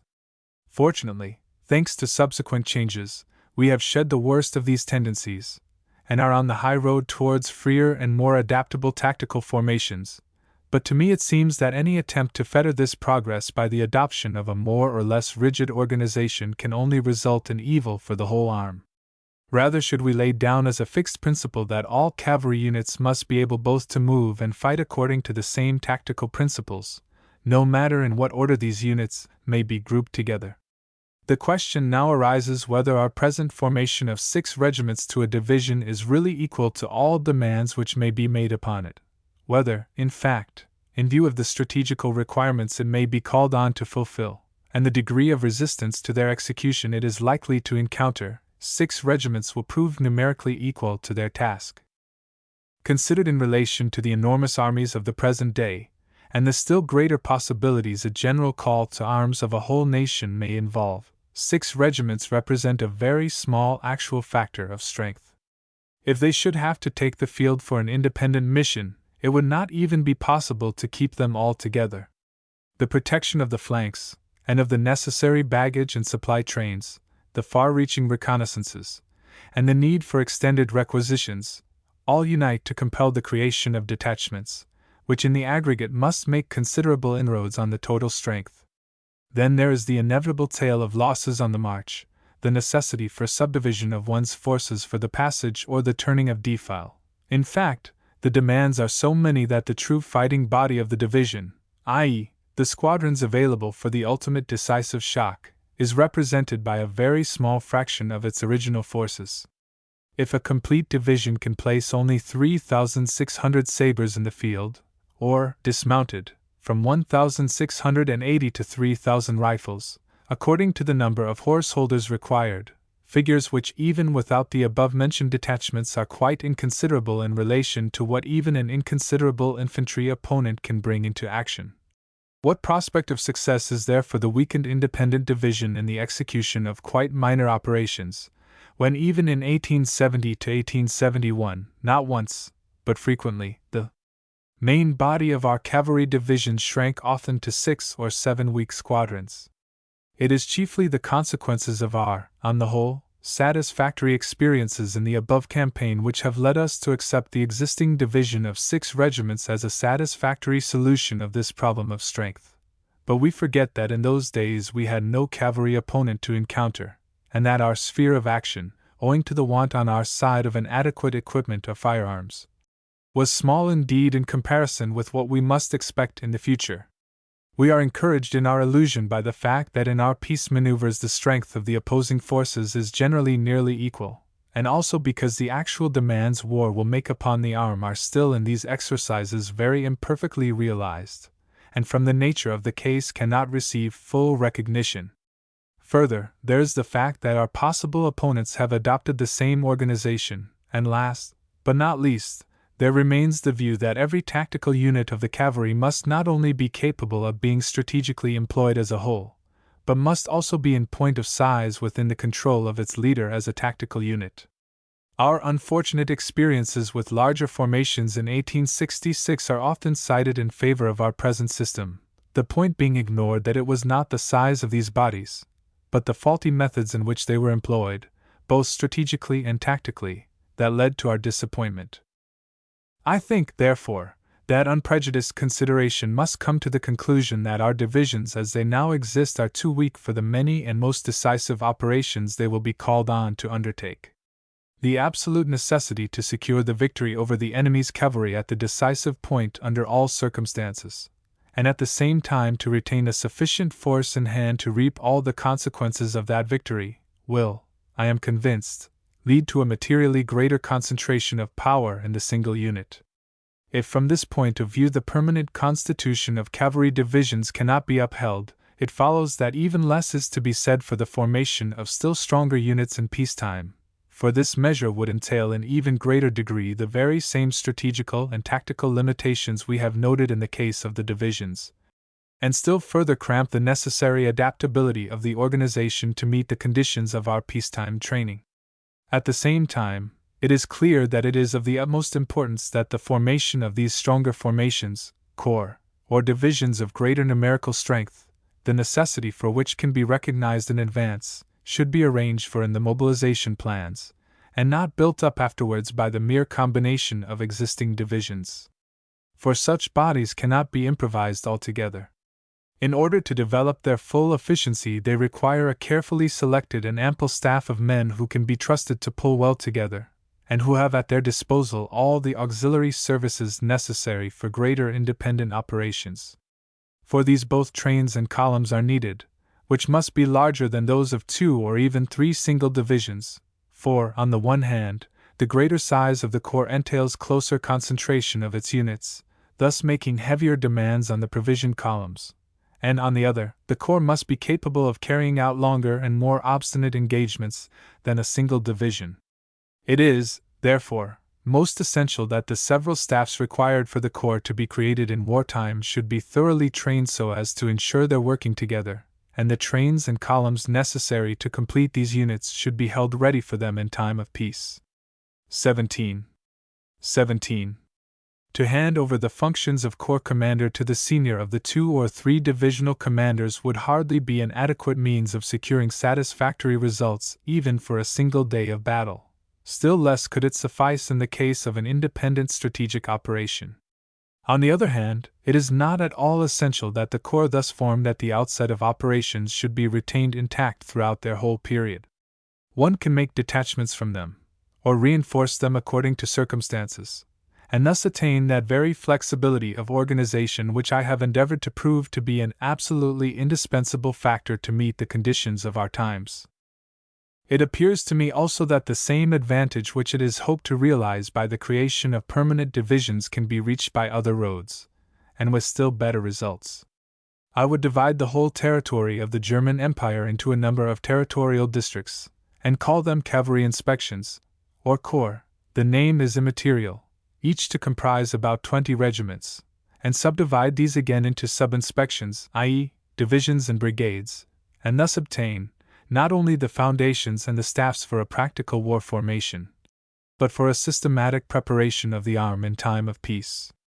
The inspections would detail annually the necessary squadrons on a war strength for maneuvers of the 3 arms, according to a changing roster, and hold special cavalry maneuvers in a manner I propose to develop hereafter. We should thus, from the point of view of organization, gain the advantage of having the cadres for both corps and divisions ready in time of peace, without being bound once for all to a hard and fast strength for the division. It may be objected that it would be illogical to separate the cavalry from the army corps and divisional commands at the very moment that we have assigned the whole of the artillery to the infantry divisions, but for the latter arm the conditions are quite different. It always fights in combination with the other arms. By itself it cannot fight at all. The cavalry, on the other hand, as regards its principal masses, is quite independent, and only occasionally in moments of crisis intervenes in the action of the other arms, even then still as an independent unit. The connection with the remainder of the army would be sufficiently secured by its participation in the annual maneuvers of the 3 arms, and, as at present, cavalry brigade commanders would still have to be employed in the arrangement of the brigade maneuvers. The participation of the cavalry regiments in the garrison field service exercises would remain matter of arrangement between the respective commands, but definite rules would have to be drawn up to secure their effective cooperation.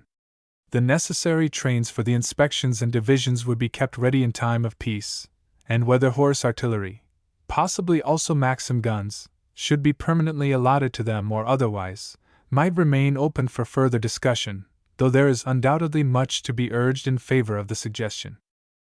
In this manner I believe an organization could be created which would meet all reasonable requirements. Certain new staffs, fully equipped with both general staff officers and those necessary for the contemplated trains, etc., would be of course necessary, for in case of war such creations cannot be improvised to work together without most detrimental friction for any units, and least of all for those which from the first moment of hostilities will be called on for decisive action, and thus have less time and opportunity to shake down into their new duties. A practical peace organization, such as in fact we do not at present possess, is a necessity of the first importance. But mobility in the arm itself remains the prime condition of efficiency in its strategical activity, which, as we have seen above, must henceforward be considered the most important sphere of its duties. To secure this mobility is, therefore, our unconditional duty, and it is in this direction in particular that, in my opinion, our cavalry is as yet hardly sufficiently prepared for the tasks that await it. Strategical mobility certainly depends in the first place on the excellence of the horse supply and the suitable training both of man and horse, but the tactical independence of the troops themselves, and the means of maintaining them in condition, i.e., conditions of supply, are at least of equal importance.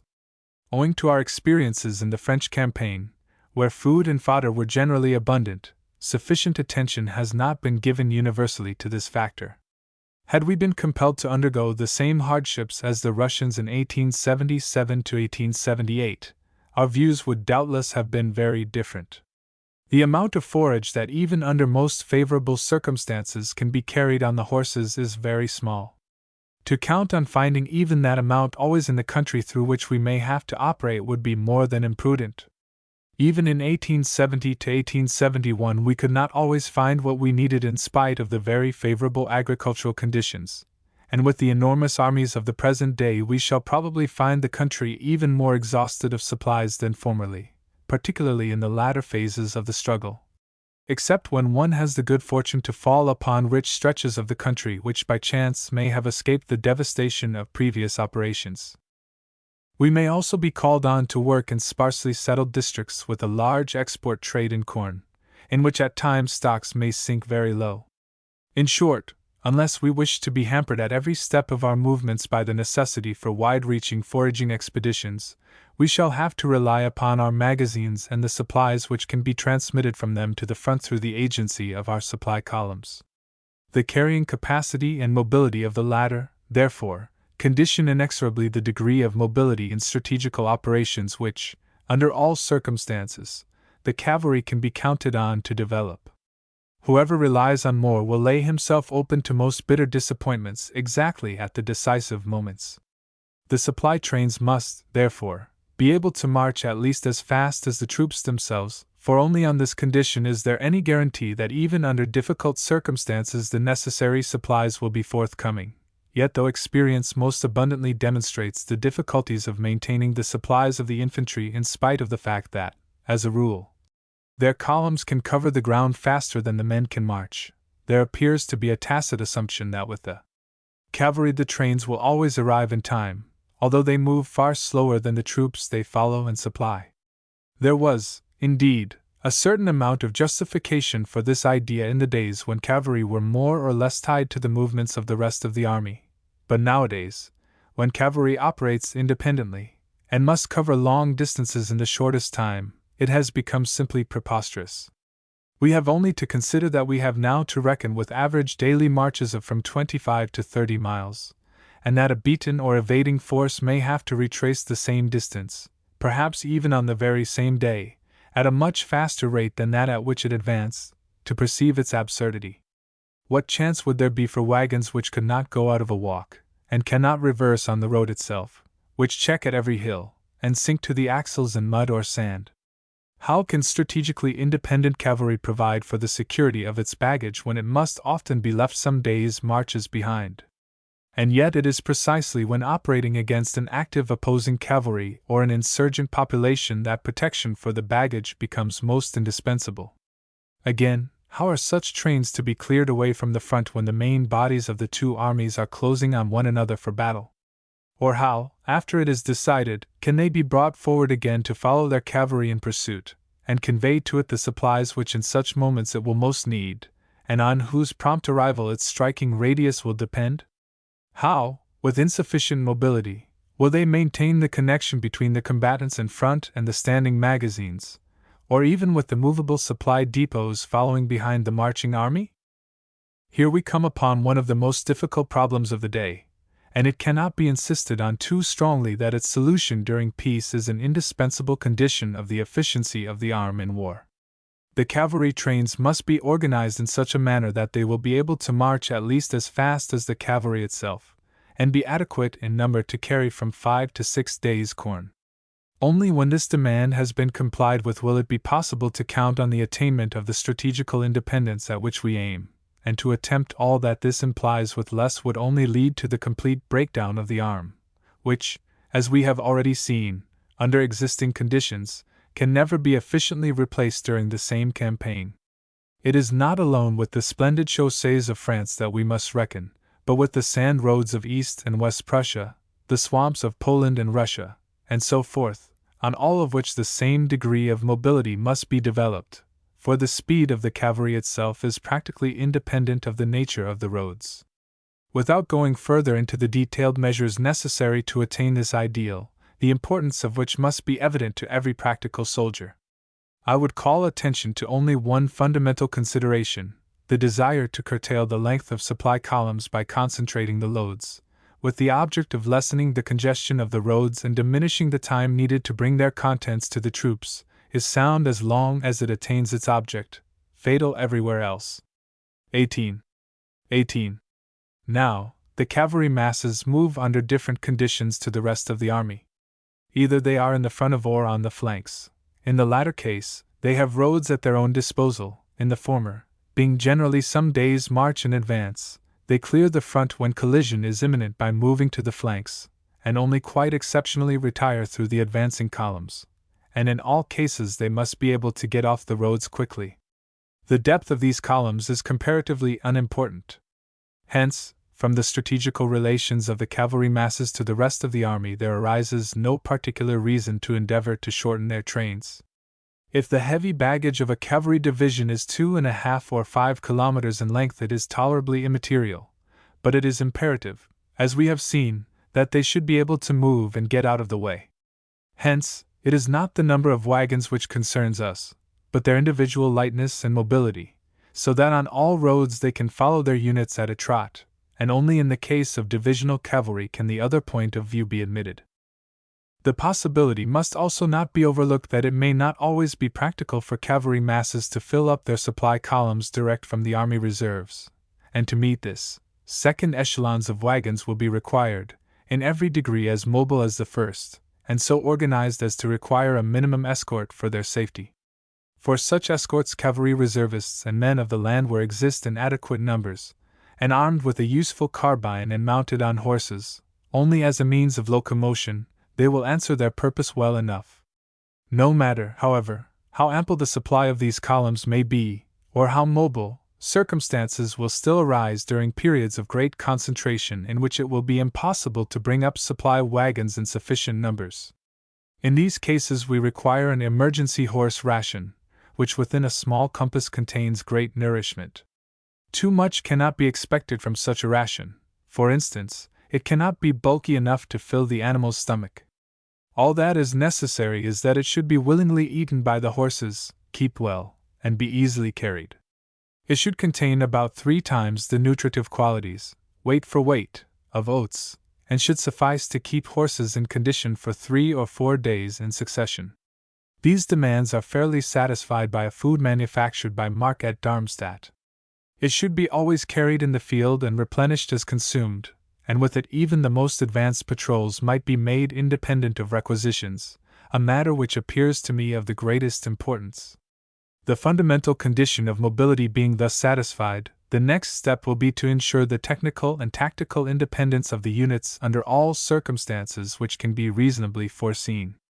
In this direction much has been done, and materials for the destruction of railways, folding pontoons, and a field telegraph now form part of our equipment. The opportunities for the use of the latter in the course of rapid movements, i.e., just in the most important sphere of our activities, seem to me highly problematical, as I have already pointed out, and the wagons which transport the bridging equipment are too heavy to be always at hand when most needed.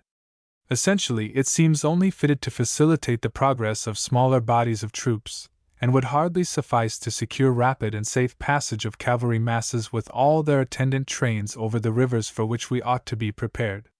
For such purposes they would only suffice if all the boats of a whole division were united into one bridging train. Nevertheless, the collapsible boats are a most useful concession, and they would be still more so if the load was more suitably subdivided. As it is, the weight of the whole wagon ties us too much to the made roads. For the divisional cavalry, which always moves in close connection with the infantry, and in need can always fall back upon the divisional bridge train, it has no particular value, and it would therefore be better if, in wartime, all the collapsible boat equipment were handed over to the independent cavalry divisions, and their bridging equipment thus augmented. More important, however, than this collapsible boat question is the matter of the pioneer detachments to be assigned to the cavalry divisions which require further equipment.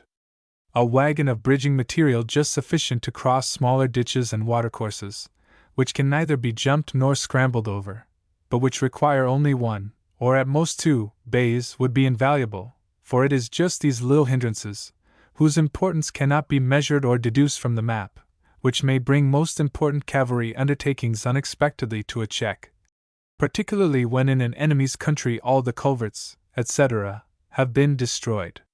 In the days of Frederick the Great, such bridging equipment was often assigned to the cavalry marching at the head of the columns, in order to help them over similar obstacles. Given, however, that all has been done to attain the degree of collective mobility we require, a point of equal importance is that the troops should be adequately provided with all they require for their tactical action. In this respect, it cannot be too much insisted upon that carbine ammunition should be placed in the very first line. Our present allowance is altogether insufficient. The importance of dismounted action, as we have already seen, has enormously increased. Almost daily, under certain conditions, we shall have to have recourse to our firearms, and often be obliged to expend very considerable quantities of ammunition to attain the object we fight for. The replenishment of this consumption is far more difficult in our case than with the infantry, particularly in operations partaking of the nature of raids, in which our communications are likely to be interrupted.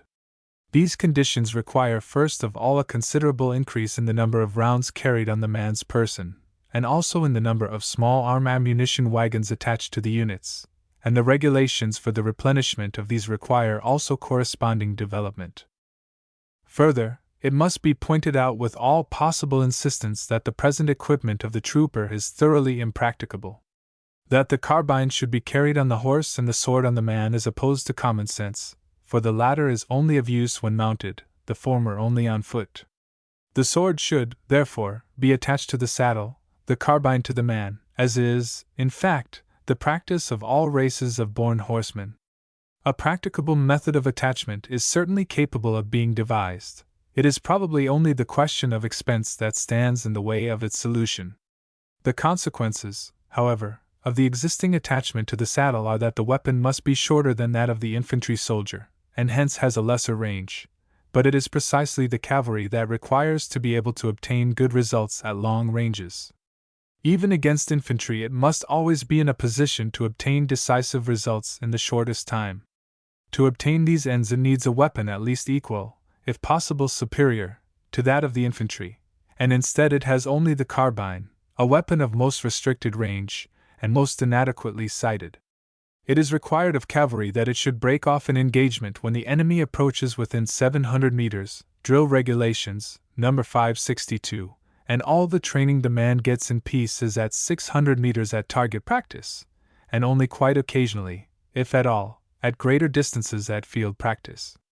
I consider it most important that the cavalry should be supplied with a weapon which admits of accurate practice at long ranges, and for which the greatest number of rounds can be carried. This would entail, on the one hand, an increase in the length of the weapon carried, on the other, a reduction in caliber, which should be made as small as possible. We might thus safely go down to a 6 mm bore, and increase the ammunition accordingly. The desire to retain the same cartridge as the infantry, to facilitate mutual assistance in ammunition supply on occasions, seems to me of quite secondary importance. As long as the cavalry were still tied to the infantry on the line of march, this consideration had indeed some weight, But now that it moves far in front of, or on the flanks of, the infantry columns, and has its own arrangements for ammunition supply, the case is quite different. The point nowadays is to make sure of that degree of effect which is unconditionally necessary to our purpose, and for this we require a weapon specially adapted to our particular need. Our method of carrying our cartridges in the pouch attached to the crossbelt is also impracticable. The bandoliers of the Boers would be undoubtedly preferable, and could at the same time be made use of to secure the carbine on the back. It is also a matter for serious consideration whether cycled detachments should not be attached to the cavalry. 19. And I think I am not going too far in estimating 15 to 20 cyclists per regiment as a suitable number to perform the many duties which may fall to their lot. On the advantages they confer I have already dwelt, Book I, Chapter 8, and further, I would advocate the addition of portable or wheelable Maxims to the cavalry to add to their fire power. The latest patterns of this weapon are capable of easy transportation, and can come into action very rapidly. Naturally, such heavy batteries as we now possess should be avoided. As regards this latter weapon, one should not think of it primarily as destined to take part in the real cavalry duel. One should do nothing in this direction to rob the horsemen of their confidence in themselves by teaching them to lean on the firearm for support. Even the effect of the artillery in this respect is not always and everywhere advantageous. One is too much inclined to make the action of the cavalry depend on the effect of the guns, and thus to sacrifice the initiative when opposed to an enemy's horse. Nor would there be many opportunities in practice for the Maxims to render support to the charge. In the introductory phases of an engagement, i.e., when the enemy is still at a considerable distance, they promise little results, and in the moments when the masses are sent forward to the attack, they would get in the way and hinder their freedom of movement. On the other hand, they would be of great use in cases where it is necessary to overcome or parry an infantry opponent, and in the battle, or in pursuit, when the cavalry succeed in getting in on the flanks or rear of the enemy's chief masses, they might prove invaluable. Here, where reserves, columns, and trains all form suitable targets, they would not only add materially to the striking power of the cavalry, but increase its radius of action very materially. 19. By their side, the artillery will always maintain its high importance for the fight against localities, woods, and defile, and with this arm the German cavalry is, in my opinion, sufficiently supplied. Only, and this is of the greatest importance, more adequate steps to ensure ammunition supply are essential in the case of the independent cavalry masses. Here, too, we shall have to reckon with far higher consumption than in 1870 to 1871, and the greater distances will make it impossible to replenish from the general reserves of the army. The cavalry, therefore, requires sufficient ammunition columns of its very own. The nature of cavalry operations indicate yet another requirement, namely, batteries so organized that to every brigade of 2 regiments 1 battery of 4 pieces should be assigned. Many will be the occasions in our strategical operations on which guns will be required, and in most of these it is more a question of having some artillery at hand rather than of the development of superior fire power, i.e., a few shells into a village at the right time may be all that is needed for our purpose. Further, in operating on several roads it can seldom be foretold with exactness on which road the need may first arise. Under these conditions it is of the greatest importance to be able, if necessary, to assign a battery to each brigade, and at the same time not to allow the half of the whole available artillery to escape from control. 20. Further, these small batteries are both handier and more mobile in themselves. They are, therefore, better suited to cavalry requirements, and at the same time the power of concentration when such is required is fully retained. The advantage of this proposed division seems, therefore, to me sufficiently clear to need no further recommendation. 21.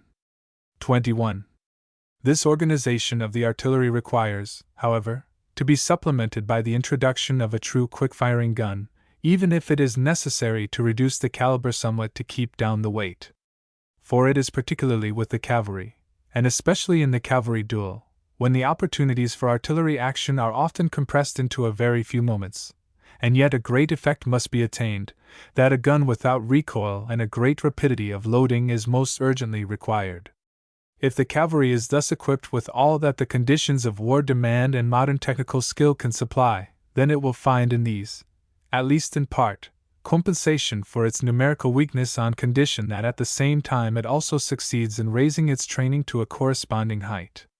It cannot be denied that in this direction all ranks have worked with most devoted and admirable industry, and that new points of view, new methods, and new aims towards which to strive have been opened up. But, on the whole, this question of the training of our cavalry is still based upon the ideas of a period which lies behind us. There has been no conscious breach with the past, even in those very fields wherein the developments and demands of modern times have brought about a complete disturbance of all military relations. That a method of training which does not take into account the phenomena of modern warfare, and follow them even to their furthermost consequences, can never give satisfactory results, needs no demonstration. But a method free from these objections we have to find. In its training our cavalry must excel all others if it would maintain its position on the field of battle, and it can do so, for it possesses by far the best material both in men and horses of any country in the continent of Europe. There are only two essentials which we must bear in mind. First, we must be absolutely clear as to those points in which our system is behind the requirements of the time, and what objectives we must now pursue. Secondly, being satisfied as to the above, that we should take the straightest way which leads towards them, not hesitating to break with tradition wherever it hinders our advance. If we now consider in the spirit of this first requirement the separate branches of cavalry work which our training must embrace, the very first point which attracts attention is the vastly increased demands on the endurance of our horseflesh that will now be made, far exceeding what was required in our last wars. Increase of endurance is thus an unconditional necessity. Further, it is perfectly clear that in the combat of cavalry against cavalry, the decision will depend on the action of the great tactical units, and that with regard to dismounted fighting, a complete revolution in the conditions has occurred. In future this will tend ever more to come to the front, and both points of view must be kept in mind in our training. Finally, it is evident that the center of gravity of these two factors is no longer in the same position. As long as decisive results in the combat itself were expected from the cavalry, it was quite right and expedient to train them to meet this special requirement. But now, when it is clear that the combat is only a means to an end, that end being the possibility opened up by successful fighting to reconnoiter, screen, or break the enemy's communications, this change in the conditions must be taken into account in the process of our education. Of course, this is not to be understood in the sense that we can afford to neglect the training for the actual combat. The defeat of the enemy's cavalry remains now, as always, the necessary condition of all subsequent activity. But the arm must be taught to understand that victory in combat is only the first link in the chain of operations, and to extend its outlook beyond the point of actual collision, and to appreciate the tasks which are the consequence of success. To this end we must undergo a preparation of a quite different character, for nowadays, freed from the chains which formerly bound us to conform to the action of the other arms, we appear within the framework of the great armies indeed, but operating in independent masses, and this change in conditions extends its influence even to the smallest reconnoitering patrol. In this new field our training must seek to follow the demands of war. It must accustom the troops to the greatness of their mission both with regard to time and space, attain higher results with the individual, raise the education of its officers above the sphere of the technicalities special to the arm, and give them a wider horizon of general military conditions. In what way we can reach these new ideals, in the best and most practical manner, I propose to investigate in the following chapters, and need only point out here that it is not my object to discuss every detail of military education, but rather to bring out the essentials, and lay stress on those questions which, in my opinion, compel us to strike out new ways to find our objective. Back to contents. Back to contents. Back to contents. Chapter 2. Riding, Feeding, and Training. When we discuss the training of the cavalry, the first point which naturally occurs to us is the question of horsemanship, i.e., the breaking in of the horses and the teaching of equitation to the men. Horsemanship is so absolutely the bedrock of all cavalry performances, that the advantages of improved methods of breaking and of equitation must bear fruit in every branch of their activity. Above all, they exercise the most enduring influence both on the conservation and endurance of the horses themselves.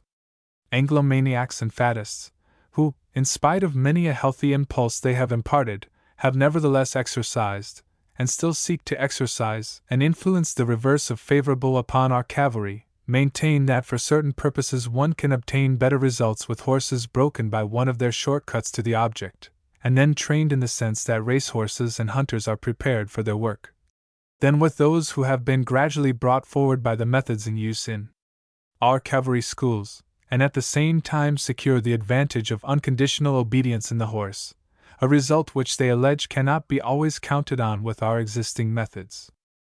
On the other hand, the fact remains that our recruits, in the short time available for their education, can only be well and quickly taught on well-trained pliable horses. That such horses, with sufficient exercise, go better and more safely across country than those brought forward by more hasty methods, is sufficiently proved by the fact that all our steeplechase riders in the army take the greatest pains to prepare their horses thoroughly, by school methods understood, because experience shows that this preparation alone gives them a chance against the more highly priced animals with which they are called on to compete. Only this thorough training guarantees good individual riding, and ensures the pliability which alone makes it possible to correct disobedience rapidly should it arise. And further, there can be no question that this prolonged preparation improves the endurance of the horse. On that point at least experience leaves no room for doubt. The thoroughly broken horse, which moves in easy balance, with all its muscle thoroughly well and equally developed, not only saves its forelegs and joints, and supports the spinal arch better, but trots easier, and hence for longer periods with less fatigue, than the unpliable animal, who stiffens itself against the rider's load, and thus expends its power uselessly. And the rider himself is far less shaken about under the former, a point by no means to be neglected. The recognition of these facts has at length led us to break with the Anglomania of former years, and the tendency towards improved preparation has become more evident, whilst the centrifugal strivings of individuals no longer find acceptance. On the other hand, it seems to me beyond a doubt that the objects which we wish to obtain from our military school of horsemanship could in many respects be reached more directly and better than is at present the case. In conformity with the whole essence of modern war, the individual training of both man and horse must form the foundation of our whole education, that is to say, steadiness in the movement of closed bodies must be the consequence of individual horsemanship.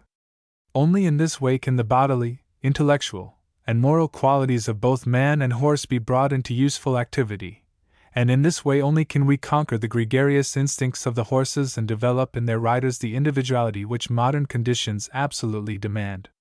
More stress requires to be laid on riding with one hand only and with arms, i.e., drawn swords, for the bit, with or without a feeling on the bridune, is in war the only practical method of direction, and the use of his weapons when mounted must have become second nature to the man if they are not to be a constant impediment to him in the control of his horse. Finally, independent riding across country must be encouraged by every conceivable means. To attain all this will only be possible if we succeed in overcoming the preliminary steps of the man's education, i.e., the elementary training of man and horse, more rapidly than has hitherto been the case, and thus gain time for the true practical preparation for the field. If from this standpoint we look at our present system, it will soon be clear where to apply the lever.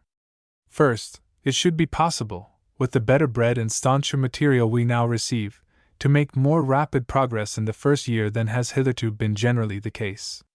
By the increased demands and the greater freedom in the choice of means allowed us by the new regulations as compared with the conditions formerly prevalent, considerable changes have been made. The point now is, in what manner to derive the fullest advantage from this greater freedom for the practical curtailment of the periods previously allotted for each stage in the training.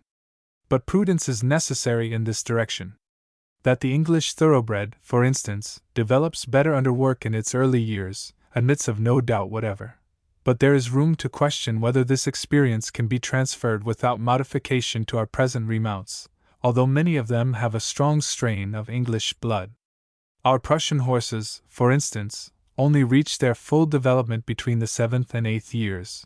It would, therefore, be a mistake to attempt to force them up to the full demands made on a cavalry horse before that age. This slowness of growth must always be considered, and the animals be saved as much as possible. But there is still room to unite with this necessary concession increased demands on the degree of training. Without any detriment to their efficiency, the young remounts can be taken in hand immediately on joining their regiments, instead of waiting till the conclusion of the maneuvers, as is still a common practice.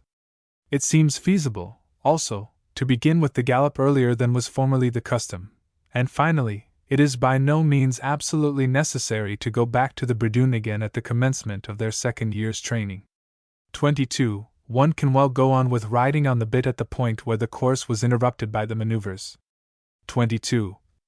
All these measures together produce quite a remarkable saving of time, and there cannot well be any doubt that in this way, as far as concerns the riding education of the horse alone, i.e., without arms, the same standard of progress can be reached by Christmas of the second year as was formerly often only reached at the end of the second winter. If from this foundation we go on to specific training of the charger, still working, of course, concurrently at the gymnastic side of his training also, to accustoming him to the curb, then by the end of February the remount ought easily to be ready to be placed in the ranks. Side by side with this increase of rapidity in his training, we both can and must make the individual training the foundation of his whole education, so that from the very first the horse learns to go alone and with safety in all kinds of ground. The very first lessons to accustom him to both saddle and rider are better given on the lunging rein than when led by an older horse, for nothing teaches the bad habit of sticking more than this last practice. And since now the first months of training fall in the summer, we can avail ourselves of the fine weather to send out the young horses in charge of trustworthy riders, some of whom must be left behind even during the maneuvers, to go singly or in small groups under suitable supervision, which can easily be arranged, out into the country, if possible into woods and fairly difficult ground, to habituate them to minor obstacles and the objects one meets with, instead of, as formerly, keeping them in the school or manège, and making them into stickers first, only to have the trouble of breaking them of the habit, often after many a hard tussle, afterwards. All through their subsequent training they must constantly be sent out singly into the country, and even in the school itself they should be exercised as little as possible in squads one behind the other. It goes without saying that only the best horsemen should be trusted with the young horses, for bad habits developed at the beginning of their instruction are of all the most difficult to correct hereafter, and may ruin the result of all one's trouble. That in this way we can meet the requirements of the service much more rapidly than by existing methods cannot be open to question and may be taken as practically settled, and similar considerations apply to the recruits. The system laid down in the regulations does not go directly enough to the purpose, a consequence, no doubt, of the fact that we have now better horses on which to instruct them than at the time these instructions were evolved. If one begins as soon as possible with the gallop and individual riding, if necessary on the lunge, and allows the recruit as soon as he has acquired anything approaching a firm seat to practice the aids for the leg and the side paces, passage and shoulder in, one will attain quite different results than from riding only on straight lines and practicing closing in the ranks. The practice in the use of the legs makes the men more independent and individual, compels them to trust to their seat, and not to hang on by the reins. The individual riding makes the man drive his horse forward by the pressure of his legs, which he is not compelled to do in the squad, where the horses follow one another almost automatically. The horses, too, are saved from becoming dull and heavy, as they are only too apt to do under the recruits of the old system. By Christmas the recruits can thus be brought forward as far and farther than they now are by the time of the inspection on the Bridoon, and can then go on to riding on the curb, so that by February they should be able to ride the side paces, gallop and change, and all other school paces, without arms, and generally be so firm in the saddle that they may be advanced to drilling with arms, and can begin their real instruction as troopers. Of course, it is not to be expected that these school paces should be ridden as yet in perfect form, but the men must understand what these lessons are intended for, and the effort to get the correct bend should be recognizable. And we may add that to teach them to rely on their seat and not on their hands suitable exercises with the lance may be introduced even at an earlier period. As regards the remainder of the squadron, the so-called dresser, 23, detachment, it is hardly necessary to point out that one can ask of it at least all that can be attained by the remounts and the recruits. That is to say, that by the beginning of February the men and horses should reach the highest point of their purely riding training. Of course, to achieve this they must not be put back every autumn to the very ABC of their work, riding on the Bridoon. They must go on with the curb, to which by this time they are accustomed, and in the place of the Bridoon work, individual riding must be encouraged as much as possible. 23. Only those squads will require somewhat different treatment in which the best men of the second year are being trained on the best horses for the riding of the remounts in the following year. These men will certainly require more Bridoon work in the autumn, but even these should be sufficiently forward by Christmas time to pass on to the bit, so that, in spite of the very high degree of perfection required from their horses, they can be dismissed the school by the middle of February. From the increased demands made on the individual training of man and horse, it follows as a necessary consequence that a different kind of inspection in equitation will be required to that hitherto in vogue. The presentation of closed detachments must be restricted as much as possible, and all previous rehearsals of a special inspection program absolutely prohibited. Horse and rider, since they have been trained individually, must be inspected and judged on their individual merits, not otherwise. In this manner not only is it easier to appreciate difficulties, but good work also has a fairer chance of securing recognition. It needs an expert to bring together the sum of all the performances, and express a fair judgment on the total result.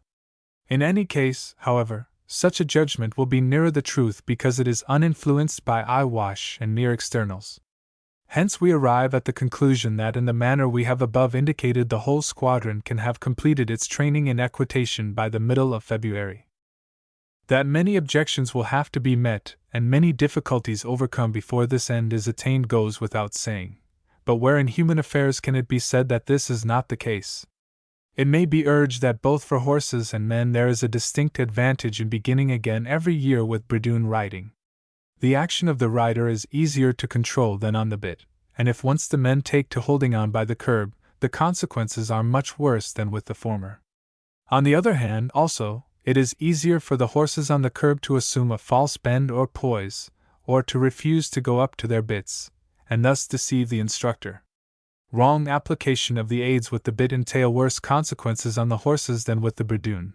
Hence, almost exclusive work on the bit requires better teachers and lighter hands, and if one has few of these at one's disposal, undoubtedly a disadvantage will accrue.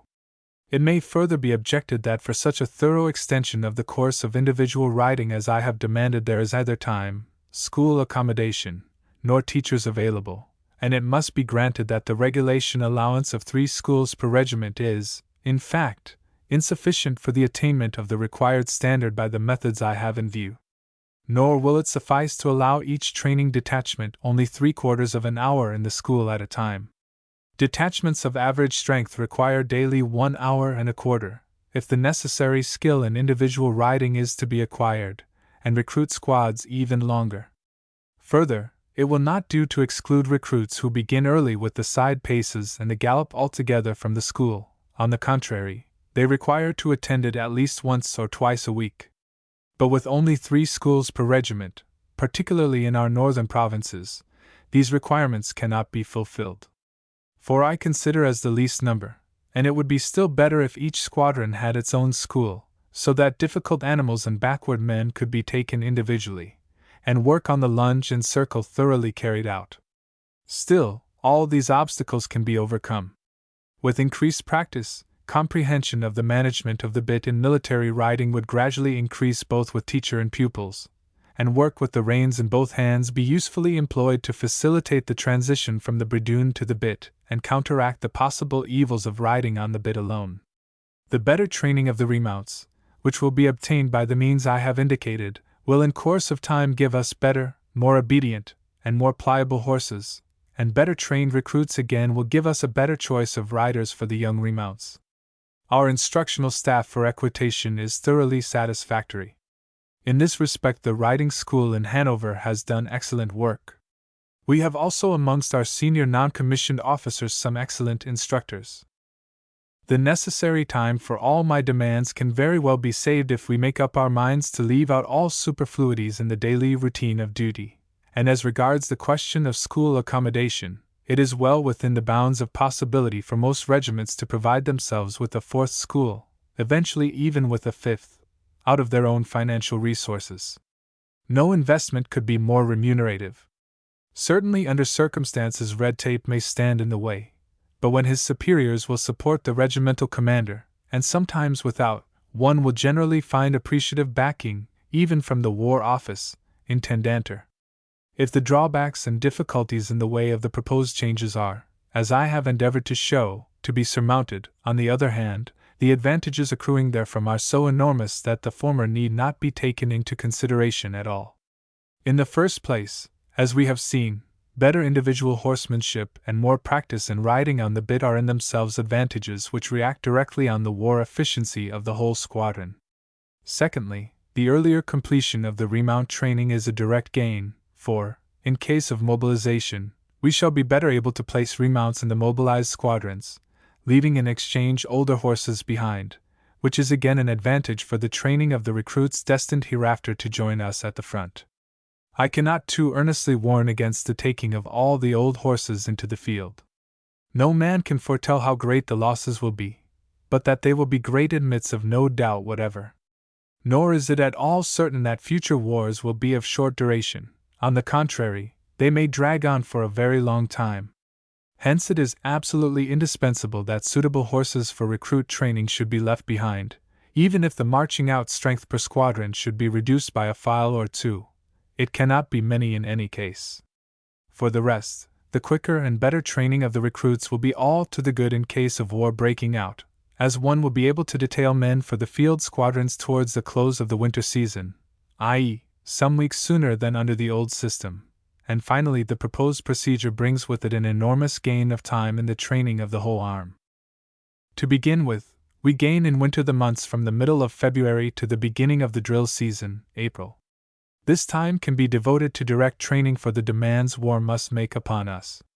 We can practice again, and confirm the men in the fundamental principle of dressing in motion, the exact squareness of the horses to the alignment and rallying, with which one had already commenced in the early months of winter, before being driven into the schools by frost and snow, and further, take advantage of fine days and similar circumstances to practice men in taking jumps, scrambling, etc.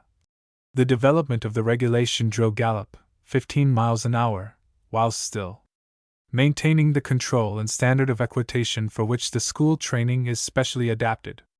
The winter exercises and field service duties, which, as long as they are allowed constantly to interrupt the formal lessons in equitation, do more harm than good, can be postponed to this period, when the recruits will now be able to take part in them, a point of essential importance in case war breaks out. Above all, the time thus saved must be devoted to individual riding and single combat. Our regulations, sections 129 and 324, lay special stress on this latter point, and in most regiments it is constantly practiced. The results, however, are sometimes questionable, and many squadron commanders are of opinion that such training can be overdone. Nor is this view without foundation. If single combats are carried out in the regulation way on imperfectly broken horses, the horse is not only spoilt, but the rider also, and a clumsy rider will very soon make a good horse hard in the mouth and refractory.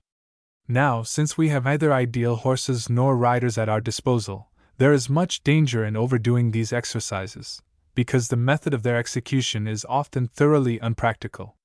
The combatants ride round one another in unnatural circles, one retreats, the other pursues, and both tear at their horses' mouths to turn them sharply about, all things which, except the latter, they never do in action. Nor should we overlook the really imminent danger which lies in teaching the men to run away before an opponent. Few of them are Horatios, and if, in fact, they once turn about, it is, to say the least, highly problematical whether, in a real fight, they will ever stop again. In the field matters are very different. If one has but one adversary, one tries to ride him down, and if unsuccessful, then after one turn about both get locked together, turning only on the forehand, and the man who turns a second time can only trust to the speed of his horse. He has given up the fight. Such duels are rare indeed. In most engagements, the man fights between crowds of his own comrades and the other side, in wild confusion, under clouds of dust. He must attack at one moment to the right, at the next to the left, and guard himself. The essential here is not so much the skillful use of the lance, as complete command over the horse, and the determination to kill, which must rise to the height of fanaticism. He who can twist and turn his horse by his weight alone, without dragging at its mouth, whose arm does not tire, and who can make sure of striking what he aims at, even at speed, and with the energy born of hatred, thinking only of destroying his enemy, never on retreating, he alone can hope to remain the conqueror. But such a one very soon learns all that is practical in the use of sword or lance. The exercises in single combats, therefore, must be based mainly on preparatory practice, intended to strengthen the arm, give command of the weapon, heighten the man's energy, and above all, aim at securing the most perfect harmony between man and horse by constant exercise in those forms of individual riding which are really needed in the fight, the rapid turning about of the horse, serpentining between, and cutting and thrusting at, different objects in varying directions, as far as possible without reins, and never according to a prescribed formula. The actual combats between squads should follow only when considerable excellence in these preliminary exercises has been attained, i.e., for recruits, about the end of the summer, before the maneuvers, and they should always be kept down to the lowest limits, and then only carried out in thoroughly practical form, i.e., between squads, and not larger detachments.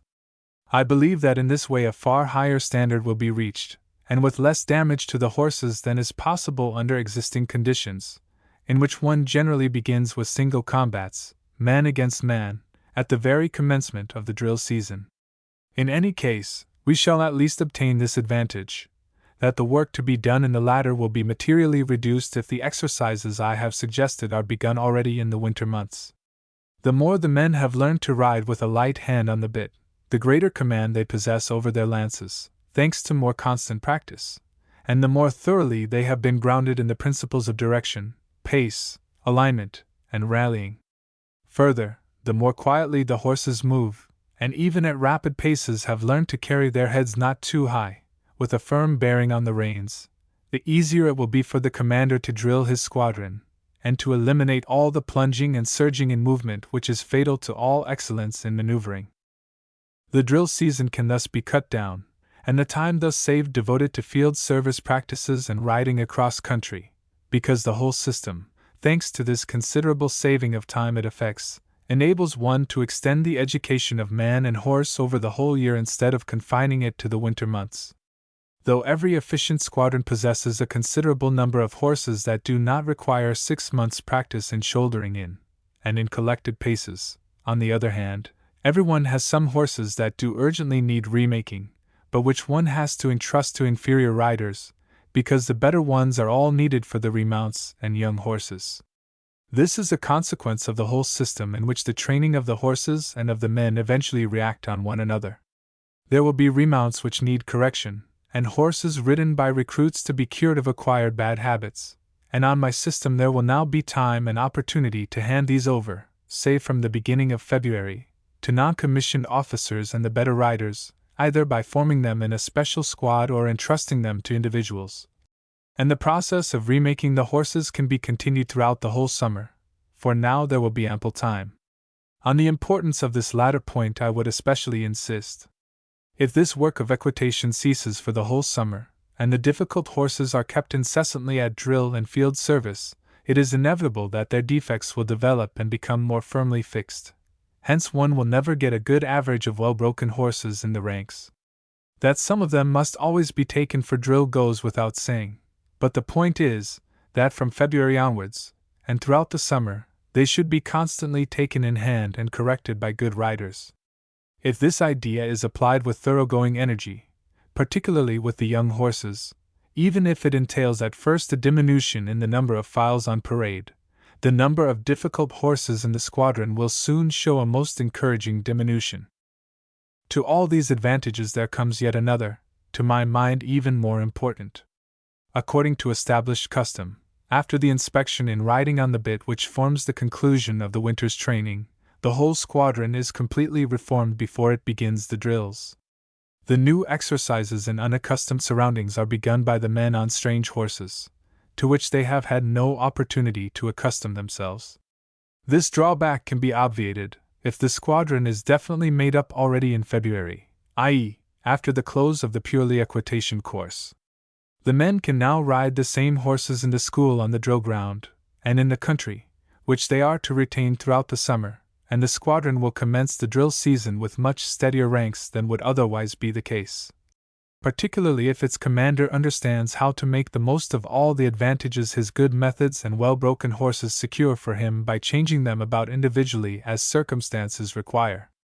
Much, no doubt, may be urged against this proposal, and the expert will hardly need my assistance to recognize the difficulties that await him.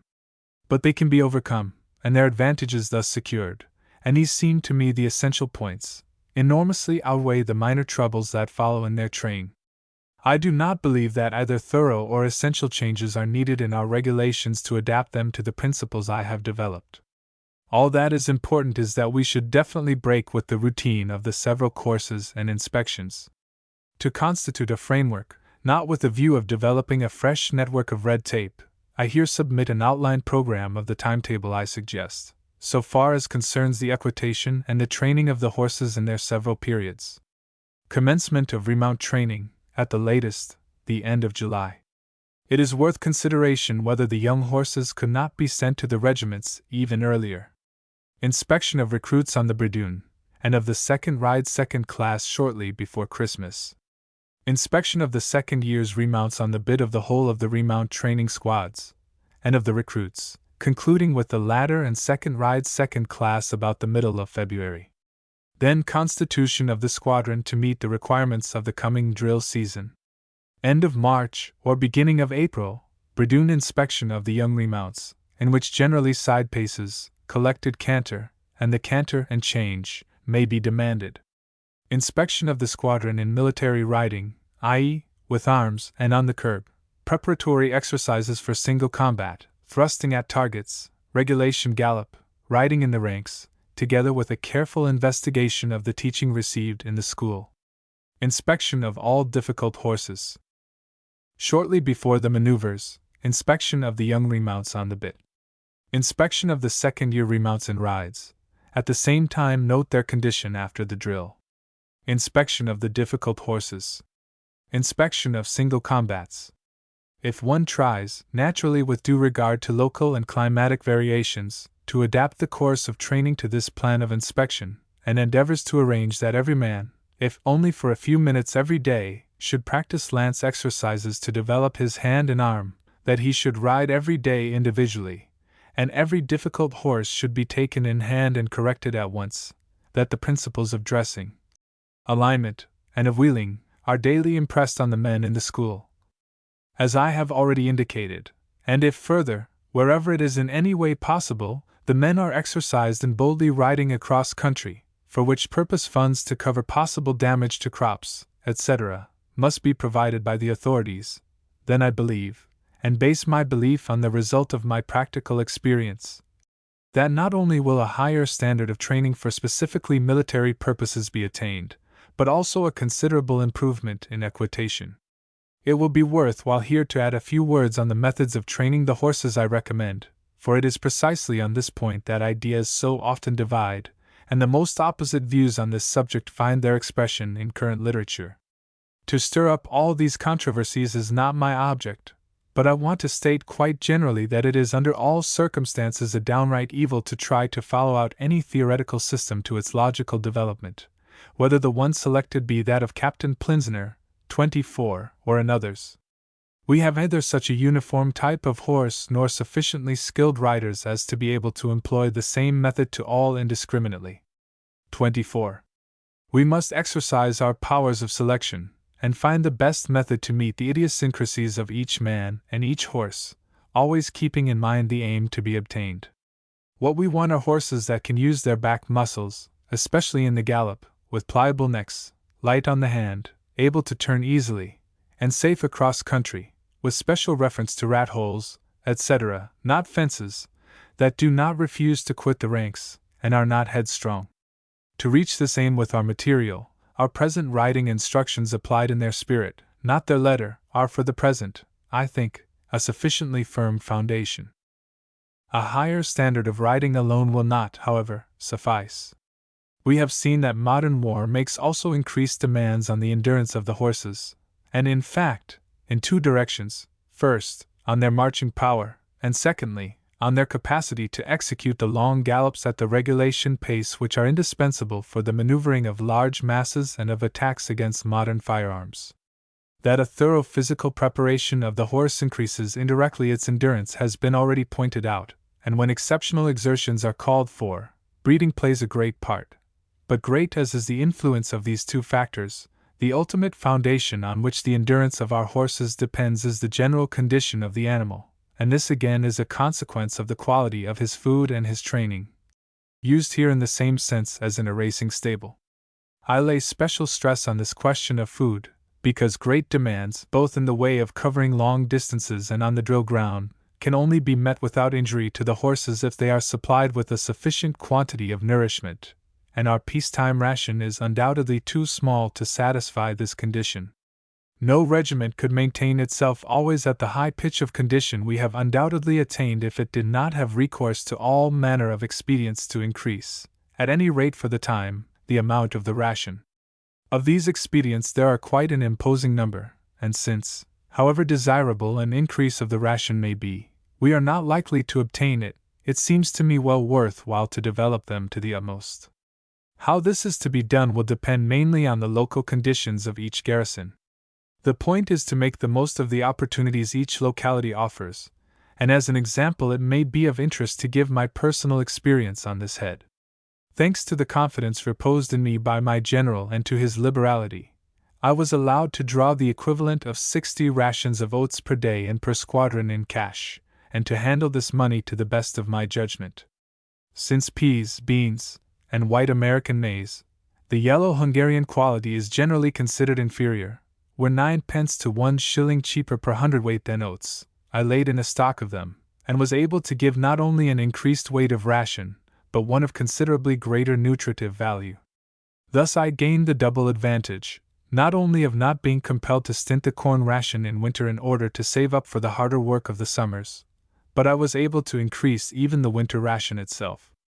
This I consider an essential gain, for horses that after the winter season are well fed and in their full condition are equal to far higher exertions than those which have been kept low, and then fed up for perhaps a very short time before the increased strain is thrown upon them. The food was thus divided. After the maneuvers, in cases where an increased ration was required, American maize was issued, and the ration improved by half a pound. From about Christmas time onwards peas and beans were served out, and the amount increased until midway through the squadron drills, after which it was kept at the same level until the maneuvers. In the end it amounted to the equivalent of 15 pounds of oats, which can be considered as the normal scale for our medium and light cavalry horses. The peas and beans were soaked for 12 hours, the water being twice changed during this time to prevent their turning sour.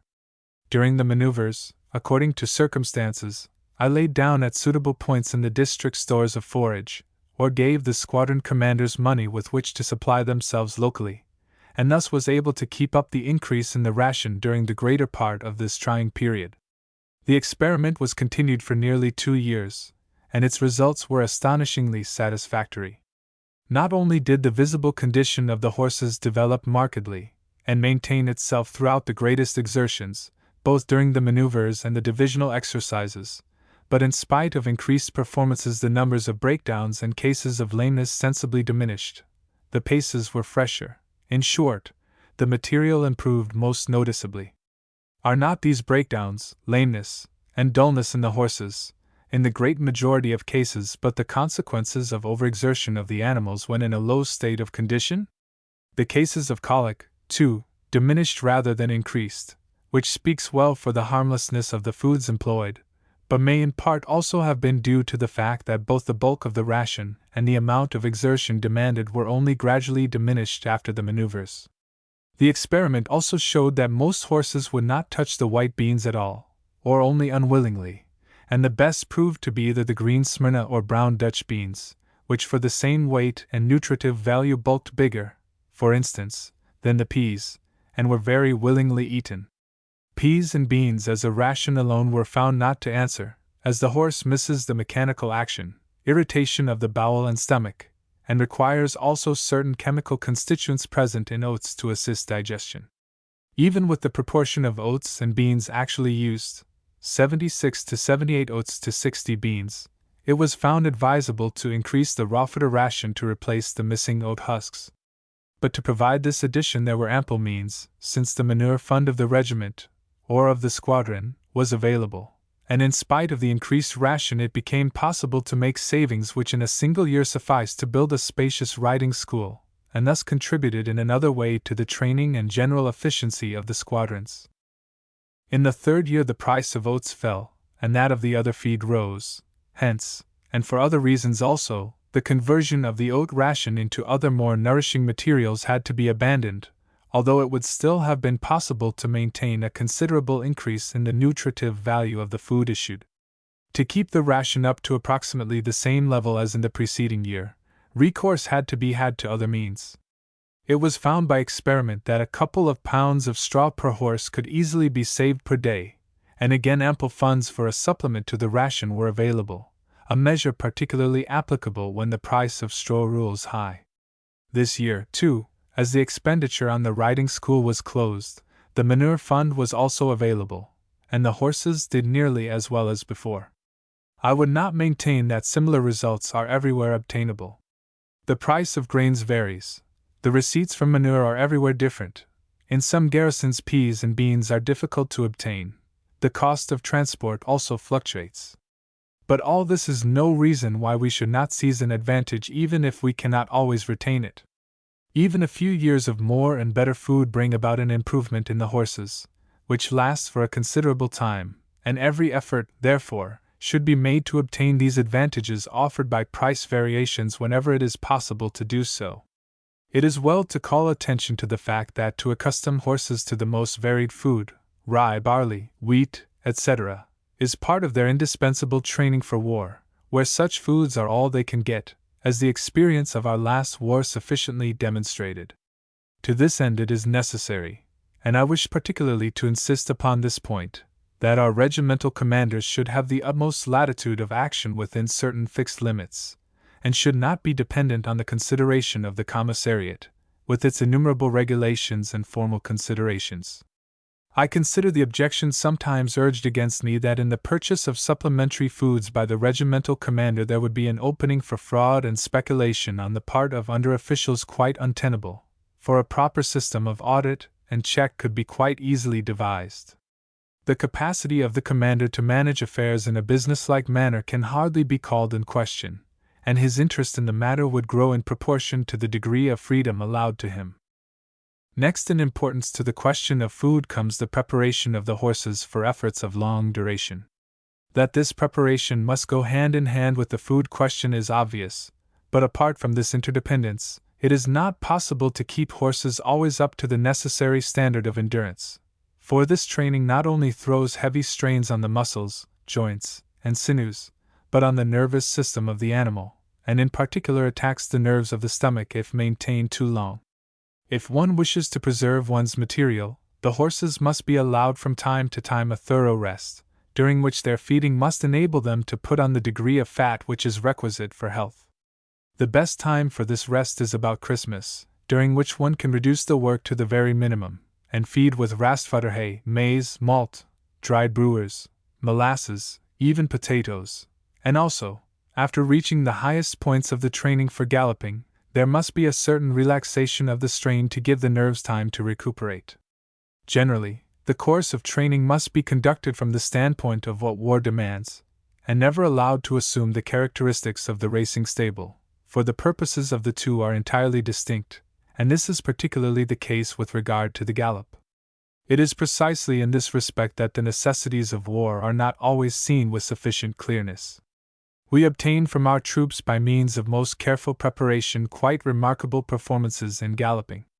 I have myself seen whole regiments cover 8,800 yards, 5 miles, at the regulation gallop, and the horses at the end of it had still both strength and wind to increase the pace. On such and similar performances we then base our tactical exercises both for the brigade and division, and many horses are sacrificed as a consequence. Now, I am the last man to suggest that accurate drill at the gallop is not the crowning work of all tactical education, but it must be accomplished under war conditions, and it cannot be too persistently insisted on that all these tactical pictures and the deductions founded thereon, which we attain in the manner indicated, have practically nothing to do with real war at all. In these peace exercises we usually ride with considerably less than field service weights, on specially selected and favorable ground, and on specially trained horses. All these conditions are wanting in war. Then horses must carry their full marching order kit, and generally they will be entirely lacking in specific training for this vast kind of work. The ordinary pace on the march and patrol is the marching trot. Only single patrols have now and again to gallop, the troops as a whole only on the rare occasions when a charge has actually to be delivered. Then, the carefully selected conditions of the drill ground are generally lacking, and finally, in all war-strength squadrons there are always some augmentation horses and remounts, whose weaknesses must be taken into account if they are not to be broken down at the very beginning of operations, as too often happened in 1870, in which case it would have been better to have left them behind from the first. Thus the galloping possibilities are reduced most considerably, and it is only with these reduced possibilities that the leader can safely reckon. That these conditions have a most important influence on tactics is apparent. The question is whether it is worth while to strain towards false ideals, at a considerable cost in horseflesh, when in war they are quite unattainable, and only serve to call up in men's minds false pictures of the reality. To this I return an unqualified negative. Certainly it is indisputable that the horses must be trained to gallop for long distances and in suitable poise, and that men should learn to retain a correct seat even in gallops of long duration, that they should have their horses under complete control, and learn to turn and check by the use of the weight of their bodies. But these demands can only be satisfied by continuous practice under conditions which render control over the poise both of man and horse comparatively easy to maintain. That is to say, singly on the galloping track or in squads, and also as closed tactical units. Speaking generally, however, such exercises do not need to be extended materially beyond the limit which can be attained by horses not specifically trained to galloping under full marching order weights. This limit depends on the degree of breeding, the strength and condition of the horses, and may be estimated at the most at 2.5 miles for our light cavalry, and somewhat less for the cuirassiers. To exceed these distances seems both superfluous and injurious, particularly when it goes so far as to risk permanent depreciation of the material. It is far more important, in my opinion, to habituate the horses to gallop with their full marching order weights, under service conditions, and in all kinds of ground, for nothing is more difficult than to preserve the proper rates of movement and keep the ranks closed under such circumstances, as experience even in the maneuvers abundantly shows. The trot tends always to get shorter, for the regulation pace is already as much as light cavalry can manage on the drill ground, and the gallop, too, falls generally behind the prescribed rate, the reason being, in my opinion, that as a rule the distances demanded are too great, and that we do not drill with sufficient frequency in full marching order, partly to save wear and tear of the kit, but also because with lighter weights we can undertake in the same time more exercises, covering a greater area than would otherwise be possible without knocking up the horses. Much may be used in defense of this procedure from the point of view of the training of the leaders, but the dangers to the true training of the troops themselves for war must not be overlooked, and practice under full war service conditions must thus ever remain the keystone of our whole educational edifice. But it is not only the training in galloping which suffers from this practice of riding light. The preparation of the horses as regards endurance suffers equally, for patrols and long-distance rides are generally undertaken with stripped saddles. It is only for maneuvers and the larger tactical exercises away from the garrison that marching order is carried. To me this system seems hardly rational. Rather, it would appear to me, must such sudden increase in the weights on the horses tend to break them down, and experience confirms this view, for the first day's marches in the maneuvers and marching order tire out the horses to a quite disproportionate degree. We can never eliminate this evil altogether, for the attempt would entail either marching order all the year round, or the limitation of practical exercises to certain periods of the year only, both or either of which would conflict on the one hand with the necessity of saving the horses as much as possible, on the other with the needs of the military training of the men. But a gradual increase in the loads carried and distances covered seems well within the scope of a practical policy. The company commander, who wishes to get his men fit for marching, increases quite gradually and systematically the weight in the men's knapsacks, till these are scarcely noticed as a hindrance by their wearers, and similarly one could arrange in the cavalry. In each period we should begin with strip saddles, progressing onwards to the full kit, but the inspections of tactical units, and the final inspection in individual combat, should fundamentally be taken in full marching order always, and horses should be prepared gradually for the full weight carried in the maneuvers. I believe such a system would not only bring about a considerable improvement in the training for war both of men and horses, but would secure us from many disappointments by ensuring in the leaders a true idea of what may reasonably be expected from their commands in the field. Naturally, the demands made on them in the inspections must undergo a corresponding diminution. Only by constantly keeping these points in view and combining them in harmonious progression will it be possible to attain the degree of perfection in the elementary instruction of men and horses which can alone guarantee the highest results in practice. Back to contents. Back to contents.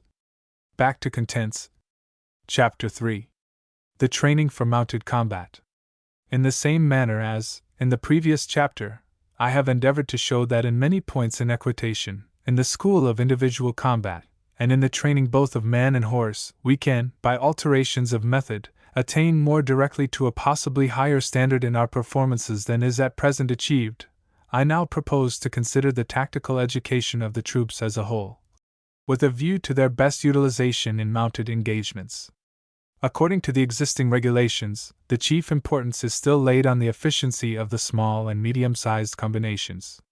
Squadrons, regiments, and brigades are prepared with the utmost care and attention, but exercises of the larger bodies only take place more or less exceptionally, and on a very restricted scale. The systematic education of the cavalry does not, in fact, extend beyond the brigade.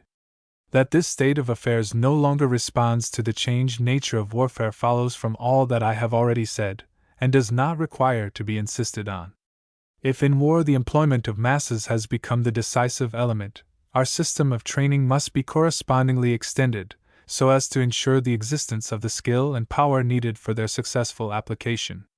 To this end all, even the most elementary, exercises must be permeated thoroughly by the idea of preparing the troops for united action in adequate numbers, and the relative importance of the several periods of training, the allotment of time to each step in the progression, as well as the exercises themselves, must all be dominated by the same idea. The foundation of all sound tactical training will remain now, as ever, the school of the squadron. The cohesion of this unit, and the ease with which it can be moved is the first condition of its useful employment at the right time and place, and the importance of thoroughness in this branch of training grows with every increment in the total number to be handled.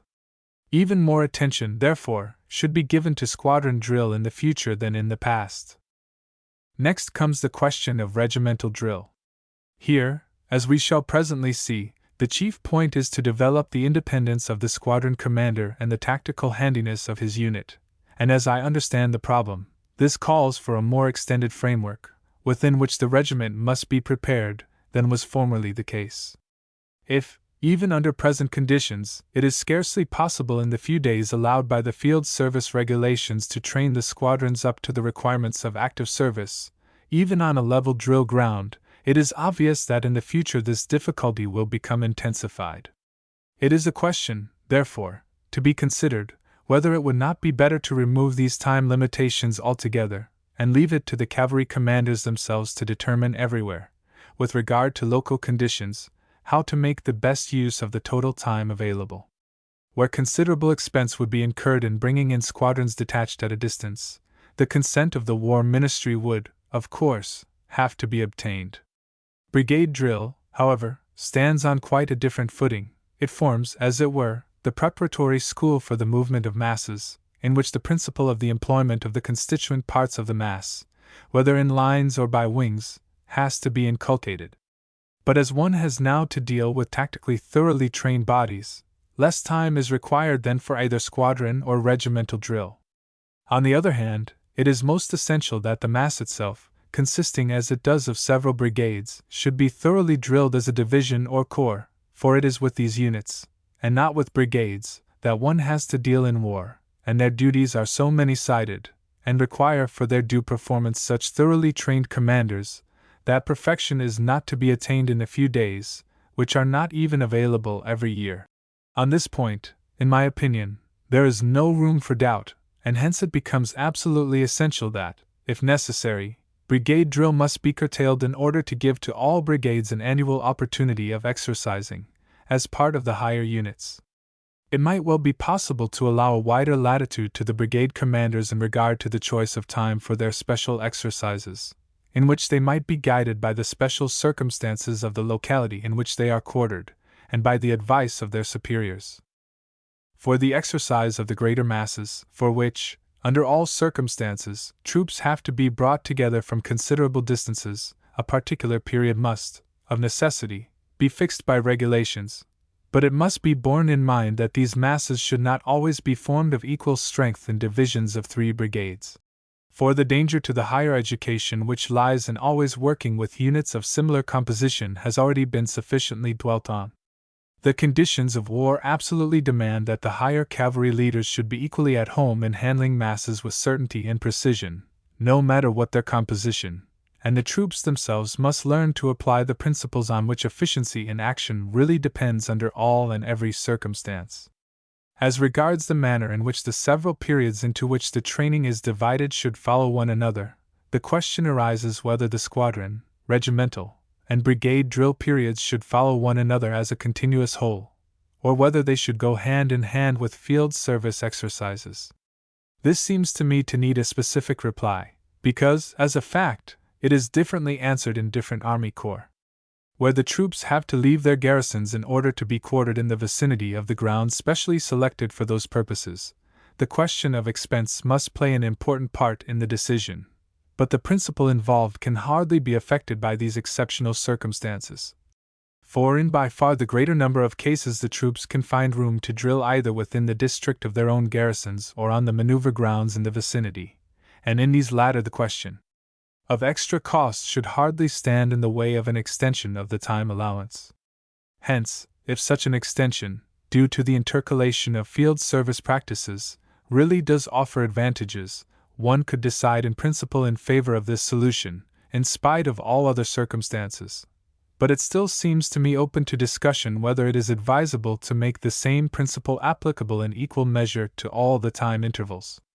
For the squadron drill, which begins with an entirely untrained troop, the conditions are obviously quite different to those in the subsequent exercises, in which the point lies in the working together of units already finished and completed in themselves.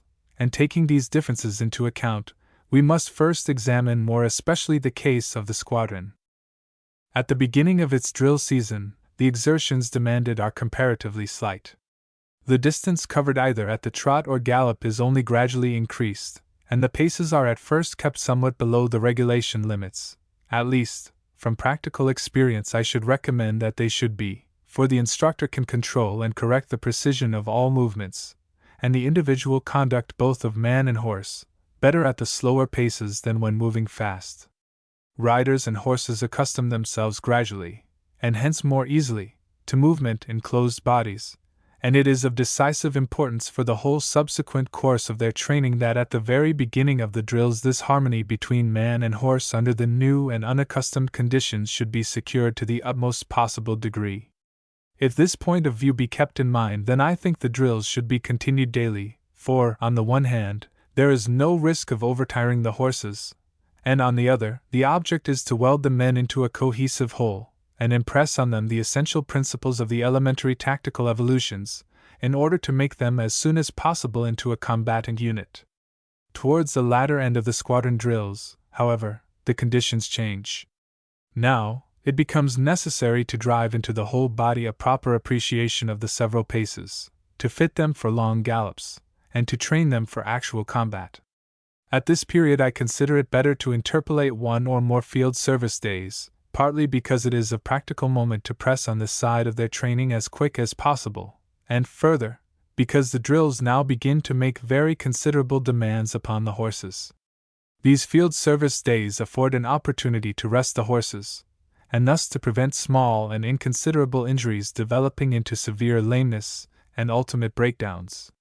Further, a quiet ride in the country gives those horses which have become nervously excited by the unaccustomed conditions of the drill ground a chance of cooling down, and thus saving themselves very materially, and this must certainly be considered as one of the most important functions of the commander, whether in peace or war, to keep his horses fresh on their legs, and ready to turn out in good condition at whatever hour the call may sound. Of course, these precautions must not go so far as to endanger the training for service of the squadron, but drill and maneuver results at excessive cost of horseflesh must be absolutely condemned. If these reasons speak for an intercalation of field service exercises between the drilled days, I am further of opinion that the result which would be arrived at by this system would give a better standard of the drill efficiency of the unit for war than can be attained by continuous drill alone. With the latter, it is certainly much easier to secure unity, cohesion, and precision in the movements, but we must remember that in war the emergency calling for drill performances may arise after weeks of marching, during which no drill has been practiced at all, and our peace training must take into account such conditions, and accustom the troops to execute with safety and cohesion such drill movement as may be necessary without having practiced them day for day. In still greater degree do these principles apply both to regimental and brigade drills, since in these the demands on the horses are constantly increasing, the need to give them opportunity for rest and recovery becomes even more pronounced. Moreover, the purpose of these exercises is not so much to secure a single representation of acquired skill in the exhibition of drill evolutions, but rather to develop and confirm in the men an ever-increasing familiarity with the principles of their tactical employment, and this will only then be attained when, as far as possible, these practices are continued during the whole summer, so that the grand maneuvers either in the division or in the corps form the natural conclusion of the whole series. In the period of combined maneuvers, it is, of course, impossible, in order to save the horses, to lengthen the fixed period allotted to them, but all the more necessary, therefore, does it appear to spare them as much as possible by the introduction of these field service days, exclusive of the ordinary rest days, during the time of the drill exercises. In the course of the subsequent considerations, we shall see that not only will our horses gain thereby, but many other important objects of our training be served as well. Turning now to the subject of these exercises themselves, it must be laid down generally that throughout a steady intensification of the exertions demanded must be maintained, and that the gallop is not to be employed except when, under service conditions, its use would be practicable. Further, whatever the regulations prescribe must be practiced, no matter what the views of the commanding officer as to their practicability, or otherwise may be. This is absolutely essential to secure a uniform standard of execution throughout the arm. Nevertheless, it makes a very essential difference in what spirit the regulations are approached, for the result will depend upon which points in the training the chief stress is laid, and generally on the character given to the exercises. In drilling the squadron, this point is of less importance. Here, in accordance with the spirit of the whole arm, it is a matter of formal drill, and nothing more. It is here that the foundation has to be laid for smart, never-failing drill, for the unconditional cohesion of the squadron in itself, and for the certain interpretation of its leader's views, whether the latter makes use of commands, signals, or merely rides in the required direction. Here the paces must be hammered into the troops till they become mechanical habit, and the several forms of movement and attack be practiced, so that they can be executed in any direction, whether the squadron has been told off or not. No matter how hasty the rally may be, the troop must charge at the moment, and without hesitation. The only difference that can arise here will be due to the individuality of the leader, and all are good which lead to the required end, only the regulations are not quite clear as to practicing the charge, and the guiding points might be laid down with rather greater precision. In the charge against cavalry, cohesion is the first and dominating condition. It must be absolutely impossible for the horses to swerve either to right or left. Accurate dressing and the maintenance of the two ranks come only in the second place. Against infantry or artillery, on the other hand, the essential is that every horse should have room to gallop in his own form, so that no crowding or jostling arises, thus giving the horses a chance of avoiding or jumping clear over falling men or animals. Hence, although on the level drill ground the requirements of regulations as regards dressing and the maintenance of the two well-defined lines must be attended to, one must remember that it may be impossible to comply with these demands across country and be prepared in such cases to stick to the spirit, not to the letter, of the law. In both cases it will hardly be of advantage to lay too much stress on dressing and touch. Against cavalry it is rather a case of jamming the files together by pressure from the flanks, and the men must hold as a vital article of faith that only the closest knee-to-knee riding will guarantee either victory or their personal safety. Against infantry, on the contrary, the files must be loosened, and every horse go in his normal stride, as in hunting, nor must anyone allow himself to be squeezed out of the ranks to the rear or remain behind as long as the strength of his horse holds out. Utmost speed consistent with closely locked files against cavalry, a natural extended gallop against infantry or artillery, these are the two cardinal points to be observed in attacking. Maintenance of dressing or of the ranks become positive evils if the above are sacrificed either. There, in my opinion, should be the essentials to guide the decision of superior officers in their criticisms. With these exceptions, the lines for the squadron training are so closely drawn that differences in practice can scarcely arise. The matter, however, assumes quite a different aspect with the regiment, and still more with the higher units. Here it is not only a case of consolidating the cohesion of the troops by the agency of the discipline of the drill ground, or of teaching the forms of movement and of fighting, although, of course, these points of view cannot be entirely disregarded, but the essential is to teach the methods of employment of the forms laid down in the regulations for the combat. A regiment which can work through the drill books smoothly and with precision is still far from being trained for battle, but at the most has merely laid the foundations on which such a training can be subsequently built up. The same applies to a brigade or division, each of which has practiced and made certain of the execution of such movements as passages of defile, deployments, attacks, changes of front or of lines, and so forth. All these things are in themselves necessary and useful, but they make no great demands on the skill of the leaders, only requiring an accurate knowledge of the book, and a certain degree of routine in the application of its prescriptions. But war makes quite different demands on their ability, and it is for war that we have to be prepared. First of all, in the purely formal side of the training, stress must especially be laid on those forms of movement which can actually be applied on the battlefield. Then, the troops must be exercised to apply these forms not only on the drill ground, but over every kind of country. Further, the tactical judgment and independence of the leaders of all ranks must be thoroughly developed. They must not only learn to act on fundamentally sound principles, but to apply these principles everywhere where circumstances require rapid decision, utilizing at once the tactical advantages the ground may offer, and adapting practically the few forms which can be employed before the enemy in the field instinctively. And finally, opportunities must be granted to the commanders to practice the combination of locally separated bodies to a single tactical purpose. In face of these requirements, it seems to me that our tactical training remains far too elementary in character, and does not tend with sufficient directness towards what is alone possible in war. The blame for this state of affairs rests by no means only on the shoulders of the troops, but is due to a variety of complex causes which are difficult to disentangle. In the first place comes the passive resistance, that moment of inertia which custom and tradition everywhere oppose to changes, and it is not to be expected that the troops of their own initiative will be able to abandon the accustomed ruts, when more especially the methods applied in our inspections are not always of a nature to encourage such attempts. A further cause is to be found in the regulations themselves.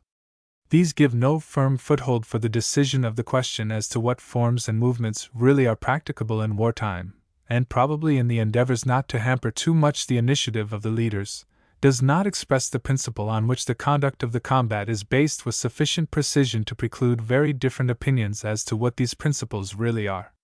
Finally, the local conditions of many of our garrisons often create an almost insuperable difficulty for the proper training of the troops over country.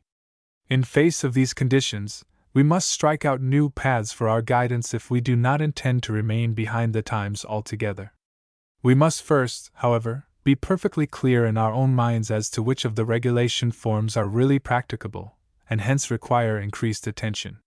Then we must endeavor to formulate the guiding principles for the conduct of an engagement in a manner so clear and definite that they can easily be fixed in the memory, and then work out the best way in which the troops can be thoroughly grounded in their application. Finally, we must acquire a quite distinct grasp of what can be practiced over country, and from what points of view such exercises are to be undertaken in order to make them of direct utility in the solution of the problems modern warfare will set before us. To clear up the first point, it will be best to sketch in its general outline the course in which events succeed one another in an engagement, and then to deduce the forms of movement which are essentially practical. Taking the case of cavalry in combination with the other arms, at the commencement of the action we find the squadrons in rendezvous formation under cover outside the immediate danger sphere, either on the flanks or behind the general line of battle. When the moment to act arrives, they advance at a rapid pace, either in closed-up column of route or in any other dense formation which permits of ready deployment in the direction of their allotted target. Often in this movement they will have to overcome difficulties of the ground, defile and the like, of varying breadth. Arrived in the vicinity of the field of attack, they deploy into lines of squadron columns, form line to the front, and execute the charge. In such cases it may often become necessary to secure one's own flanks by forming protective echelons, or to endeavor to surround those of the enemy by corresponding offensive movements. In the case of cavalry acting alone, it will often be necessary to form for action directly from column of route, and it will be essential to establish cooperation not only between the advance guard and the main body, but also between columns concentrating from different directions upon the field of coming action. It is at once evident that for these few maneuvers few and simple formations and movements will suffice, and that, in view of the excitement of the battlefield, only such are, in fact, applicable. 25. Hence it follows that all complicated movements and changes of lines, and similar formations occurring in the regulations, may be classed in the category of evolutions intended mainly for disciplinary purposes. On the other hand, we must practice, as thoroughly as practicable, long movements at a rapid pace in the closest formations for maneuver, i.e., in double and regimental columns, changes of direction in these columns by shouldering, passage of defile, deployments into fighting formations with simultaneous slight alterations in the line of advance, further, measures to secure one's own flanks, or to threaten those of the enemy, deployments to the front immediately out of column of route or, after the passage of defile, the combination of detachments arriving from different directions, and finally, the charge itself under the most varied assumptions, the transition from the melee to pursuit, and rallying in order to attack again in a new direction against a fresh enemy. Naturally, the most rapid deployments out of any and every formation against a suddenly appearing enemy must also be practiced, for such surprises are always possible in wartime. To be avoided, on the other hand, as for the most part quite impracticable, are all movements of a dilatory nature for the formation of fronts of attack, as well as long movements of maneuvers and considerable changes of front when already deployed into line. In all these exercises, as a general and fundamental principle, such a grouping of the available forces must be striven for that the units can be employed by wings, for, as I have endeavored to point out, it is this form of employment which best satisfies the requirements of the combat and meets the needs of the commander. For instance, under many circumstances the regimental column can be employed as a practical tactical formation. Thus, if against infantry or artillery, it is desirable to attack in many following lines, the need is at once satisfied if our advance is made in a number of regimental columns, wheeled into line to a flank. For a flank attack, if the movement is initiated in a number of regimental columns formed to the front and following one another, forming line by a subsequent wheel. In both cases, in the latter after the wheel, one has only to ensure that the laterally adjacent squadrons move off together at Treffen, i.e., line, distance to have all one's lines complete. Such a formation can secure its flanks with the greatest ease by the retention of closed units, or, by bringing up the rearward squadrons, can prolong its front to either flank. In any case, it is preferable to the triple column of troops, which makes all influence of the leader impossible, mixes all units in the charge, and hence would best be left out of the regulations altogether. Nevertheless, practice in the employment of Treffen, i.e., lines as opposed to wings, must not be entirely neglected, as under certain circumstances this form may also become necessary. This tendency to group the available forces by wings into larger units from the brigade upwards must also be extended downwards to the regiment, which represents the fundamental tactical unit of the cavalry, and those formations for maneuver which favor the arrangement of its constituent squadrons one behind the other, formations which, at the same time, are both handier and susceptible of more convenient control, must be constantly practiced. That squadron columns to the front hardly meet these demands ideally can scarcely be denied. They are unhandy, render all changes of direction materially more difficult, lose direction and distance very easily, and necessitate complex movements in order to arrange them one behind the other. Already in brigade formations these drawbacks are apparent, and in larger masses they prove most formidable. The squadron column is, in fact, a formation derived exclusively with a view to line tactics, and for this reason alone they hamper all other demands. There is, however, no compelling reason why they should be retained as the principal working formation for cavalry, and therefore as fundamentally beyond the reach of criticism. It seems to me that a formation which would group every two squadron columns as a unit would be far preferable. The regimental commander would then have only 2 units to direct, which would maintain their mutual relations of distance and interval more easily than 4, could change direction more readily, and form line quicker, and allow of a far easier transition to wing formations and other columns than is possible at present. The regulations certainly do not mention this formation specifically, but on the other hand, this regimental double column offers advantages for certain circumstances greater than can be found in any of the forms it suggests. It allows in the simplest manner of deployment into lines, either to the front or flank, the formation of echelons in any desired direction. It is very mobile, easily concealed in folds of the ground, and combines the advantages of reduced depth both as a marching and as a maneuver formation. As the latter, it is peculiarly adapted to the purposes of large units in close country, for, as already pointed out, it is easy to conceal, and whilst keeping the troops well in the hands of the regimental commander, allows also of the most rapid deployments into lines either to the front or to the flank. It confers also the same advantages in brigade when the regiments are formed side by side, and is particularly applicable to flanking movements in which it is especially desirable to be able at any moment to develop strong fighting power in the direction of the movement, and after the wheel into line, to be formed in successive lines and protected on the uncovered flank. It would take us too far at this point to compare in detail the advantages and disadvantages of this or alternative formations. I only desire to indicate in what direction practical progress is possible, even in the domain of formal tactics, without exceeding the limits laid down by regulations, although it can only be most desirable that changes in the regulations, 26, themselves should be forthwith undertaken.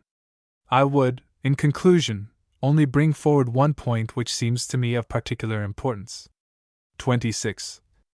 The more this employment of cavalry by wings gains ground, the more apparent becomes the advantages of the use of the bugle calls assigned to the several units, particularly of the regimental call, because when it is used, the regiment, or other unit remains as a closed body, unmixed with other units, and hence can be employed as a distinct tactical entity, which is not so much the case when working in lines.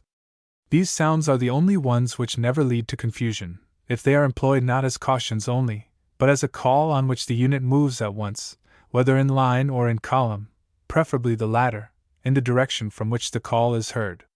With the call the commander would have the means of collecting his men behind him, and leading them in the direction he desires, no matter in what degree of order or the reverse they might be, without any verbal commands or instructions. Used in this sense these sounds, but particularly the regimental call, might become the principal drill and maneuver calls for the cavalry. Thus it appears to me we could achieve a considerable reduction in the amount of practical drill necessary, and the change would tell all the more frequently the call was employed, until at last it became ingrained in the very flesh and blood of each man in the ranks. Unfortunately, the regulations do not allow their employment in this sense, but permit them only as cautionary sounds. Section 115, note. But even in this restricted sense they deserve most constant use in drilling, for they are always a means of preventing, in a measure, misapprehensions in the execution of other sounds. We come now to the second portion of our requirements, viz., how to obtain clearness in the appreciation of tactical principles. Fortunately, they are few in number, but it is absolutely indispensable that every cavalry leader should most fully have mastered their meaning. No knowledge, however accurate, of the formal prescriptions of the regulations can in any way compensate for a deficiency in this respect. They are certainly not indicated as general principles in the regulations themselves, but may be read between the lines with more or less precision from its several paragraphs. For cavalry versus cavalry. For cavalry versus cavalry. 1. The German cavalry must always endeavor to attack first in order to utilize to the utmost its superior moral, and to catch the enemy in the act of deployment. If an opening for such an attack is offered, then even the risks of a long preliminary gallop must be accepted. Section 339. 2. The leading lines must always be followed by supporting squadrons in adequate numbers. Section 843. And note also Section 346.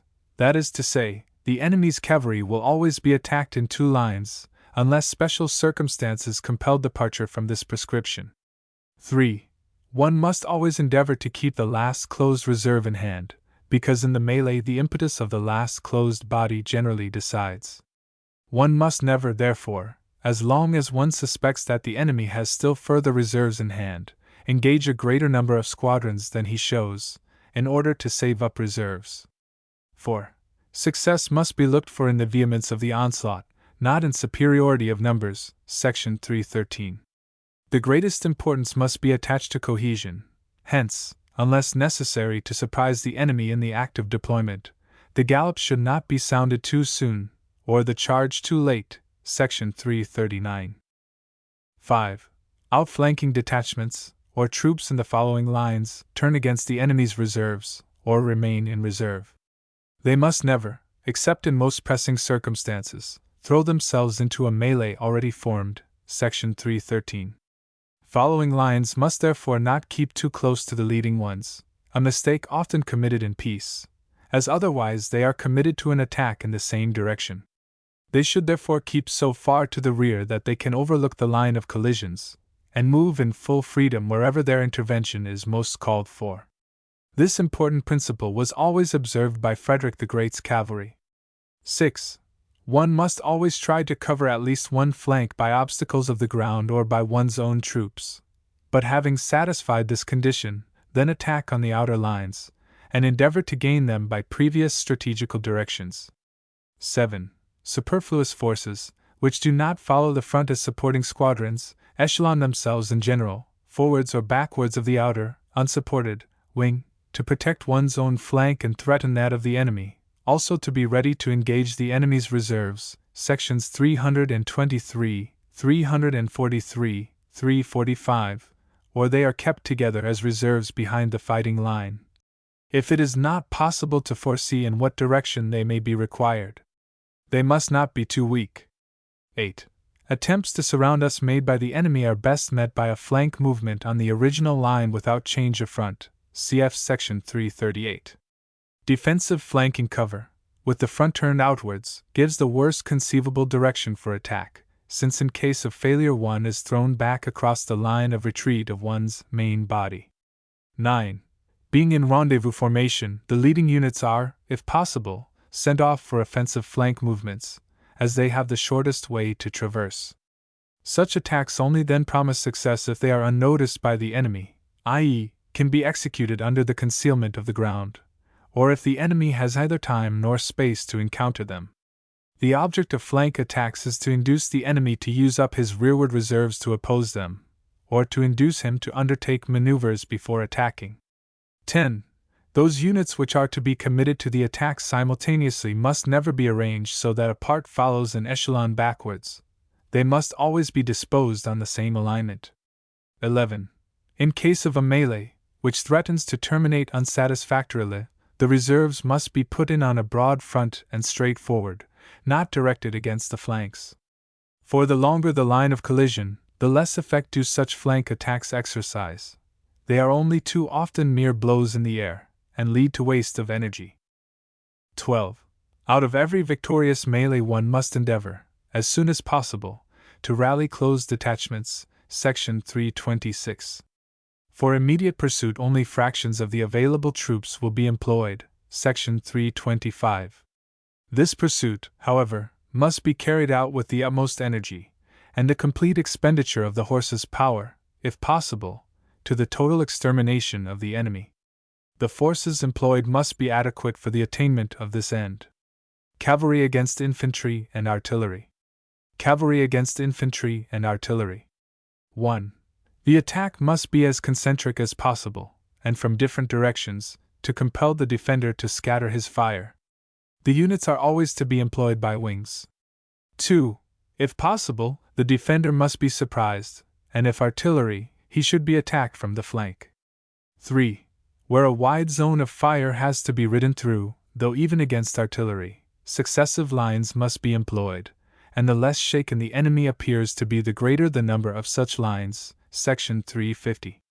Artillery attacked frontally must be compelled by the leading lines to change both elevation and the nature of their fire. 4. The result, however, depends less on the form employed than on the rapid seizure of momentarily favorable circumstances. 5. Only closed lines on a broad front can be relied on for success. Where the squadrons each seek independently for an object of attack, they generally miss it altogether, and to assign each individual squadron a special target will mostly be impossible, for the attack will be launched from such a distance that separate objects in the defender's lines will hardly be recognizable.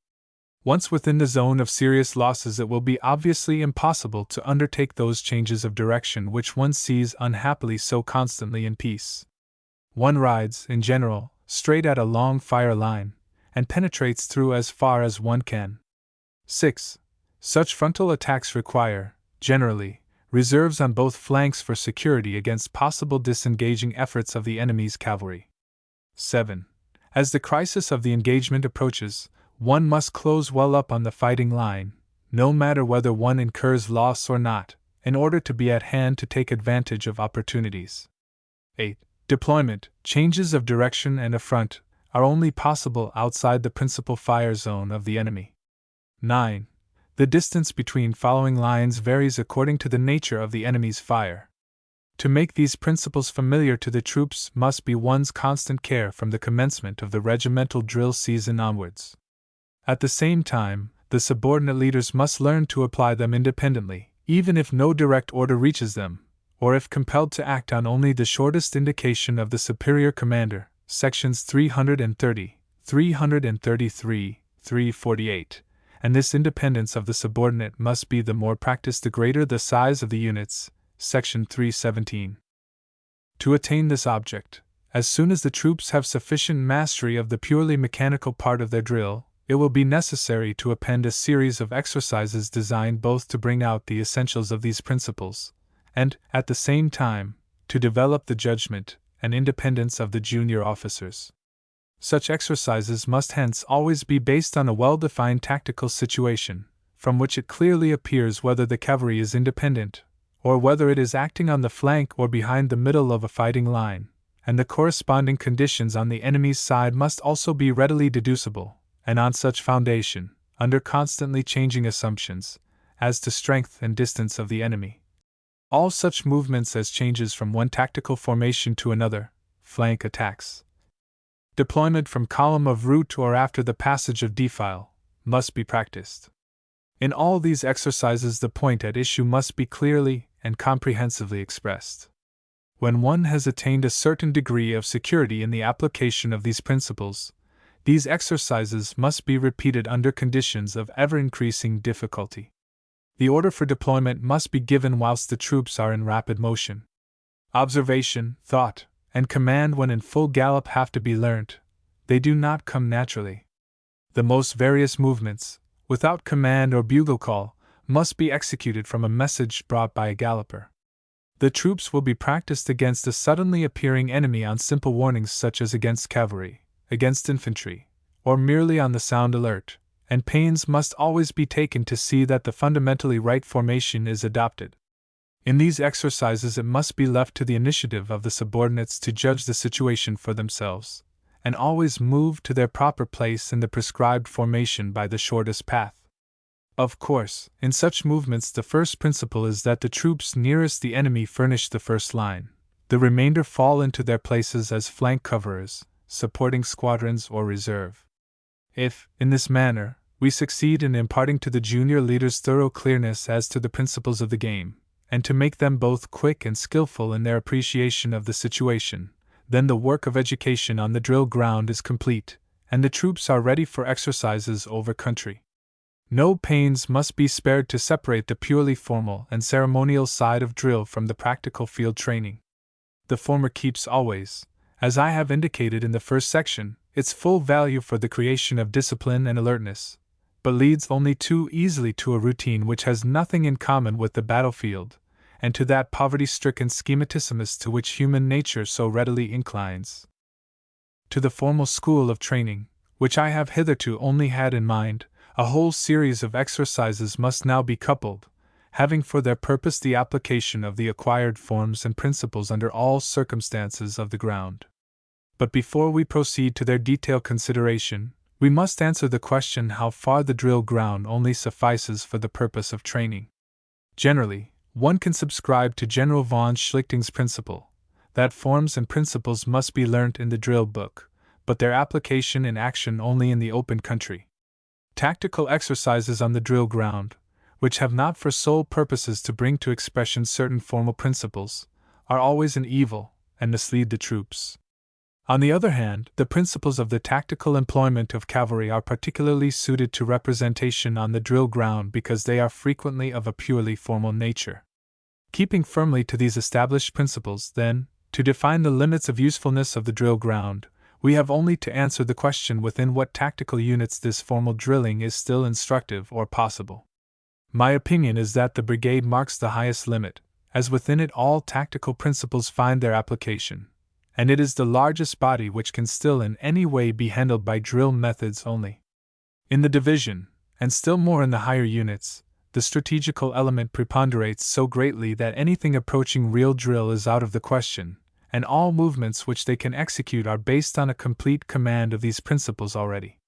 Of course, it is not intended to prohibit altogether the formal working together of these masses at the beginning in order to secure complete control and knowledge of them for further instruction, but one must not delay over these formal movements a moment longer than absolutely necessary, since the real center of gravity lies in the practical training, and no doubt must be allowed to exist as to which exercises are intended as purely drill and which as practical preparation for war. Nor would I have it implied that brigade and regimental training should be entirely confined to the drill ground. On the contrary, the exercises over country are absolutely essential for practical training, and form the keystone of the whole edifice. But it seems to me not merely permissible but desirable that a portion of these exercises should be carried out on the drill ground in order to expedite this portion of the work. But all the more energetically must it be insisted on that the remainder of the program, the greater part in regard to time, should be executed, as far as possible, in variable ground, and that all exercises of the larger formations should be confined to such ground as we shall have to work over in war. Not alone are they by far the most important for the higher tactical education of the arm, but they cannot be represented on drill grounds at all. Their whole essence is too entirely out of harmony with the conditions of a level plain. That the degree of cultivation existing in the vicinity of the garrisons may interfere seriously with these demands is obvious, and in the absence of the necessary spaces to work over we must fall back on the great training grounds, Truppenübungsplätze. Even the possibilities of these are very soon exhausted. But this, at least, is certain, that it is better to hold these exercises on these training grounds than to confine them exclusively to the drill field. Every effort must, therefore, be made to transfer all exercises of bodies above the regiment to the training grounds, on which one will always find some portions sufficiently suitable for the amount of drill required, and to extend the period of work on these grounds so that in all periods it will be possible to interpose between the drill days a sufficient number of field service days. Always supposing that these training grounds offer sufficient diversity of contour, etc., for our purposes. Where this is not the case, then, in spite of the expense entailed by possible damage to crops, etc., suitable ground will have to be acquired. The extra cost of a few £1,000s cannot be allowed to stand in the way of the adequate training of the arm which, owing to its numerical strength, relatively small in comparison with the magnitude of its tasks, is in the last resort dependent for its success on its internal excellence alone. As concerns the nature of these exercises, with special reference to the larger formations, first of all we must secure, by means of a graduated series, the certain cooperation of the constituent elements and of their leaders. Next, it must be insisted on that for the further actual practical training, as well as for the purely formal drill, a systematic procedure should be the fundamental principle, so that all who participate in them may become clearly aware of the conditions of warfare, and the means of dealing with them. It is evident that these conditions must form the foundation of the required system. As in war these are constantly changing, there seems a certain degree of contradiction in this demand. But in reality this is not the case, for no matter how the situation may vary, there will always be for its proper criticism some one chief point which will characterize the whole procedure, and thus be decisive for the systematic arrangement of these exercises. The latter can then be divided into two principal groups, according as to whether they are based on the assumption of a cavalry force acting as an independent unit, or in combination with the other arms. The general conditions in both cases must be clearly brought out, and give them the point of attachment for the further subdivision of the exercises.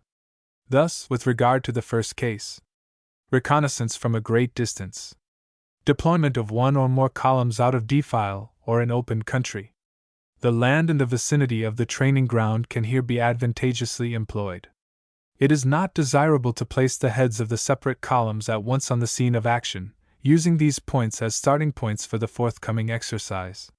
One must give the columns longer marches, and demand that, assisted by a properly working mechanism for circulating information and orders, they should arrive at the point of action at the proper time, in spite of possible delays or interference on the road.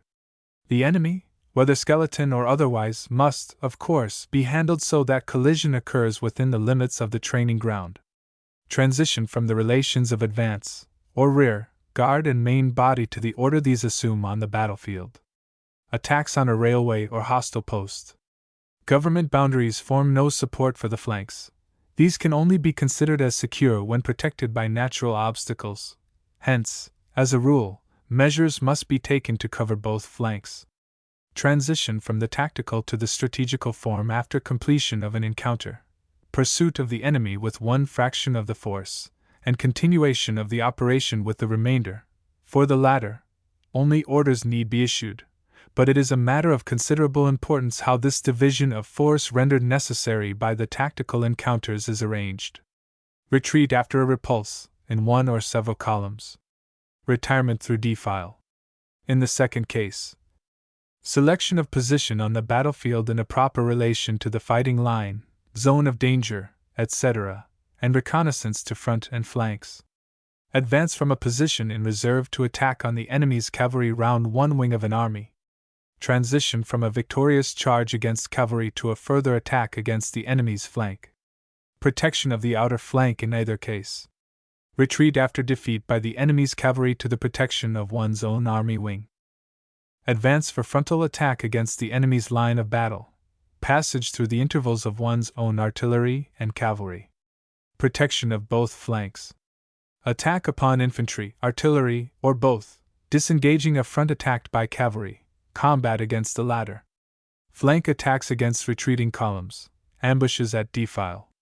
Of course, it is not intended in the above to lay down a hard and fast scheme of instruction, but only to indicate how the work to be done can be systematically arranged, and brought under one point of view, so that the lessons they are intended to convey become impressed on the mind. It is also evident that by the supposed conduct of the enemy, and the strength assigned to him, the utmost variation can be brought about in the grouping and representation of the several conditioning circumstances. In short, these exercises must be taken direct from the most diverse demands of war, and be based, as far as possible, on an assumed general situation. They must never be allowed to descend to mere fighting on horseback backwards and forwards across the training ground, and with often quite unnatural sequence of ideas, having no connection with the natural order of events. It is also most desirable that infantry and additional artillery should be made available for their execution. How far the dismounted action of the arm is to be represented in these series will be gone into in the next section, but in all cases, whether working mounted or on foot, the leader must insist that the troops are handled in accordance with tactical precepts suitably applied in every case to the special circumstances of the given situation, and for this, even on the smallest training grounds, a proper utilization of the features of the country is essential. The desire to suit the formation to the ground, to carry out turning movements under cover, to find support for the flanks in natural obstacles, so that they cannot be surrounded, to choose the actual field of encounter, so that every advantage of the ground, the direction of the wind, of the sun, of covered approach, etc., all fall to our advantage, to deal with defile and passes on correct principles, to utilize suitably strong defensive positions, all these must be clearly brought to light. And in the critique these points must be particularly borne in mind, for they are by no means universally current in the cavalry, which has a tendency always and everywhere in peace to revert to the levelest ground obtainable. I have seen at cavalry division exercises troops handled without the slightest regard to the nature of the country, and without the fact attracting attention at the critique, but these are conditions which, thanks to the energetic action of the Inspector General, we may hope, are now everywhere overcome. It must, further, be brought out in the clearest possible manner under what conditions the employment of the units by wings is to be recommended, and under which others their employment in lines becomes necessary. The principles regulating this matter have already received attention in Book I, Chapter 5. The freedom which, as we have seen, is given us by Section 346 of the Regulations must be utilized to the fullest extent, for it alone answers to the demands of the modern battlefield. 27. One last point requires further consideration, which is of considerable importance for cavalry exercises, viz., the use of skeleton enemies. In no arm does the skeleton enemy replace an actual enemy less than with the cavalry. If it rides the prescribed paces, then, as a consequence of the ease of movement and rapidity of deployment, it has an unfair advantage. If it rides slowly or halts altogether as a target, it makes things altogether too easy for the other side. Besides, it is a very much easier matter to judge a number of flags correctly than to estimate the actual strength of a rapidly moving body of horse. Most movements in practice develop so quickly, and owing to the ground, the direction in which the dust drives, etc., give such changing pictures, that it is most difficult to judge them accurately when one's self is in rapid motion. Often the cavalry commanders must decide, at least in general, on the instant, strength, tactical distribution, and direction of movement of a rapidly approaching enemy almost hidden in dense dust clouds. In the same instant he must make up his mind with reference to the conditions disclosed by the adversary and the nature of the ground, and issue his orders clearly and intelligibly. The demand is such a great one that both the physical and mental sight even of a born leader needs constant practice against real objects in order to be in any way equal to it. Hence the necessity for bringing great cavalry masses, at least divisions, as frequently as possible together to maneuver against one another, and in such a manner that the strength of the opposing forces remains unknown, which, with a little management, can easily be arranged. If one knows beforehand the precise number of the opposing forces, as with divisions of uniform composition will generally be the case, the matter is very much simplified indeed, but in proportion it is less practical, a consideration which still further supports our already formulated demand for cavalry divisions differing as far as possible in their composition. Thus, it is clear that the field is wide indeed which opens itself for the practical training of cavalry as soon as one gets down to the bedrock conditions which determine success in actual war, and frees one's self of all conventional suppositions. Whether we shall succeed in satisfying the new conditions which press upon us from every side, taking into consideration the excellence of our existing material, equal to the highest performances, will depend in the main on the support of the superior authorities. For the manner in which cavalry are inspected decides how they practice and what they learn, just as the way in which they are led determines what they can do. Back to contents. Back to contents. Back to contents. Chapter 4. Training for Dismounted Fighting. If in the previous pages it has been shown that increased attention must be devoted, in the training of our cavalry for its mounted duties, to the changed conditions we shall encounter in modern war, if it is to do justice to itself on the battlefields of the future, it must, on the other hand, be insisted on that the foundation available for such further effort is indeed an excellent one. Our squadrons are, in general, exceptionally well trained, capable of great endeavor, and well in the hands of their commanders. It needs, therefore, in my opinion, but a slight change in the direction, the practical consideration of certain new points, and above all, a wider range of practice in the higher commands, to attain the very highest mark. With its dismounted action, however, it is a different matter.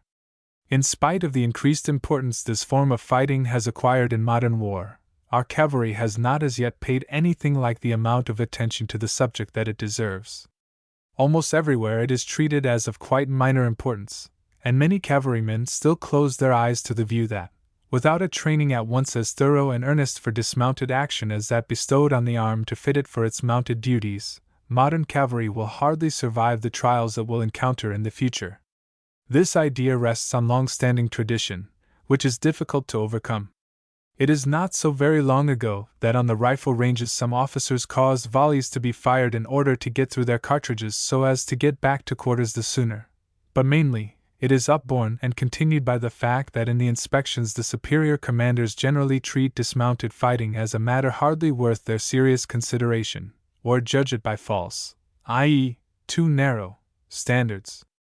Further, because in the maneuvers, as in the principal cavalry exercises generally, situations requiring dismounted action for their due solution hardly ever arise. And lastly, because of the manner in which the whole subject is discussed in the regulations themselves. The latter approach the question from a far narrower standpoint than I propose.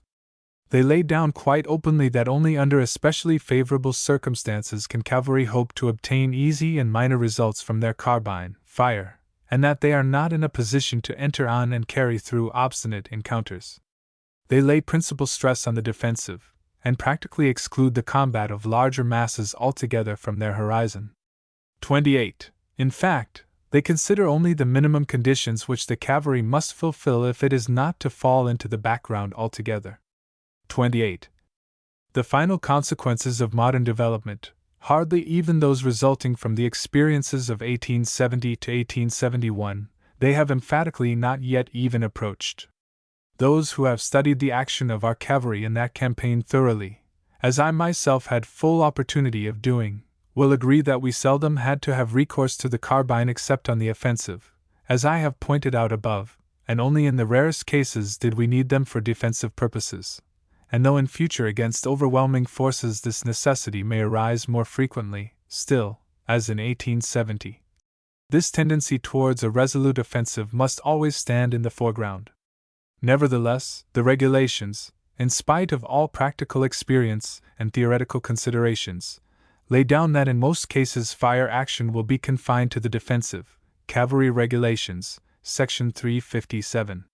It is quite natural that the troops themselves should not place their ideal higher than the regulations require. All the more necessary, therefore, do I hold it to express with all emphasis that our training must go far beyond the limits prescribed for it officially if we are in any degree to satisfy the demands that war will make upon us. But for these, I hold our cavalry thoroughly capable, when trained, understood, and even if they were not, one should never breathe such a suspicion to the men themselves. For should such an impression get abroad, one would dig at once the grave of initiative, daring, and resolution in the execution of all necessary undertakings. Keenness, the very life and soul of all cavalry action, can only grow where the troops believe themselves fully equal to all eventualities.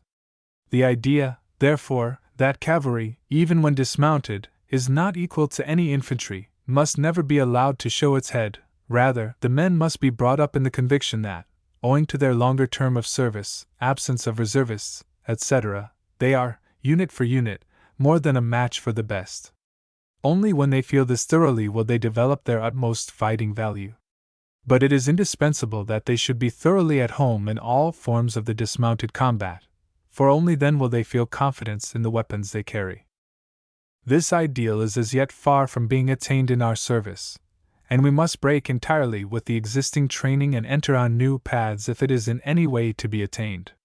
For the tactical subdivision of the squadron, and the elementary forms of skirmishing action, the regulations afford a sufficient foundation, but their application must be brought home to the men in a totally different manner to that at present in use. A few weeks after their arrival, at latest the beginning of November, the recruits must be taken out into the country and practiced in utilizing all the advantages it offers, both as a group and in firing lines, and at the same time they must be taught with the carbine, aiming, judging distance, etc., always from the point of view of making each man a practical independent shot, without any theoretical mystification or pedantry. Soon after Christmas they must be sufficiently far advanced to commence practice on the range, which must be carried out with the utmost individual care. A considerable increase in the amount of ammunition is essential to keep the men constantly in practice, so that there are no long pauses between the days set aside for shooting, that these are divided over the whole year, and that firing at long distances and under field conditions can be carried out on a greater scale than at present. Before the beginning of the squadron drills, the men must be thoroughly at home both in mounting and dismounting for fire action. With this object, vaulting exercises with horses in full kit must be especially practiced. They must also have progressed so far in the elementary preliminaries that tactical training of the dismounted squadron can be proceeded with at once. But the individual exercises must be continued throughout the whole year if knowledge of them is to pass over into the flesh and blood of the men. Special importance is to be attached to field firing, and for this in particular far more ammunition must be provided. In this most important respect cavalry must be put on precisely the same footing as the infantry, and be able to practice at real service targets exactly like the latter. But these exercises must not be begun until the men are thoroughly at home in judging distance and aiming, the class shooting is at an end, and the tactical training of the squadron completed. In aiming practices, low targets, representing men lying down, or well-covered shooting lines at great distances, are to be preferred. But in field firing the targets should be so disposed as to make the typical cases it is desired to represent, in which cavalry will generally have to employ their firearms on service, sufficiently clear to the men's understanding, such, for instance, as the following. 1. Attack of an occupied position. Fire opens according to ground at 1,100 to 1,200 yards. Gradual advances by rushes to decisive distances, which, with modern weapons and in open country, may be put at 700 to 900 yards. Development of the principal fire effort at this range, and beating down of the enemy's return fire. After attainment of the fire superiority, rapid advance by rushes, and in larger bodies. These rushes must be covered by the fire of those still lying down, until the point for the commencement of their assault is reached. Meanwhile, advance of the last reserves, also by rushes, to the last fire position to give the final impulse for assault, pursuit by fire. The strongest development possible of concentric fire consistent with the retention of adequate reserves to carry forward the fighting line. 2. Defense of a position. A. Obstinate defense. Object not to let the assailant come too close, hence from 1,100 yards a considerable development of fire power, continuation of the fight at decisive range, and according to the result, either pursuit by fire or rapid evacuation of the position with ultimate sacrifice of the regard to be formed by the last reserve. B. Defense without the intention of standing fast, either to gain time or compel the enemy to deploy. Hence, principal fire effort between 1,000 and 1,300 yards, and then gradual break-off of the fight before the enemy can approach too close. And B. In practice a favorable position is essential. 3. surprise fire against marching columns or reserves whilst reconnoitering the enemy's approach, or whilst working round his flank and rear in the battle, or in pursuit without the intention of charging or defending oneself, mainly with the purpose of securing a momentary but considerable moral and material effect, then disappearing and renewing the attempt from another place. Hence sudden mass fire from 1,500 to not less than 1,000 yards. At the same time, it must be explained that with our present carbine even a nominal effect can hardly be secured at the greater distances. Here I have anticipated the issue of a better weapon, an unconditional necessity for the cavalry in any case. All these practices, however, will only then be of value when the officers possess a far more thorough knowledge of musketry and the capabilities of their weapon than is at present the case with us. It must therefore be insisted upon that, first our regimental commanders, and then the junior officers, should be ordered to attend the infantry school of musketry, in order that they may thoroughly master this new branch of knowledge. It will be asserted that the time for such thorough training in musketry cannot be found except at the cost of neglecting still more important branches of our service. But from my practical experience I cannot assent to this view. There is ample time, if it is not wasted on unpractical affairs. Judging distance and the use of ground can be most thoroughly taught during field service practices, whilst the troops are on piquet, or the squadron at the reserve of the outposts, when the men who do not at the moment happen to be on patrol or vedette often lie about for hours doing nothing. We have then opportunities to take these matters in hand in the most practical manner, particularly the former, on which shooting in the field so essentially depends, and whose importance is so little appreciated by our cavalry.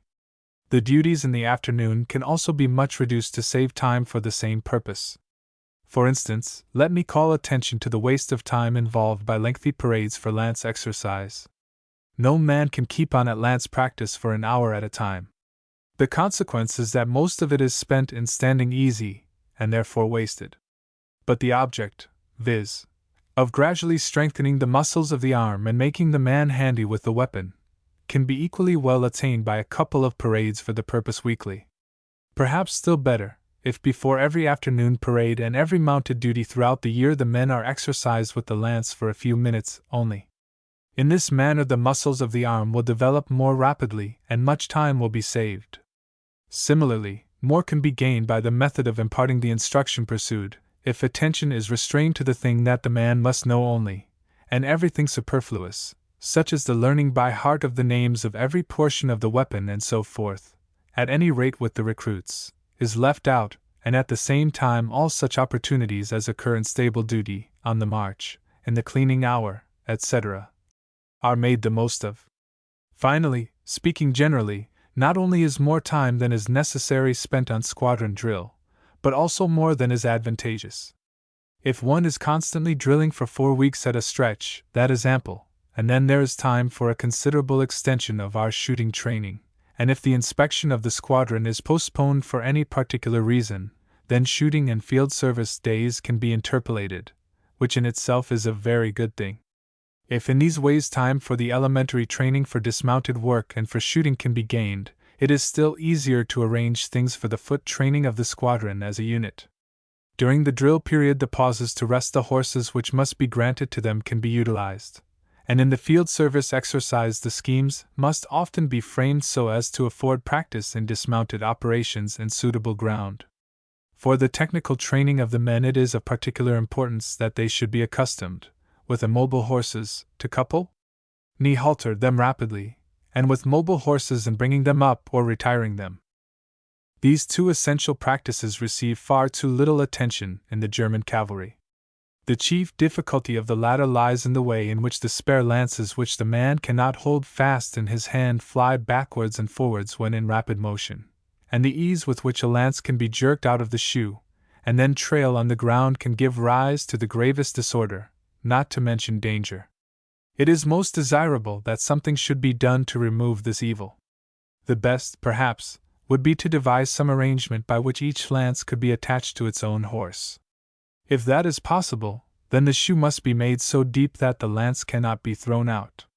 It is obvious that this problem will not be long in finding a solution as soon as attention is directed to its absolute necessity. The above will suffice to make it abundantly clear that as far as concerns the thorough training of the squadron for dismounted purposes, no serious difficulties exist. These only begin when we come to the employment of larger forces, and principally because the regulations give us no point of support for the purpose, whilst our cavalry officers themselves are in no way prepared for this branch of their duties. For the employment of the tactical units and the fundamental principles governing their use in action, we are therefore compelled to lean on the infantry regulations. But how many of our cavalry officers are sufficiently acquainted with these to employ them practically? How is it to be expected that they should be, when nobody expects such knowledge of them? Hence, to prepare for the training of the leaders, officers of all ranks should be encouraged, whenever time and opportunity offers, to attend the more important tactical exercises of the infantry. It would be better still if a sufficient number of cavalry officers were to be attached, lieutenants to companies, senior officers to battalions and regiments, for suitable periods. But we must be quite clear in our minds that in this way we have at most an expedient to meet a period of transition, which will not suffice as a permanent remedy. It can never be considered otherwise than as a grave disadvantage when one arm is compelled to seek the instruction necessary for its practical application in war from the regulations and parade grounds of another, and more especially when, as in this case, the principles of the cavalry are by no means applicable without modification to the other. Actually, the peculiarities and the duties of cavalry render many variations from infantry practice essential which require consideration. For instance, the infantry company is told off in 3, the dismounted squadron with mobile horses in 2, with the mobile ones in 3 fractions, which are always very much weaker than those of the infantry, and therefore entail entirely different methods of husbanding their respective strengths. I can only consider it, therefore, as a most pressing need, and one which can no longer be delayed, that the cavalry regulations should receive the necessary expansion to meet the different conditions, and that the practical training of the men on foot should be carried on in the same systematic way as their preparation for mounted duties. For these alterations in the regulations, the principles of the company column tactics must, in my opinion, form the general groundwork. A dismounted squadron with the mobile horses bring 125, with mobile ones about 70, carbines in the line of fire. A regiment, therefore, from 280 to 500 numbers, therefore, materially smaller than those of a company or battalion respectively, and their power in action is correspondingly reduced. Nevertheless, it will be well, with regard to the conditions of command, to treat the squadron tactically on the same footing as the company, and within these limits the principles governing extensions, depth and arrangement of the units for attack or defense must be laid down clear and distinct in the regulations. These principles must be formulated in general on the lines which, in discussing the question of tactical direction, Book I, Chapter 5, I have already attempted to develop. They must distinguish clearly between the cases of the detachment acting for itself alone or with either or both flanks protected, and lay down what distribution of force and apportionment of reserves is of decisive importance, and therefore, requiring special instructions. The chief stress, in opposition to all previous prescriptions, must now be laid on the combat of the regiment and the brigade, as those units whose employment will be principally called for in modern war, and the principle of the offensive must be steadily kept in view. Fights for localities and about defile require especial attention, and further, the conditions must be laid down by regulation in which action is to be engaged in with mobile or immobile horses, and how these led horses are to be placed and protected. The present regulations pass slightly over these questions, because, as I have pointed out, the standpoint from which they view the matter is fundamentally different.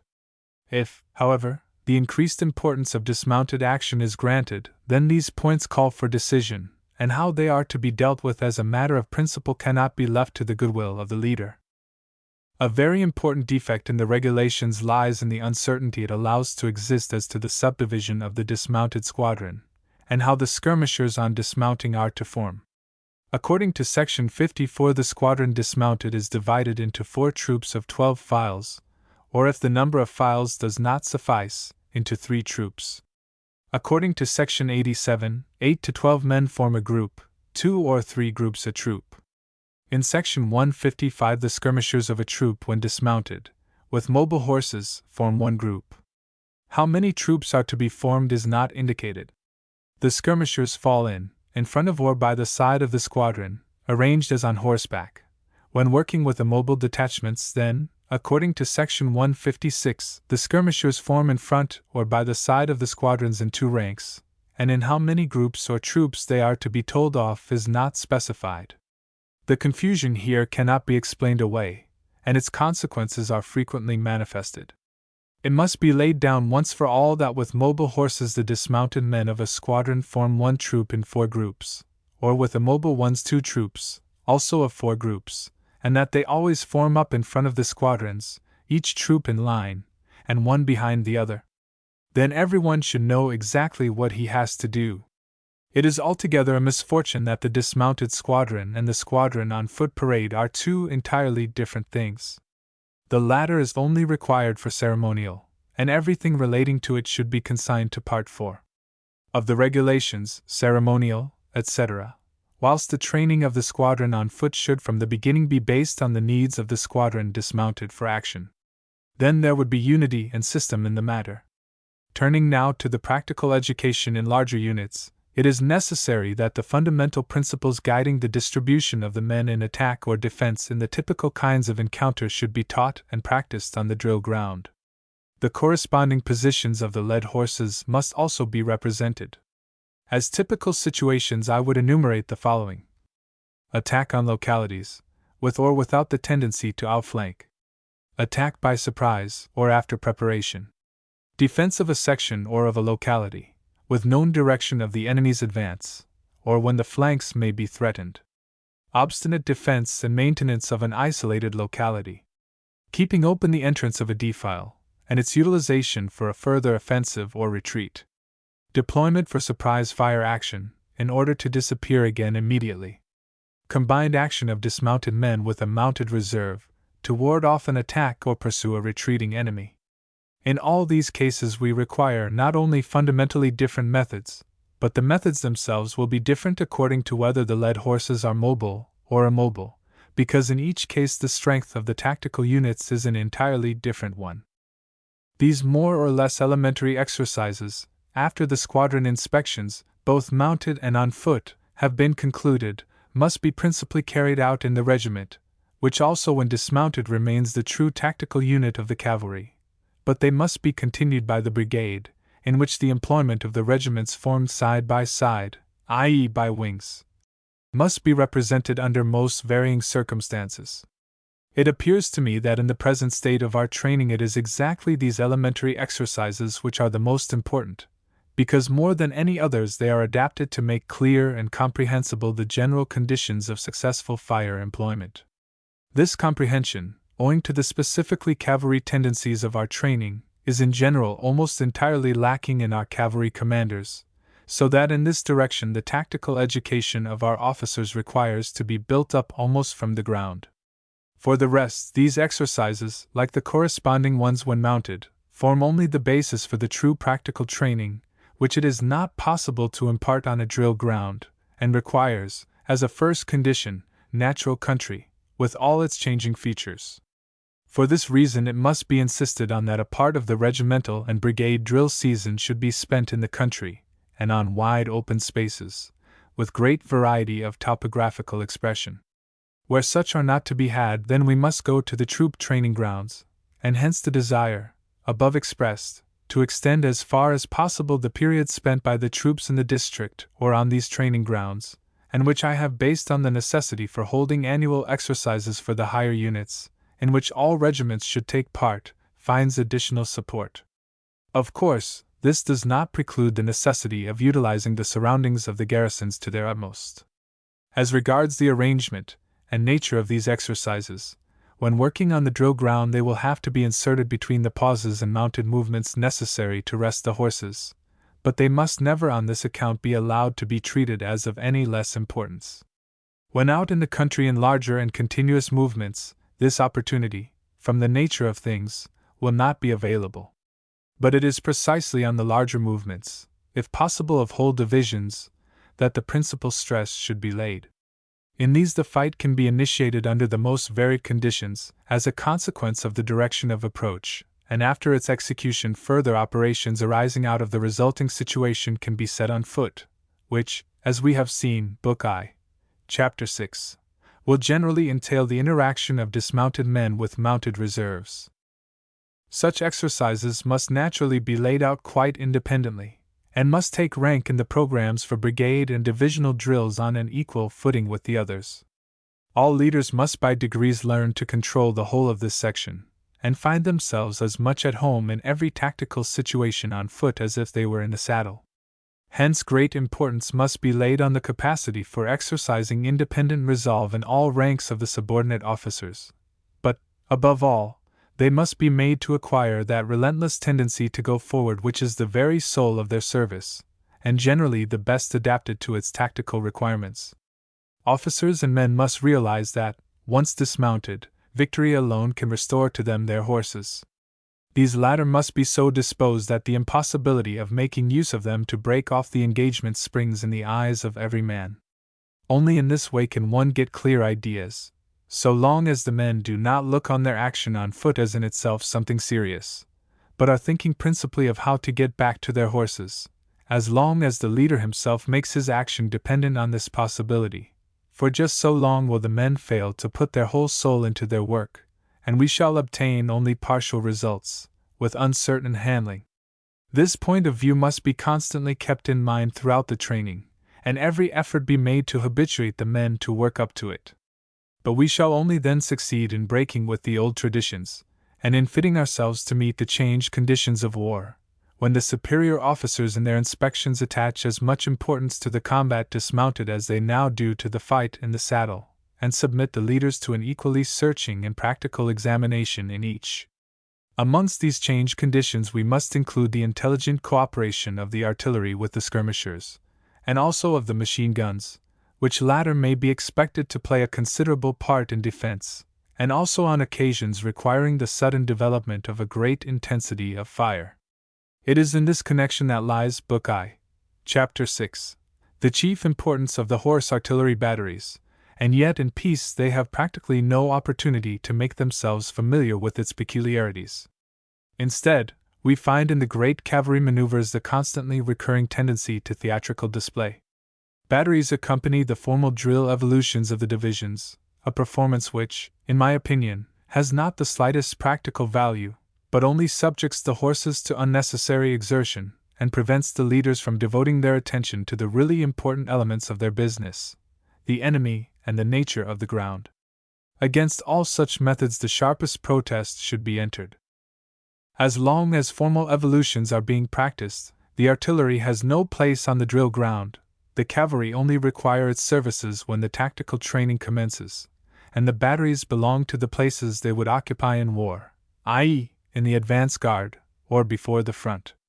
But above all, they must be given opportunity to cooperate in the dismounted engagements, and not merely for their own training, though this, of course, is of importance, but principally for the education of the cavalry officers, who must learn to employ the power of this arm tactically, wait for its effect, and utilize it.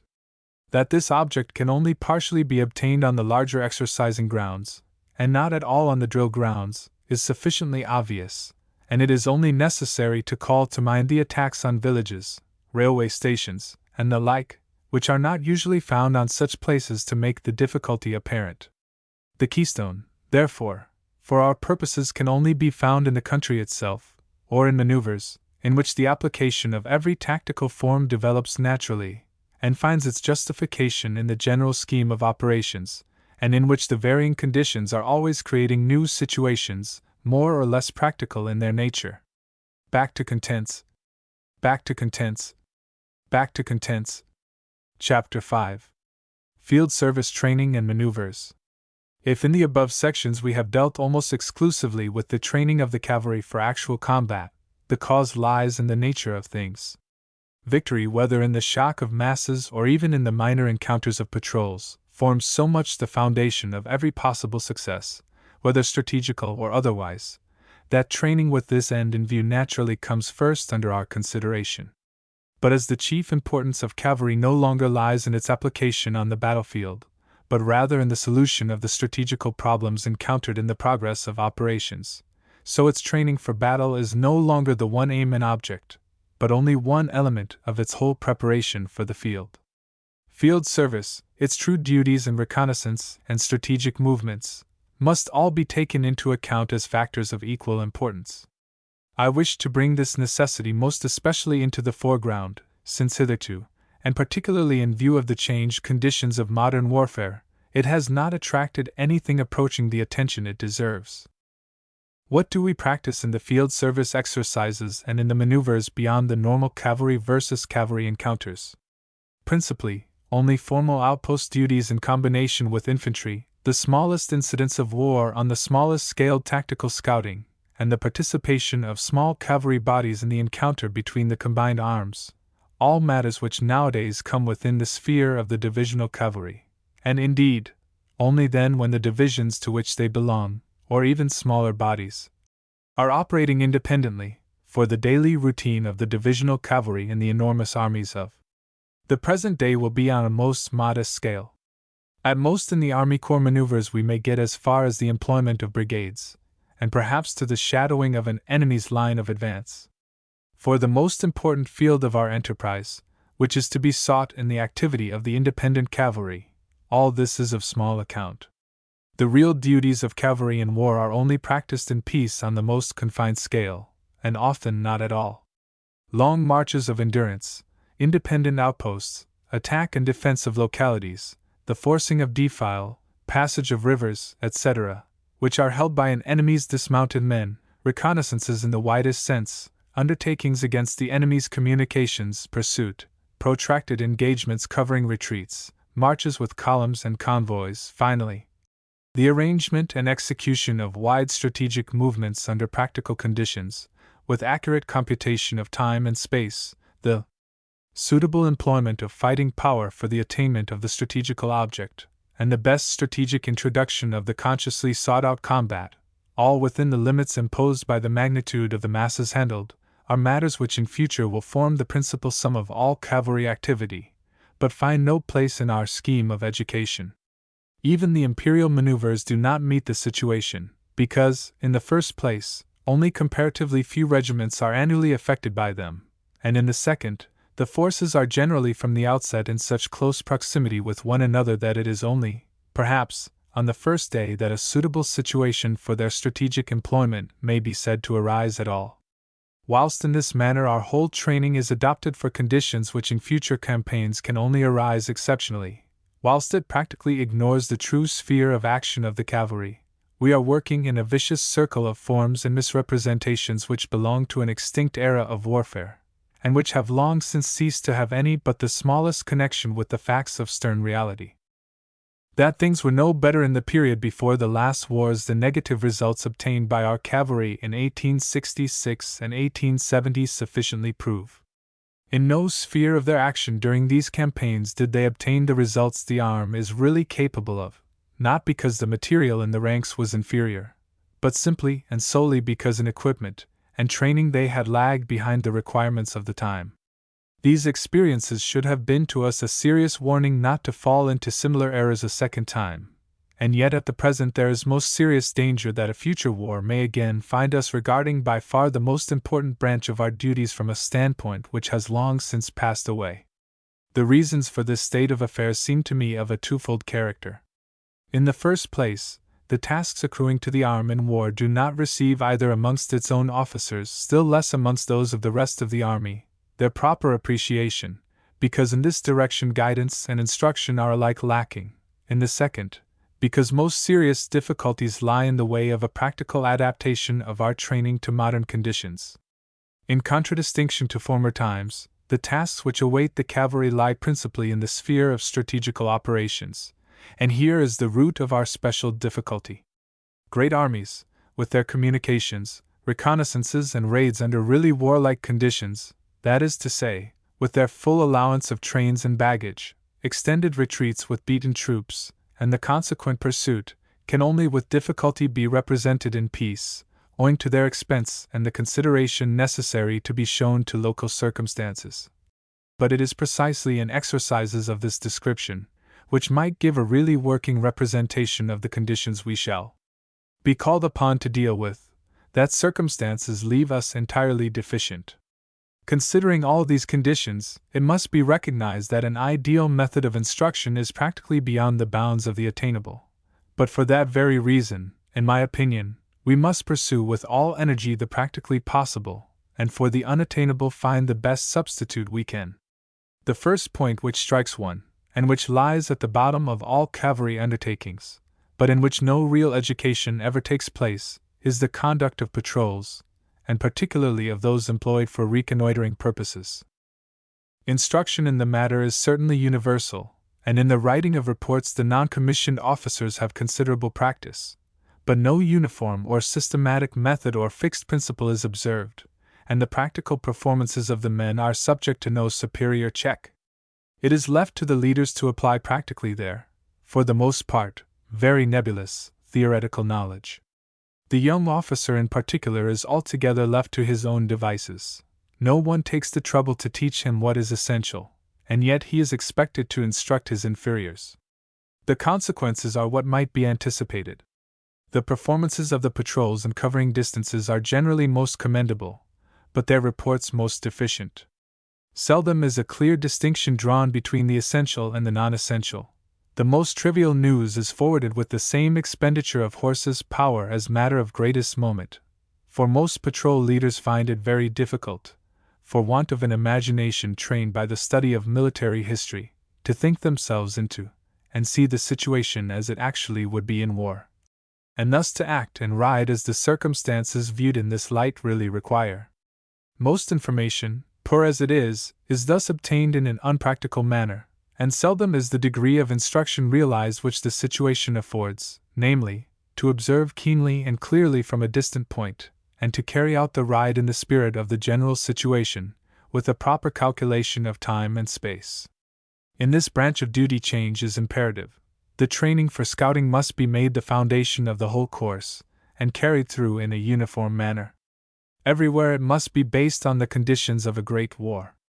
How the scientific knowledge necessary for the officers, which forms the basis of this instruction, is to be encouraged and imparted forms the subject of this next section. Here we can only consider what can and must be done within the regiments and brigades, and the following suggestions seem to me to meet the difficulty.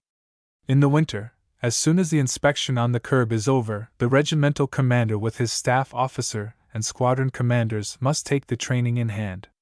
He must begin with a definite strategical situation, and from this as a basis, devise corresponding schemes for patrols, which can be worked out in the neighborhood of the garrison, and then ride out with his officers exactly as in practice the patrols would have to do.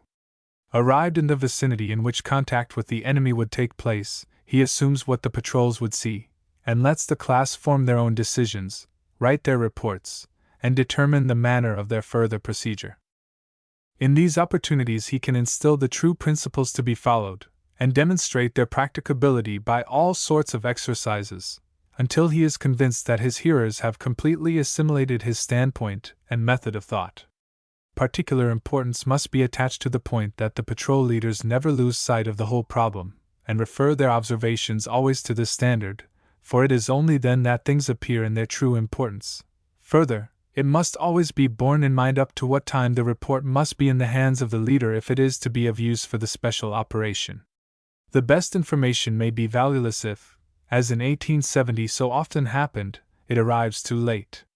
This the patrol leader must keep in mind throughout his ride, and thence deduce the time at which his report must be dispatched. He must also not only state clearly and precisely what he has seen, but call attention to its probable bearing on the operations, and inform his superior as to any peculiarities of the ground that may influence his future conduct. The object of the ride must be constantly in view, and the report not be overburdened with trivialities about the enemy's patrols and the like, which are often in war of quite negligible importance. If the commanding officer chooses to take the whole of his officers out to these expeditions, he is, of course, free to do so. The squadron commanders now take their subordinates in hand and pass on the instruction in the same spirit and manner, or hand over the matter to the senior lieutenant, if he has been thoroughly instructed for the purpose. In this manner a good uniform system of patrol leading based on sound principles can be attained if the commanding officer and his subordinates take all types of patrol duty into the sphere of their practical instruction. The brigade commander can use his discretion in its supervision, and give any assistance he may consider necessary. For the practical training of the men, the foundation must, of course, be found in the squadron. But the teaching must start from constantly changing standpoints, and must be systematically carried on in the higher commands, which is at present not the case.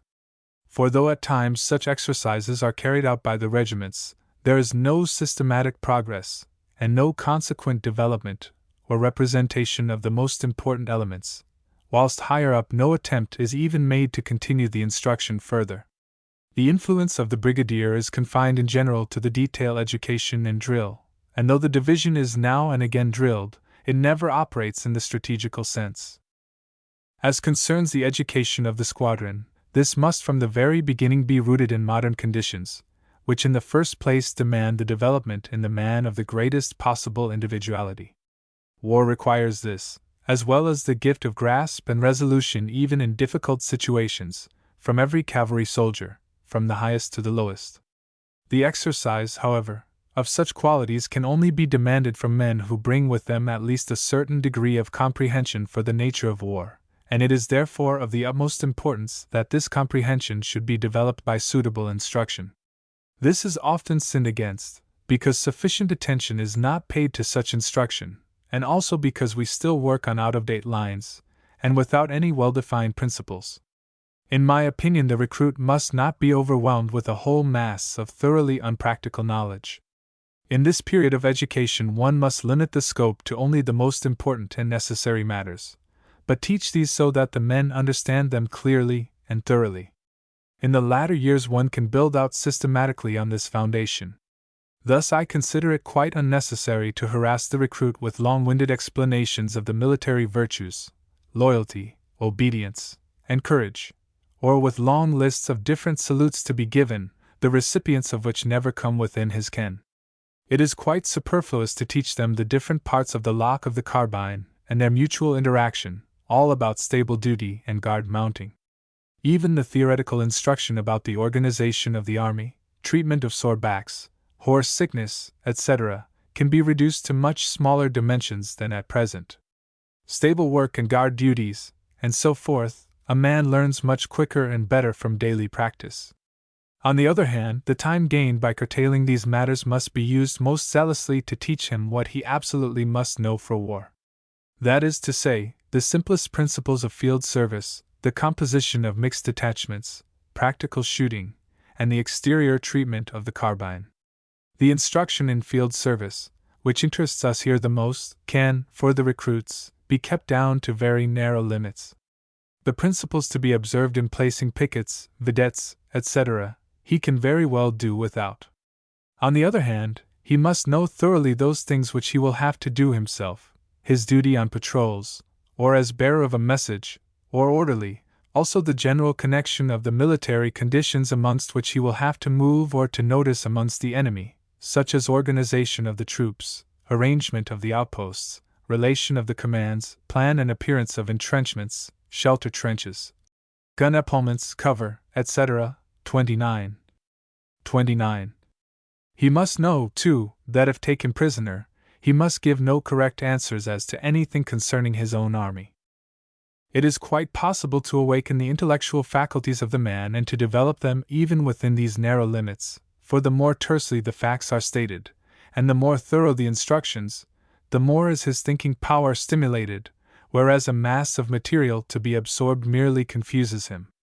This intellectual pressure of the instructor must not, of course, be limited solely to the lesson hour, but he must seize every possible opportunity to assert his influence. A special attention is to be directed to habituate the men to carry in their minds verbal messages for a considerable period, and then to repeat them clearly and concisely.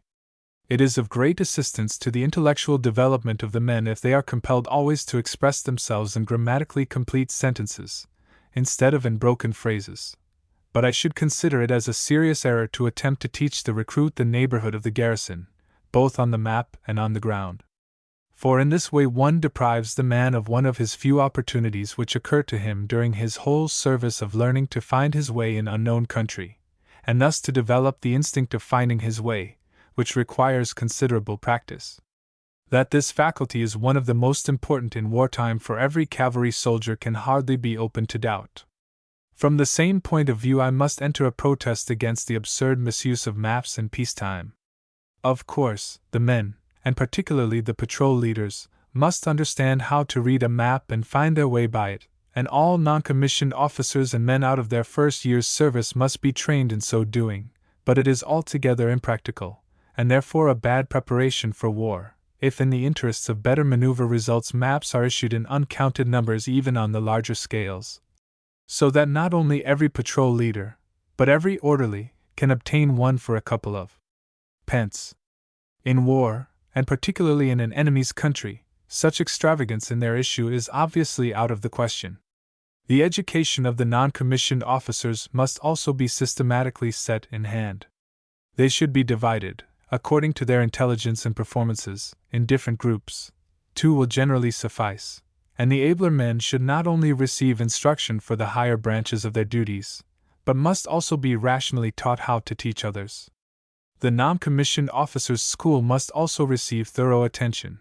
If it is not conducted seriously, it involves a scandalous waste of time, but if the men receive a really earnest and stimulating instruction, it helps most materially in their intellectual development, and thus reacts most favorably on their military capacity. As concerns the practical exercises of the squadron, these must, as far as possible, cut themselves free from the spirit of minor tactics, and work as directly as they can towards the requirements of war on a great scale. The destruction of railways and bridges, service on requisitioning duties, etc., must naturally continue to be practiced, for though in spirit they belong to minor tactics, they are also required in great wars. But above all, one must break with the old one-sided schemes of outpost squadron, officers and non-commissioned officers, posts and vedettes, and the whole subject must be treated on wider lines more in accordance with the changing requirements of active service. The different purposes for which localities are held and utilized in different manners, the use of woods, and waves of the ground, must all be drawn most thoroughly into the scope of the exercises, and whilst still at squadron work the men must be made clearly to understand the difference between mixed outposts and those of independent cavalry, and the chief importance of their whole training in this branch of their duty must be laid on the latter, which is even nowadays not yet sufficiently the case.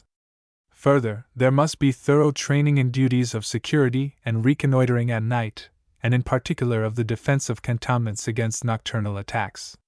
In general, it must be clearly understood that all squadron training can only be elementary, and hence must be regarded as a stepping stone towards the whole field service training. Where this is left altogether to the squadrons, the men never have the opportunity of becoming acquainted with the conditions of time and space which limit their action when in large bodies. Continuous exercises also, always in the same units, lead only too easily to empty repetition and many misunderstandings. The squadron field service training must, therefore, be limited in time, and as soon as it is completed it must be continued in the regiment, and where the conditions at all allow, i.e., where the garrisons are not too far apart, it must culminate in brigade work. The training, i.e., the condition of the horses must by this time have made such progress that marches of 20 to 30 miles for the main body are well within their power. Here a wide and profitable field opens for the brigade commander, but it is important in every case, security, screening, reconnaissance, raid, or surprise, to bring out systematically and clearly the essential difference of procedure required, so that all grades of leaders learn to realize the fundamental distinction which exists between these various forms of their several duties. It is also equally important that in each command operations in several detachments, the regulation of their marching speed, their combined action in the fight, the proper working of the arrangements for collecting information or transmitting orders, should be practiced again and again till certainty in their interaction is secured. It is further necessary to call attention to the necessity, in the interests of a prudent economy of one's forces, to arrange the patrol service systematically, not only as regards the sphere of action allotted to each, but also as to the time of their departure. Thus, in the march of a single body, The duty of attending to its security may be assigned to the troops themselves, whilst the reconnoitering task is allotted by the officer directing the operations, or, in the case of separate bodies, that each receives its own particular scouting mission, with which, then, the director refrains from interfering. Otherwise, it may easily happen that patrols are dispatched for the same purpose by different commanders, with a corresponding waste of power and the risks of leaving gaps in the whole line.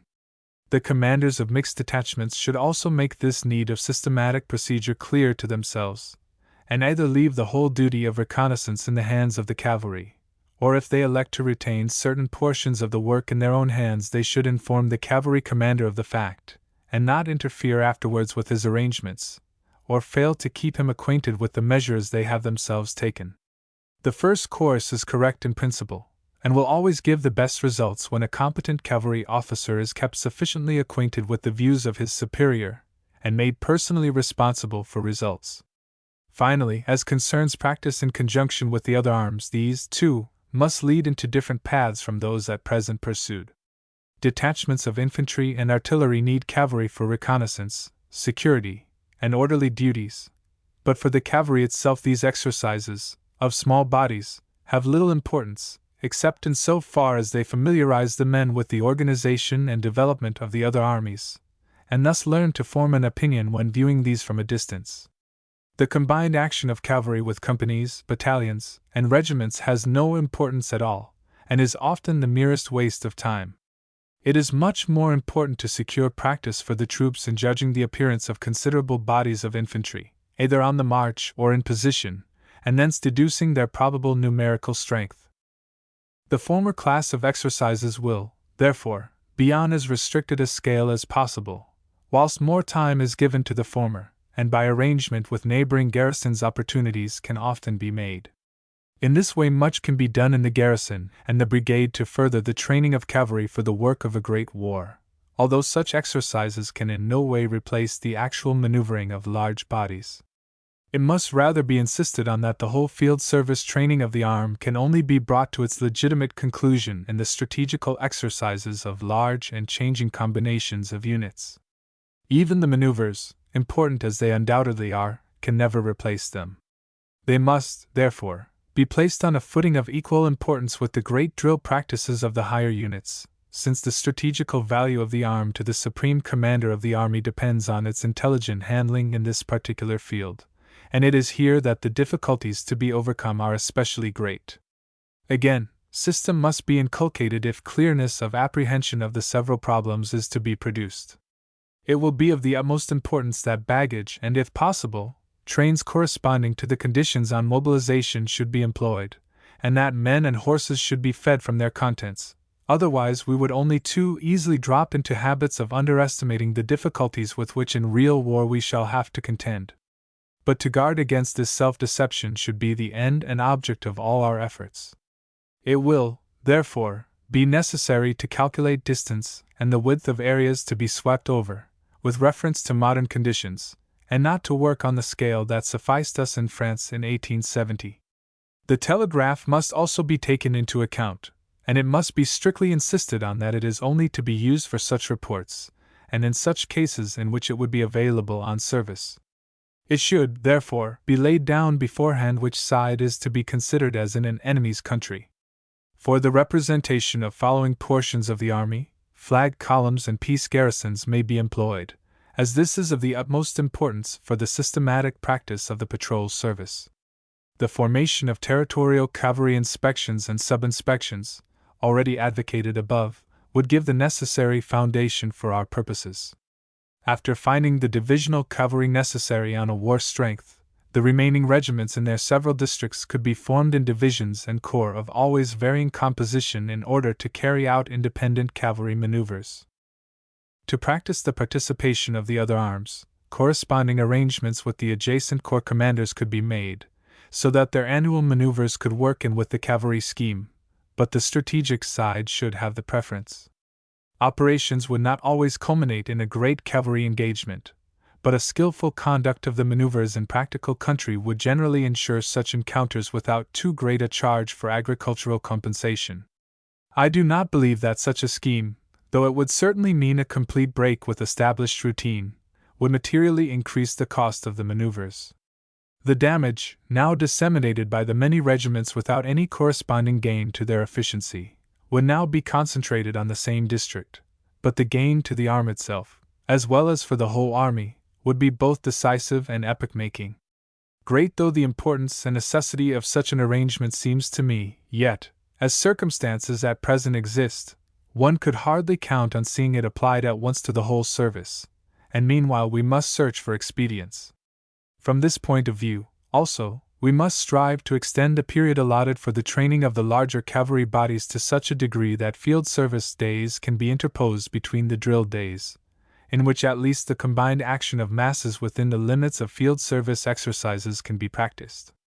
The question then arises whether it would not be as well to sacrifice a part of the tactical training of the divisional cavalry in the interest of the proposed strategic maneuvers, and whether the advantages we anticipate from these latter might not, at any rate partially, be attained in another manner.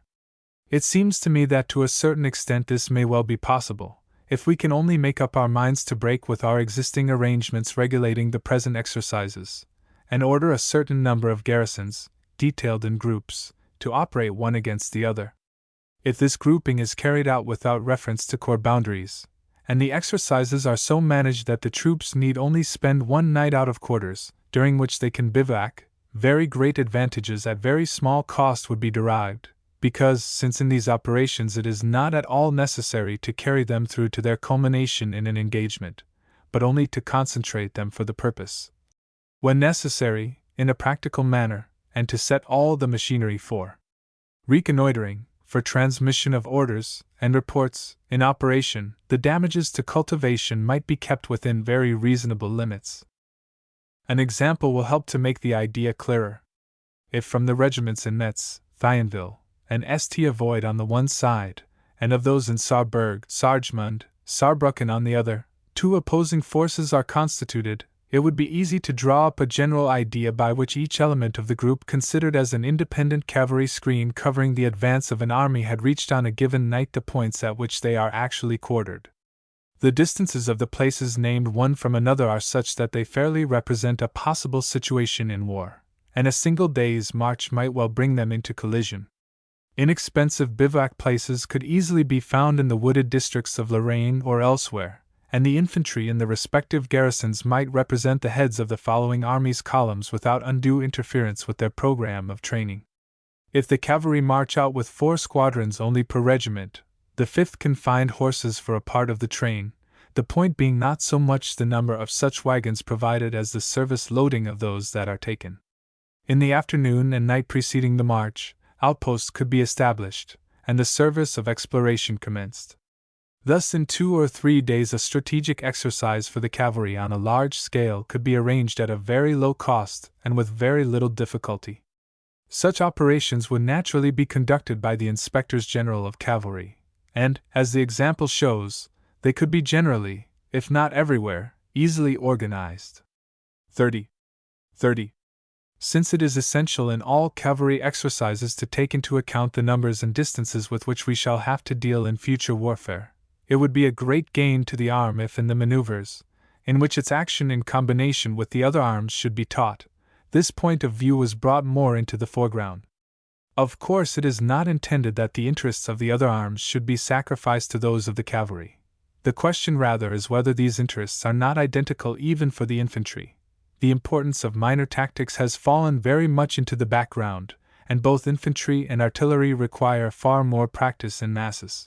Detachment warfare can for the most part be quite sufficiently practiced in the garrisons, but the opportunities for exercising the large units are far more difficult to find.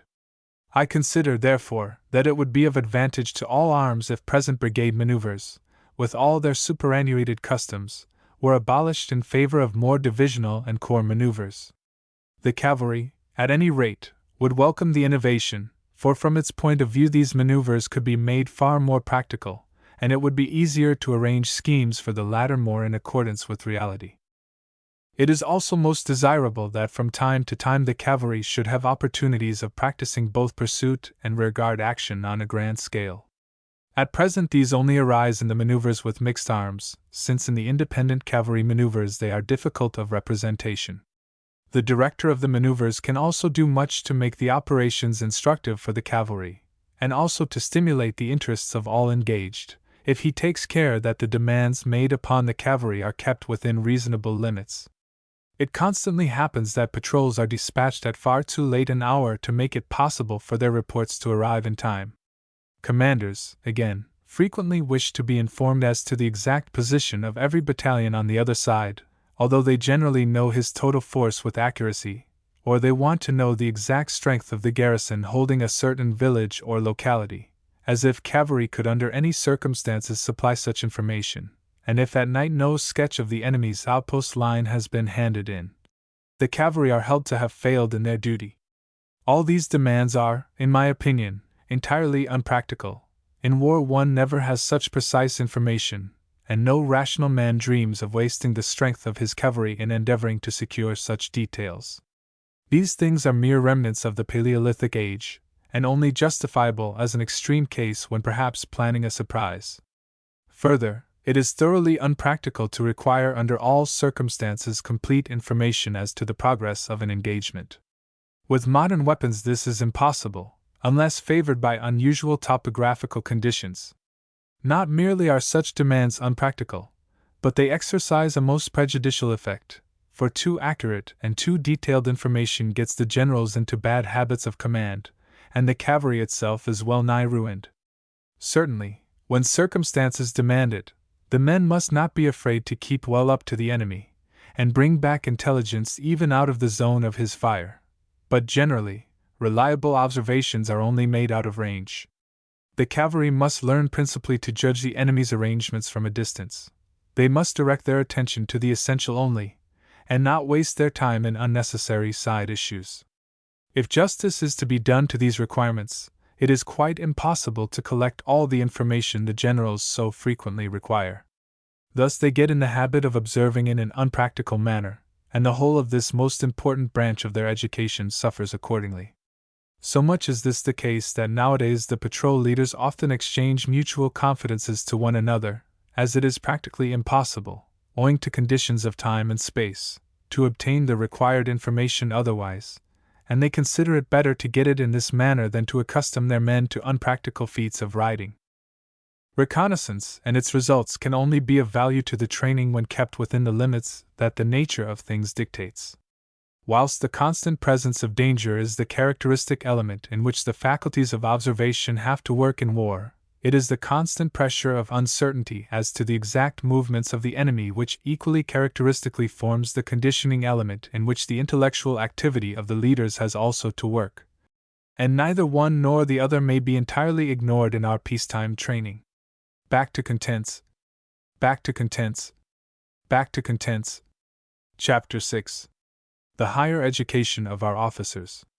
The consideration we have devoted in the foregoing chapters to the various fields for cavalry action opened out by the changed conditions of modern war have shown us what tremendous demands will be made upon the leader of a great cavalry mass in the future. He must be an absolute master of the technical side of his own arm. He must be ready to enter into the spirit of the widest strategical considerations of the superior command, and according to circumstances to act in harmony with them on his own initiative. He must know the spirit, the methods of fighting, and the peculiarities of the other arms, so as to be able to intervene at the right time and place in the action. He must with swift determination combine boldness with circumspection, and in addition, he must not only be a bold horseman, but must possess inexhaustible activity of mind and body. If these are the demands modern war will make upon the higher leaders of the arm, those which fall on the lower ranks have been intensified in similar fashion, for, quite apart from their bodily and mental qualifications, they will need, for the solution of the various problems with which they will be confronted, an immensely increased amount of military knowledge and executive ability. The amount of initiative which will be required in simple cavalry engagements between the larger groups, and in strategic operations of the arm, from subordinate leaders has been already discussed above, and it will be clear that only a thorough comprehension of the whole situation will enable the individual to act opportunely when such moments may arrive. It is not merely a general military education which will be required, but greatly increased endurance, boldness, and above all, a wider understanding for the whole connection of the great operations, and the power of judging a military situation with accuracy, which must prevail through all ranks, down to the leader of an independent patrol. The whole method of observation and the results deduced therefrom will assume quite a different form when managed by officers who have learned to understand and to judge operations on a large scale. Without such training, only isolated facts will be reported, deductions will not be drawn. There will be no discrimination between important and unimportant details, and the officer himself will not be able to come to a correct decision as to the direction in which to pursue his mission. But this is exactly what it is most important that all officers should be relied on to perform. They must understand how, from a given mass of observations, to deduce the strength, bearing, and condition of the enemy in general, to divine the probable connection of his operations, and hence to determine the most important points and directions in which to follow up any available clue. If an officer comes upon an outpost or an occupied position, he should be able from the indications on the spot and from his map to determine where the flanks are likely to rest, and hence on what point to direct his further advance. If he happens on troops at rest or on the march, he must be able to decide whether it is more important to follow or watch their subsequent movements, or to carry out his reconnaissance in some other direction. He must, in fact, judge what it is of the greatest importance for the superior staff to know when his instructions in face of altered circumstances leave him in momentary uncertainty.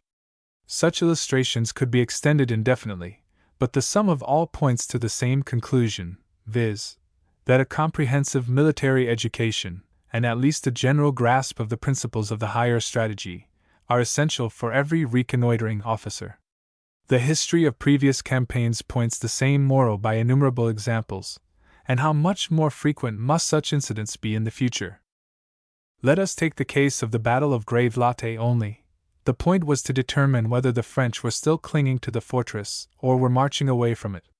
Not one of the patrols, however, whose doings can still be traced, or whose reports are still in existence, seems to have possessed the comprehension of the situation which would have enabled it to report on what it was of the utmost importance for the army headquarters to know. None of them even noted the direction in which the troops they saw were moving, a matter of most vital importance, or estimated the strength of the several encampments, or reported the fact that certain roads were clear, although they were all moving in the immediate vicinity, and might easily have ascertained these facts had they realized their importance. Thus, because they were uncorroborated, the most important observations led to false conclusions.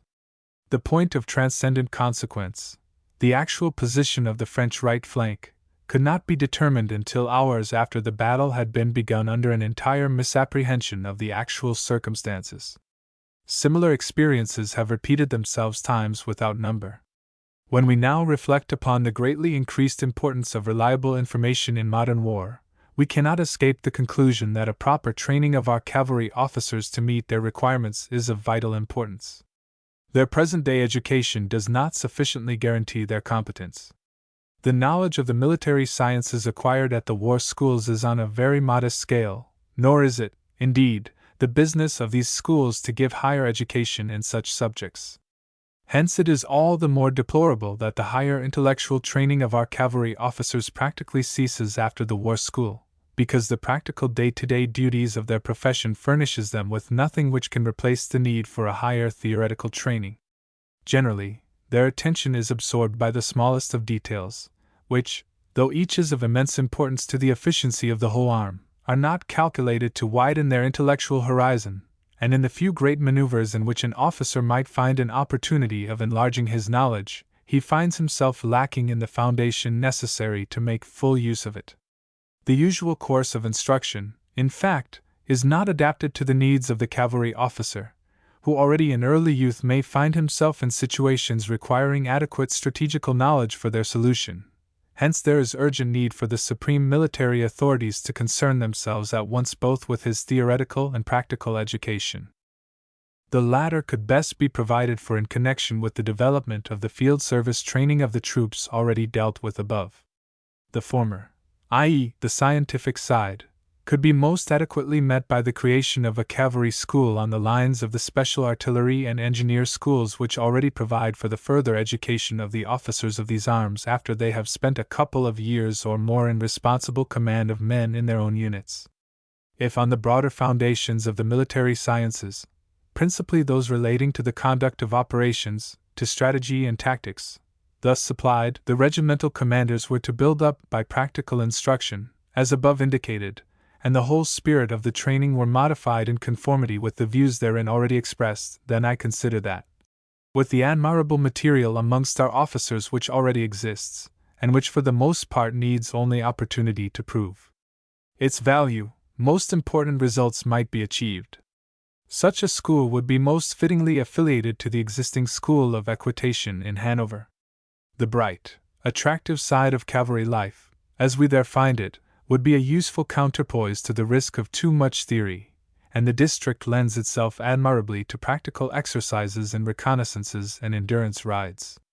So long as this most desirable reform remains only an ideal, we must strive to do the utmost we can within the limits of our existing educational system, for the need is urgent, and admits of no delay. We must devote increased attention to this portion of our officers' training from the very commencement of their career, and see that they are so far initiated into the nature both of tactical and strategical relations that they may be able, on the one hand, to reconnoiter an enemy in the spirit of the intentions of the Supreme Command, on the other, that they are capable of commanding their units in any given strategical situation. All means must be strained towards the attainment of this purpose. One of the first stepping stones in our progress must be the actual horsemanship of the officer himself. A man who under every circumstance feels himself firm in the saddle does not need to exert force to fight with or restrain his horse, and having learned both how to think and command at a gallop, will lead cavalry and reconnoiter before the enemy with far greater certainty and much better results than one to whom these things are hardly second nature. Bold and determined horsemanship acts and reacts on all a man's other soldierly characteristics, and forms thus a basis for further progress of the highest order, apart from the fact that it impresses the men most favorably, and induces them to follow with greater confidence. Hence, even from the standpoint of the higher education, the standard of horsemanship can never be raised too high. Given this, and the remainder can be acquired in the practical day-to-day work of the unit, in the training of the men themselves, and in the exercises and field service duties, in maneuvers and cavalry exercises, always provided that these are all conducted in conformity with the spirit of modern operations.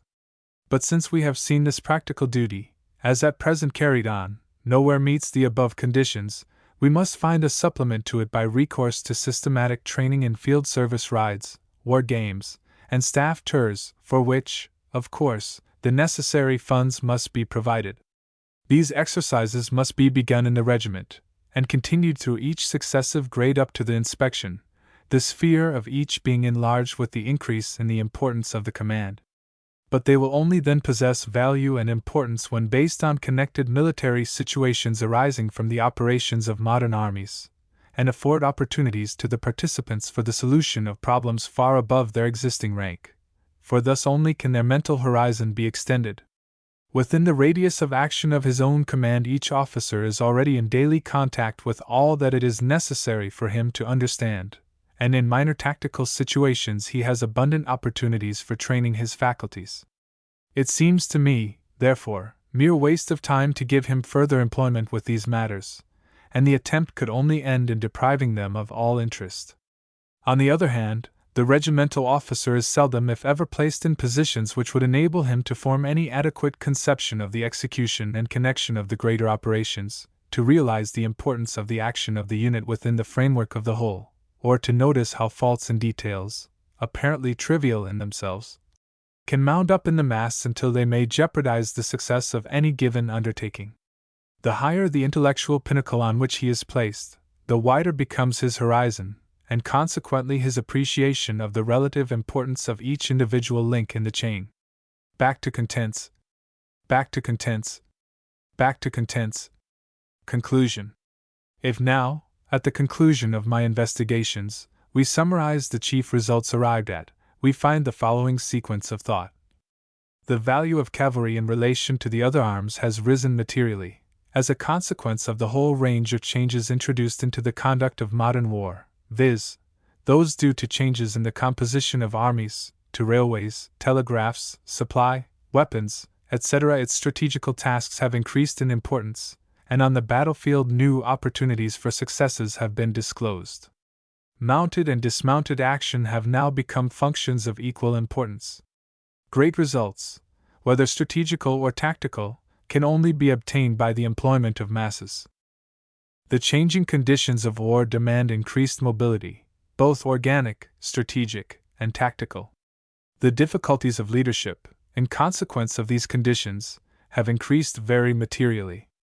On the other hand, the cavalry has remained in every respect relatively behind the other arms, and hence we stand face to face with a whole list of new requirements which it must be the task of our peacetime preparation to satisfy, and of which the following are the most important items. Increase in the price paid for our remounts.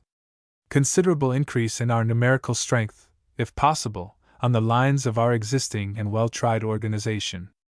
Rearmament of our cavalry with a 6mm carbine, ballistically equal in all respects to the rifle of the infantry. Considerable increase in the amount of ammunition carried both in peace and war. Improvement in the whole equipment of man and horse. Formation of the horse batteries of 4 guns, with corresponding increase in the number of batteries. Introduction also of a true quick-firer. Supply of Maxim guns to the cavalry.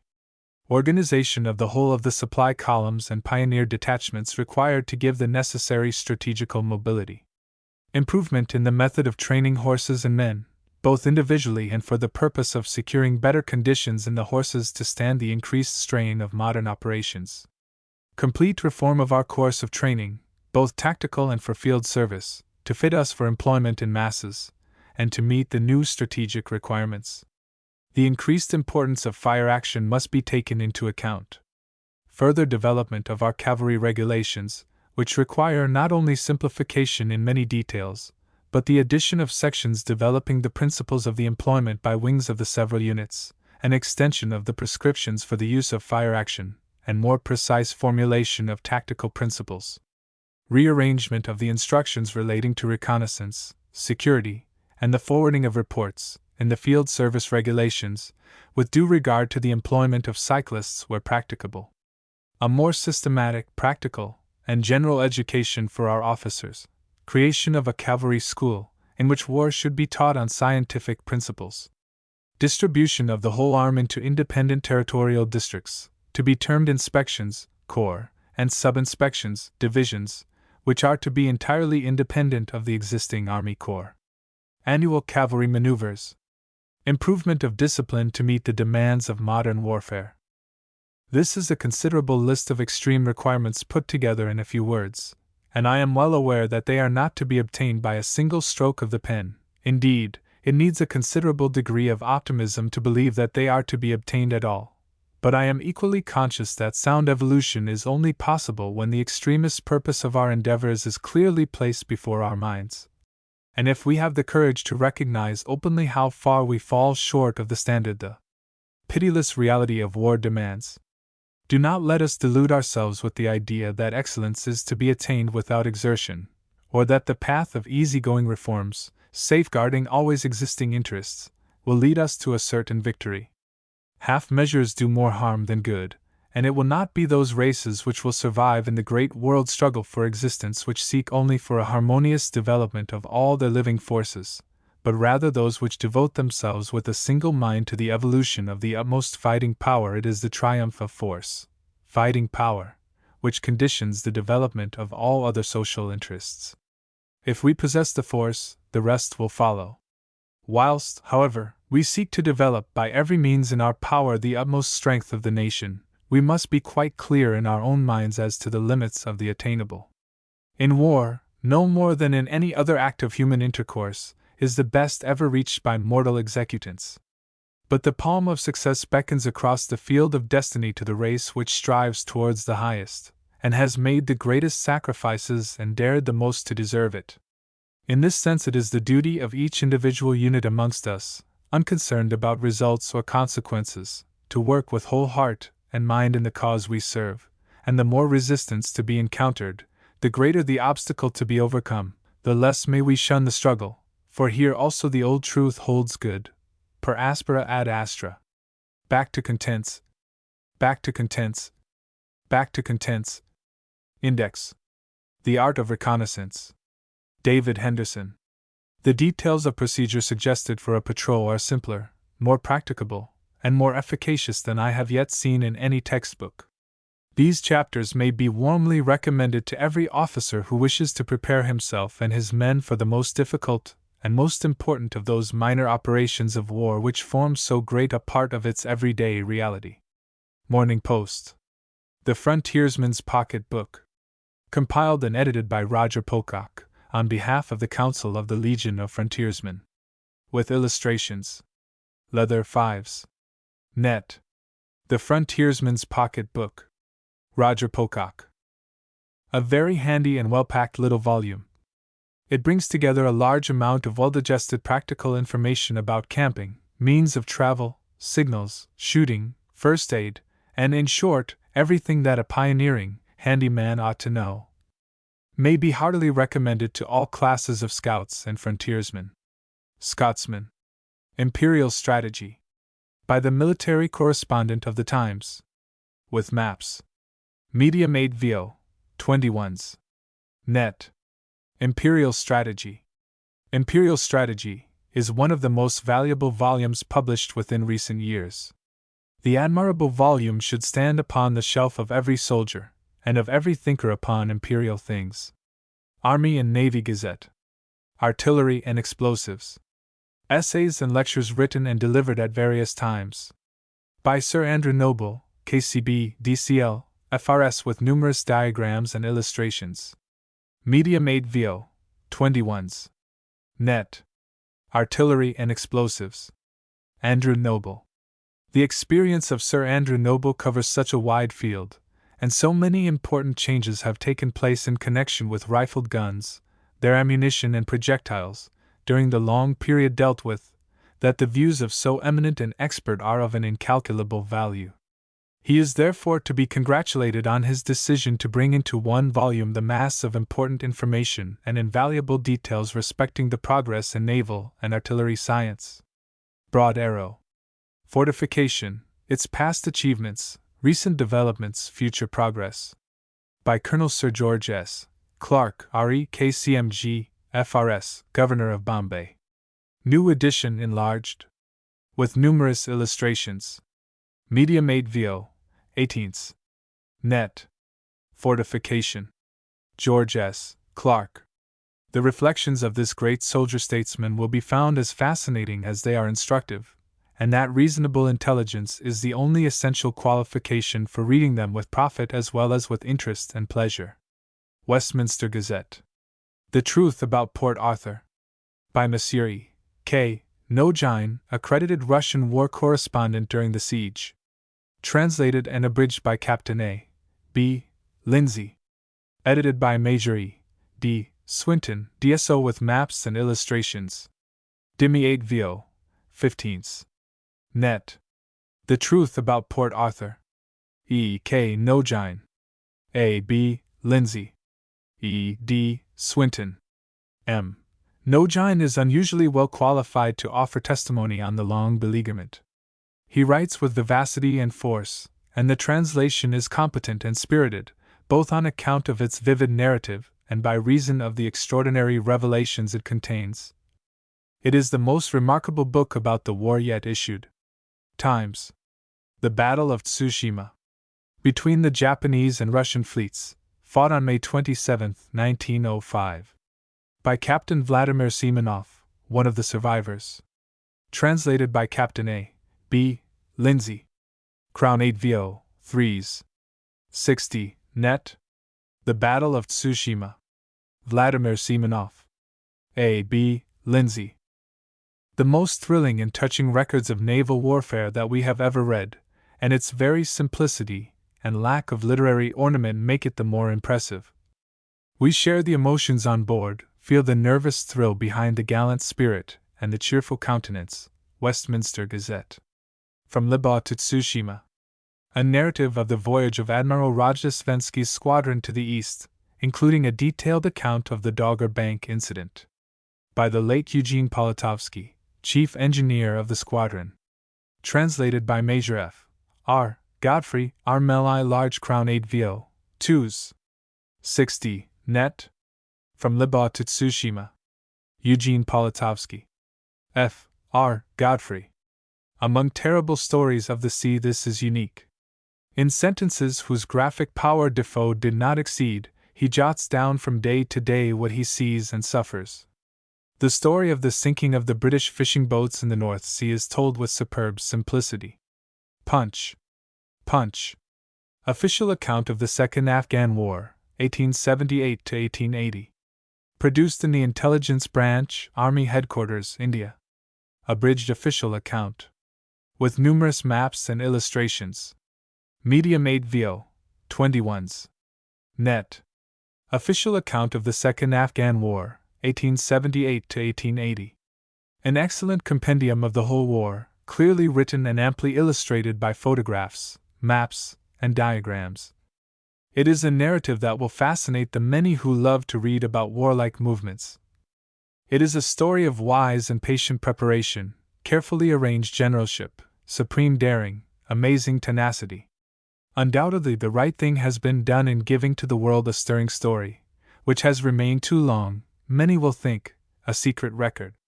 Sheffield Independent. The German official account of the war in South Africa. Prepared in the historical section of the Great General Staff, Berlin. With maps and plans. Dimi 8 VO, 15s. Net each. The German official account of the war in South Africa. Part 1. From its commencement in 1899, the capture of General Cronje's forces at Paardeberg. Translated by Colonel W. H. H. Waters, RACVO. W. H. H. Waters.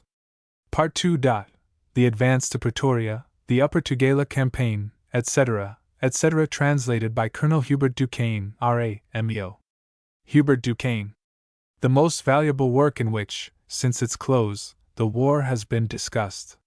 It stands alone, because it is the only work in which the war has been surveyed by trained and competent students of war, the only one of which the judgments are based on a familiarity with the modern theory of war. The best book that has yet appeared on the South African War. Morning Post. The Battle of Wavera and Grouchy's Retreat. A study of an obscure part of the Waterloo campaign. By W. Hyde Kelly, RE with maps and plans. Dimi 8 VO, 8s. Net. The Battle of Wavera and Grouchy's Retreat. W. Hyde Kelly.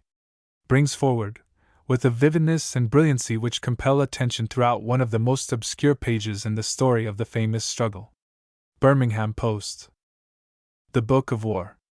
Translated into English by Captain E. F. Calthrop, RA Crown 8 VO, 2s. 60, net. The Book of War. E. F. Calthrop. This work, the writings of Sun Tzu and Wu Tzu, Chinese strategists of about the 5th century BC, is the most famous work on the art of war in the Far East. It deals with operations of war, statecraft, moral and training of troops, stratagem, the use of spies, etc., and for 25 centuries it has been the Bible of the Chinese or Japanese ruler. The book is distinguished alike by the poetry and grandeur of its language and the modernity of its spirit. B.C. London. Albemarle Street. Back to main text. Back to main text. Footnote 2. The same point also arises both in pursuit and in the covering of a retreat, two of our most important duties, for though, as already pointed out, the conditions of the present day offer to the arm the opportunities of the richest harvests, it will only be able to utilize them when employed with concentrated force. Back to main text. Back to main text. Back to main text. Footnote 3. Compare Cavalry Regulations, Section 376. Back to main text. Back to main text. Back to main text. Footnote 4. I venture to differ from the author. The Boers did not fight as cavalry. Their whole tactics were those of mounted infantry. They did on one or two occasions bring about a decision by rifle fire from their horses, but I can recall no instance where they actually charged, i.e., endeavored to decide the action by shock. C. S. G. Back to main text. Back to main text. Back to main text.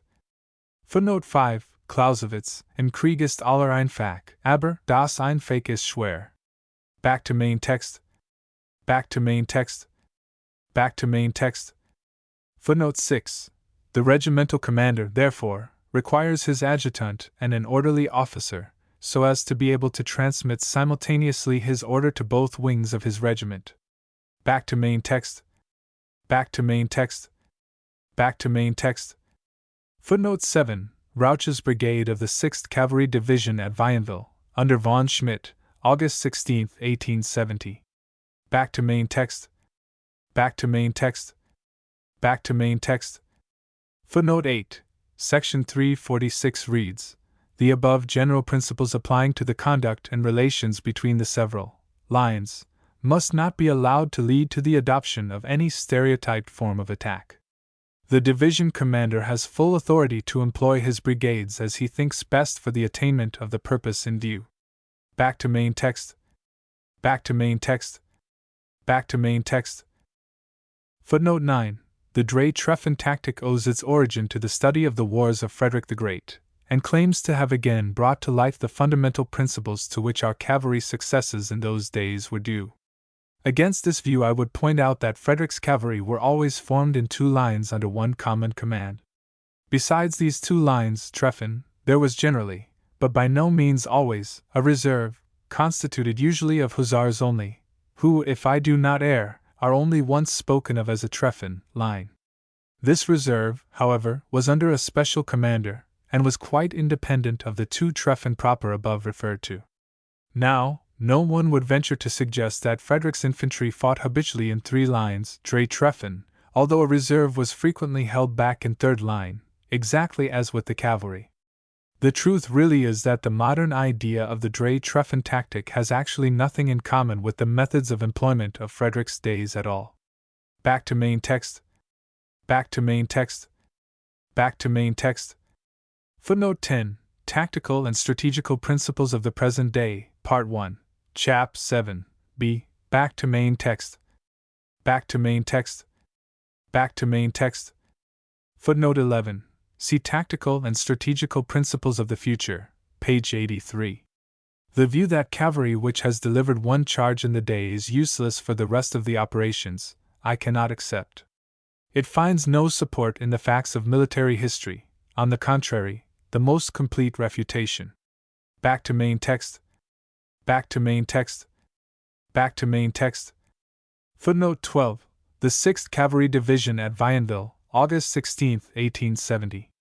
Back to main text. Back to main text. Back to main text. Footnote 13. When only 3 men in 4 dismount, the horses are said to be mobile. When the proportion is greater, the horses become immobile. Back to main text. Back to main text. Back to main text. Footnote 14.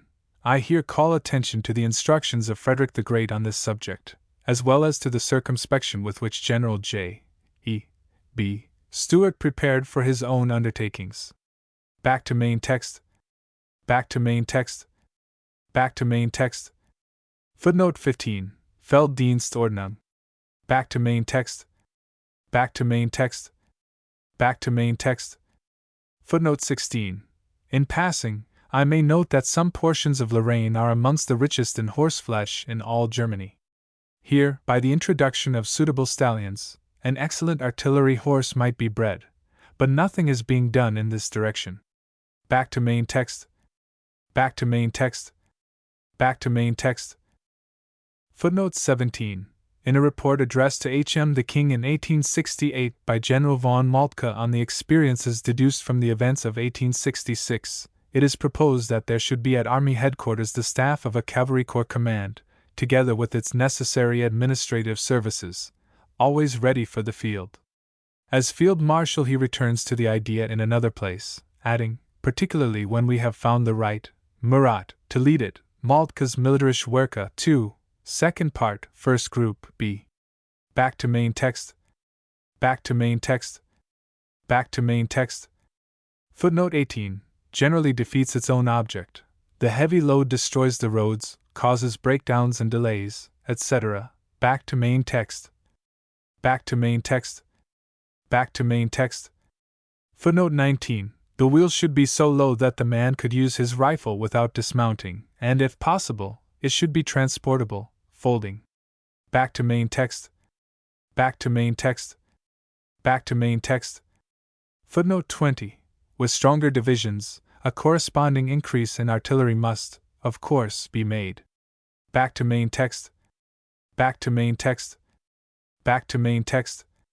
Footnote 21. King William I had already suggested the formation of batteries of 4 guns for the cavalry in 1869, in a marginal note on the report of Moltke's of 1868, already referred to in the note on page 166 above. Back to main text. Back to main text. Back to main text. Footnote 22. Under the new regulations, this is now left to the discretion of the regimental commander. Back to main text. Back to main text. Back to main text. Footnote 23. Dresser literally means preparation. We use the term breaking in. Note the difference. Translator. Back to main text. Translator. Back to main text. Back to main text. Footnote 24. Captain Plinsner was equerry to H.M. the Emperor, and is author of a well-known work on equitation. Back to main text. Back to main text. Back to main text. Footnote 25. As a measure of this excitement, the following example may be useful. During the great cavalry engagement on the plateau west of the Iron Brook near Mars-la-Tour, a squadron under most brilliant leadership galloped out in column of troops to threaten the enemy's flank. When, however, the order to wheel into line was given, the men were so excited that it was only with the utmost difficulty that its captain succeeded in getting 3 troops to obey, whilst the leading one continued on in its original direction. The squadron commander was Rittmeister von Rosenberg, who afterwards became Inspector General of Cavalry, and the above-mentioned incident was related by him personally to the author. Back to main text. Back to main text. Back to main text. Footnote 26. This formation has since been adopted, and is almost invariably employed. Translator. Back to main text. Translator. Back to main text. Back to main text. Footnote 27. If, in the course of time, as I fully anticipate, the necessity should become apparent to give further expression in the form of regulations to the point of view laid down in section 346, it would certainly necessitate a complete rearrangement of the whole regulations, out of which, in that case, other defects might then be eliminated. The following ideas might then be taken into consideration. 1. Fundamental and formal separation of tactical prescription from instructions concerning the methods of training. 2. Simplification of the regimental drill in the direction of conferring increased freedom of movements to the squadrons and double squadrons. Limitations in the application of squadron columns, and their partial replacement by more suitable formations. 3. More precise wording of the tactical principles, and their extension to prescriptions as to the use of wing or line formation. 4. Reintroduction of the true idea of line tactics, limitation of the word echelon to troops overlapping the first line of reserve for all held back behind it. 5. The preparation for all instructions for the movement and combat of masses larger than brigades without reference to any fixed standard of strength. 6. More extended use of the different bugle sounds. 7. Extension of the instructions for dismounted action to cover the employment of several squadrons, regiments, or brigades, and with a special stress on the decisive offensive. See next section. Back to main text. Back to main text. Back to main text. Footnote 28, section 355, and note 357, 363, 365, 366. Back to main text. Back to main text. Back to main text. Footnote 29. Instruction with models helps the man quickest. It is very difficult for the recruit to form a mental picture of military things. Back to main text. Back to main text. Back to main text. Footnote 30.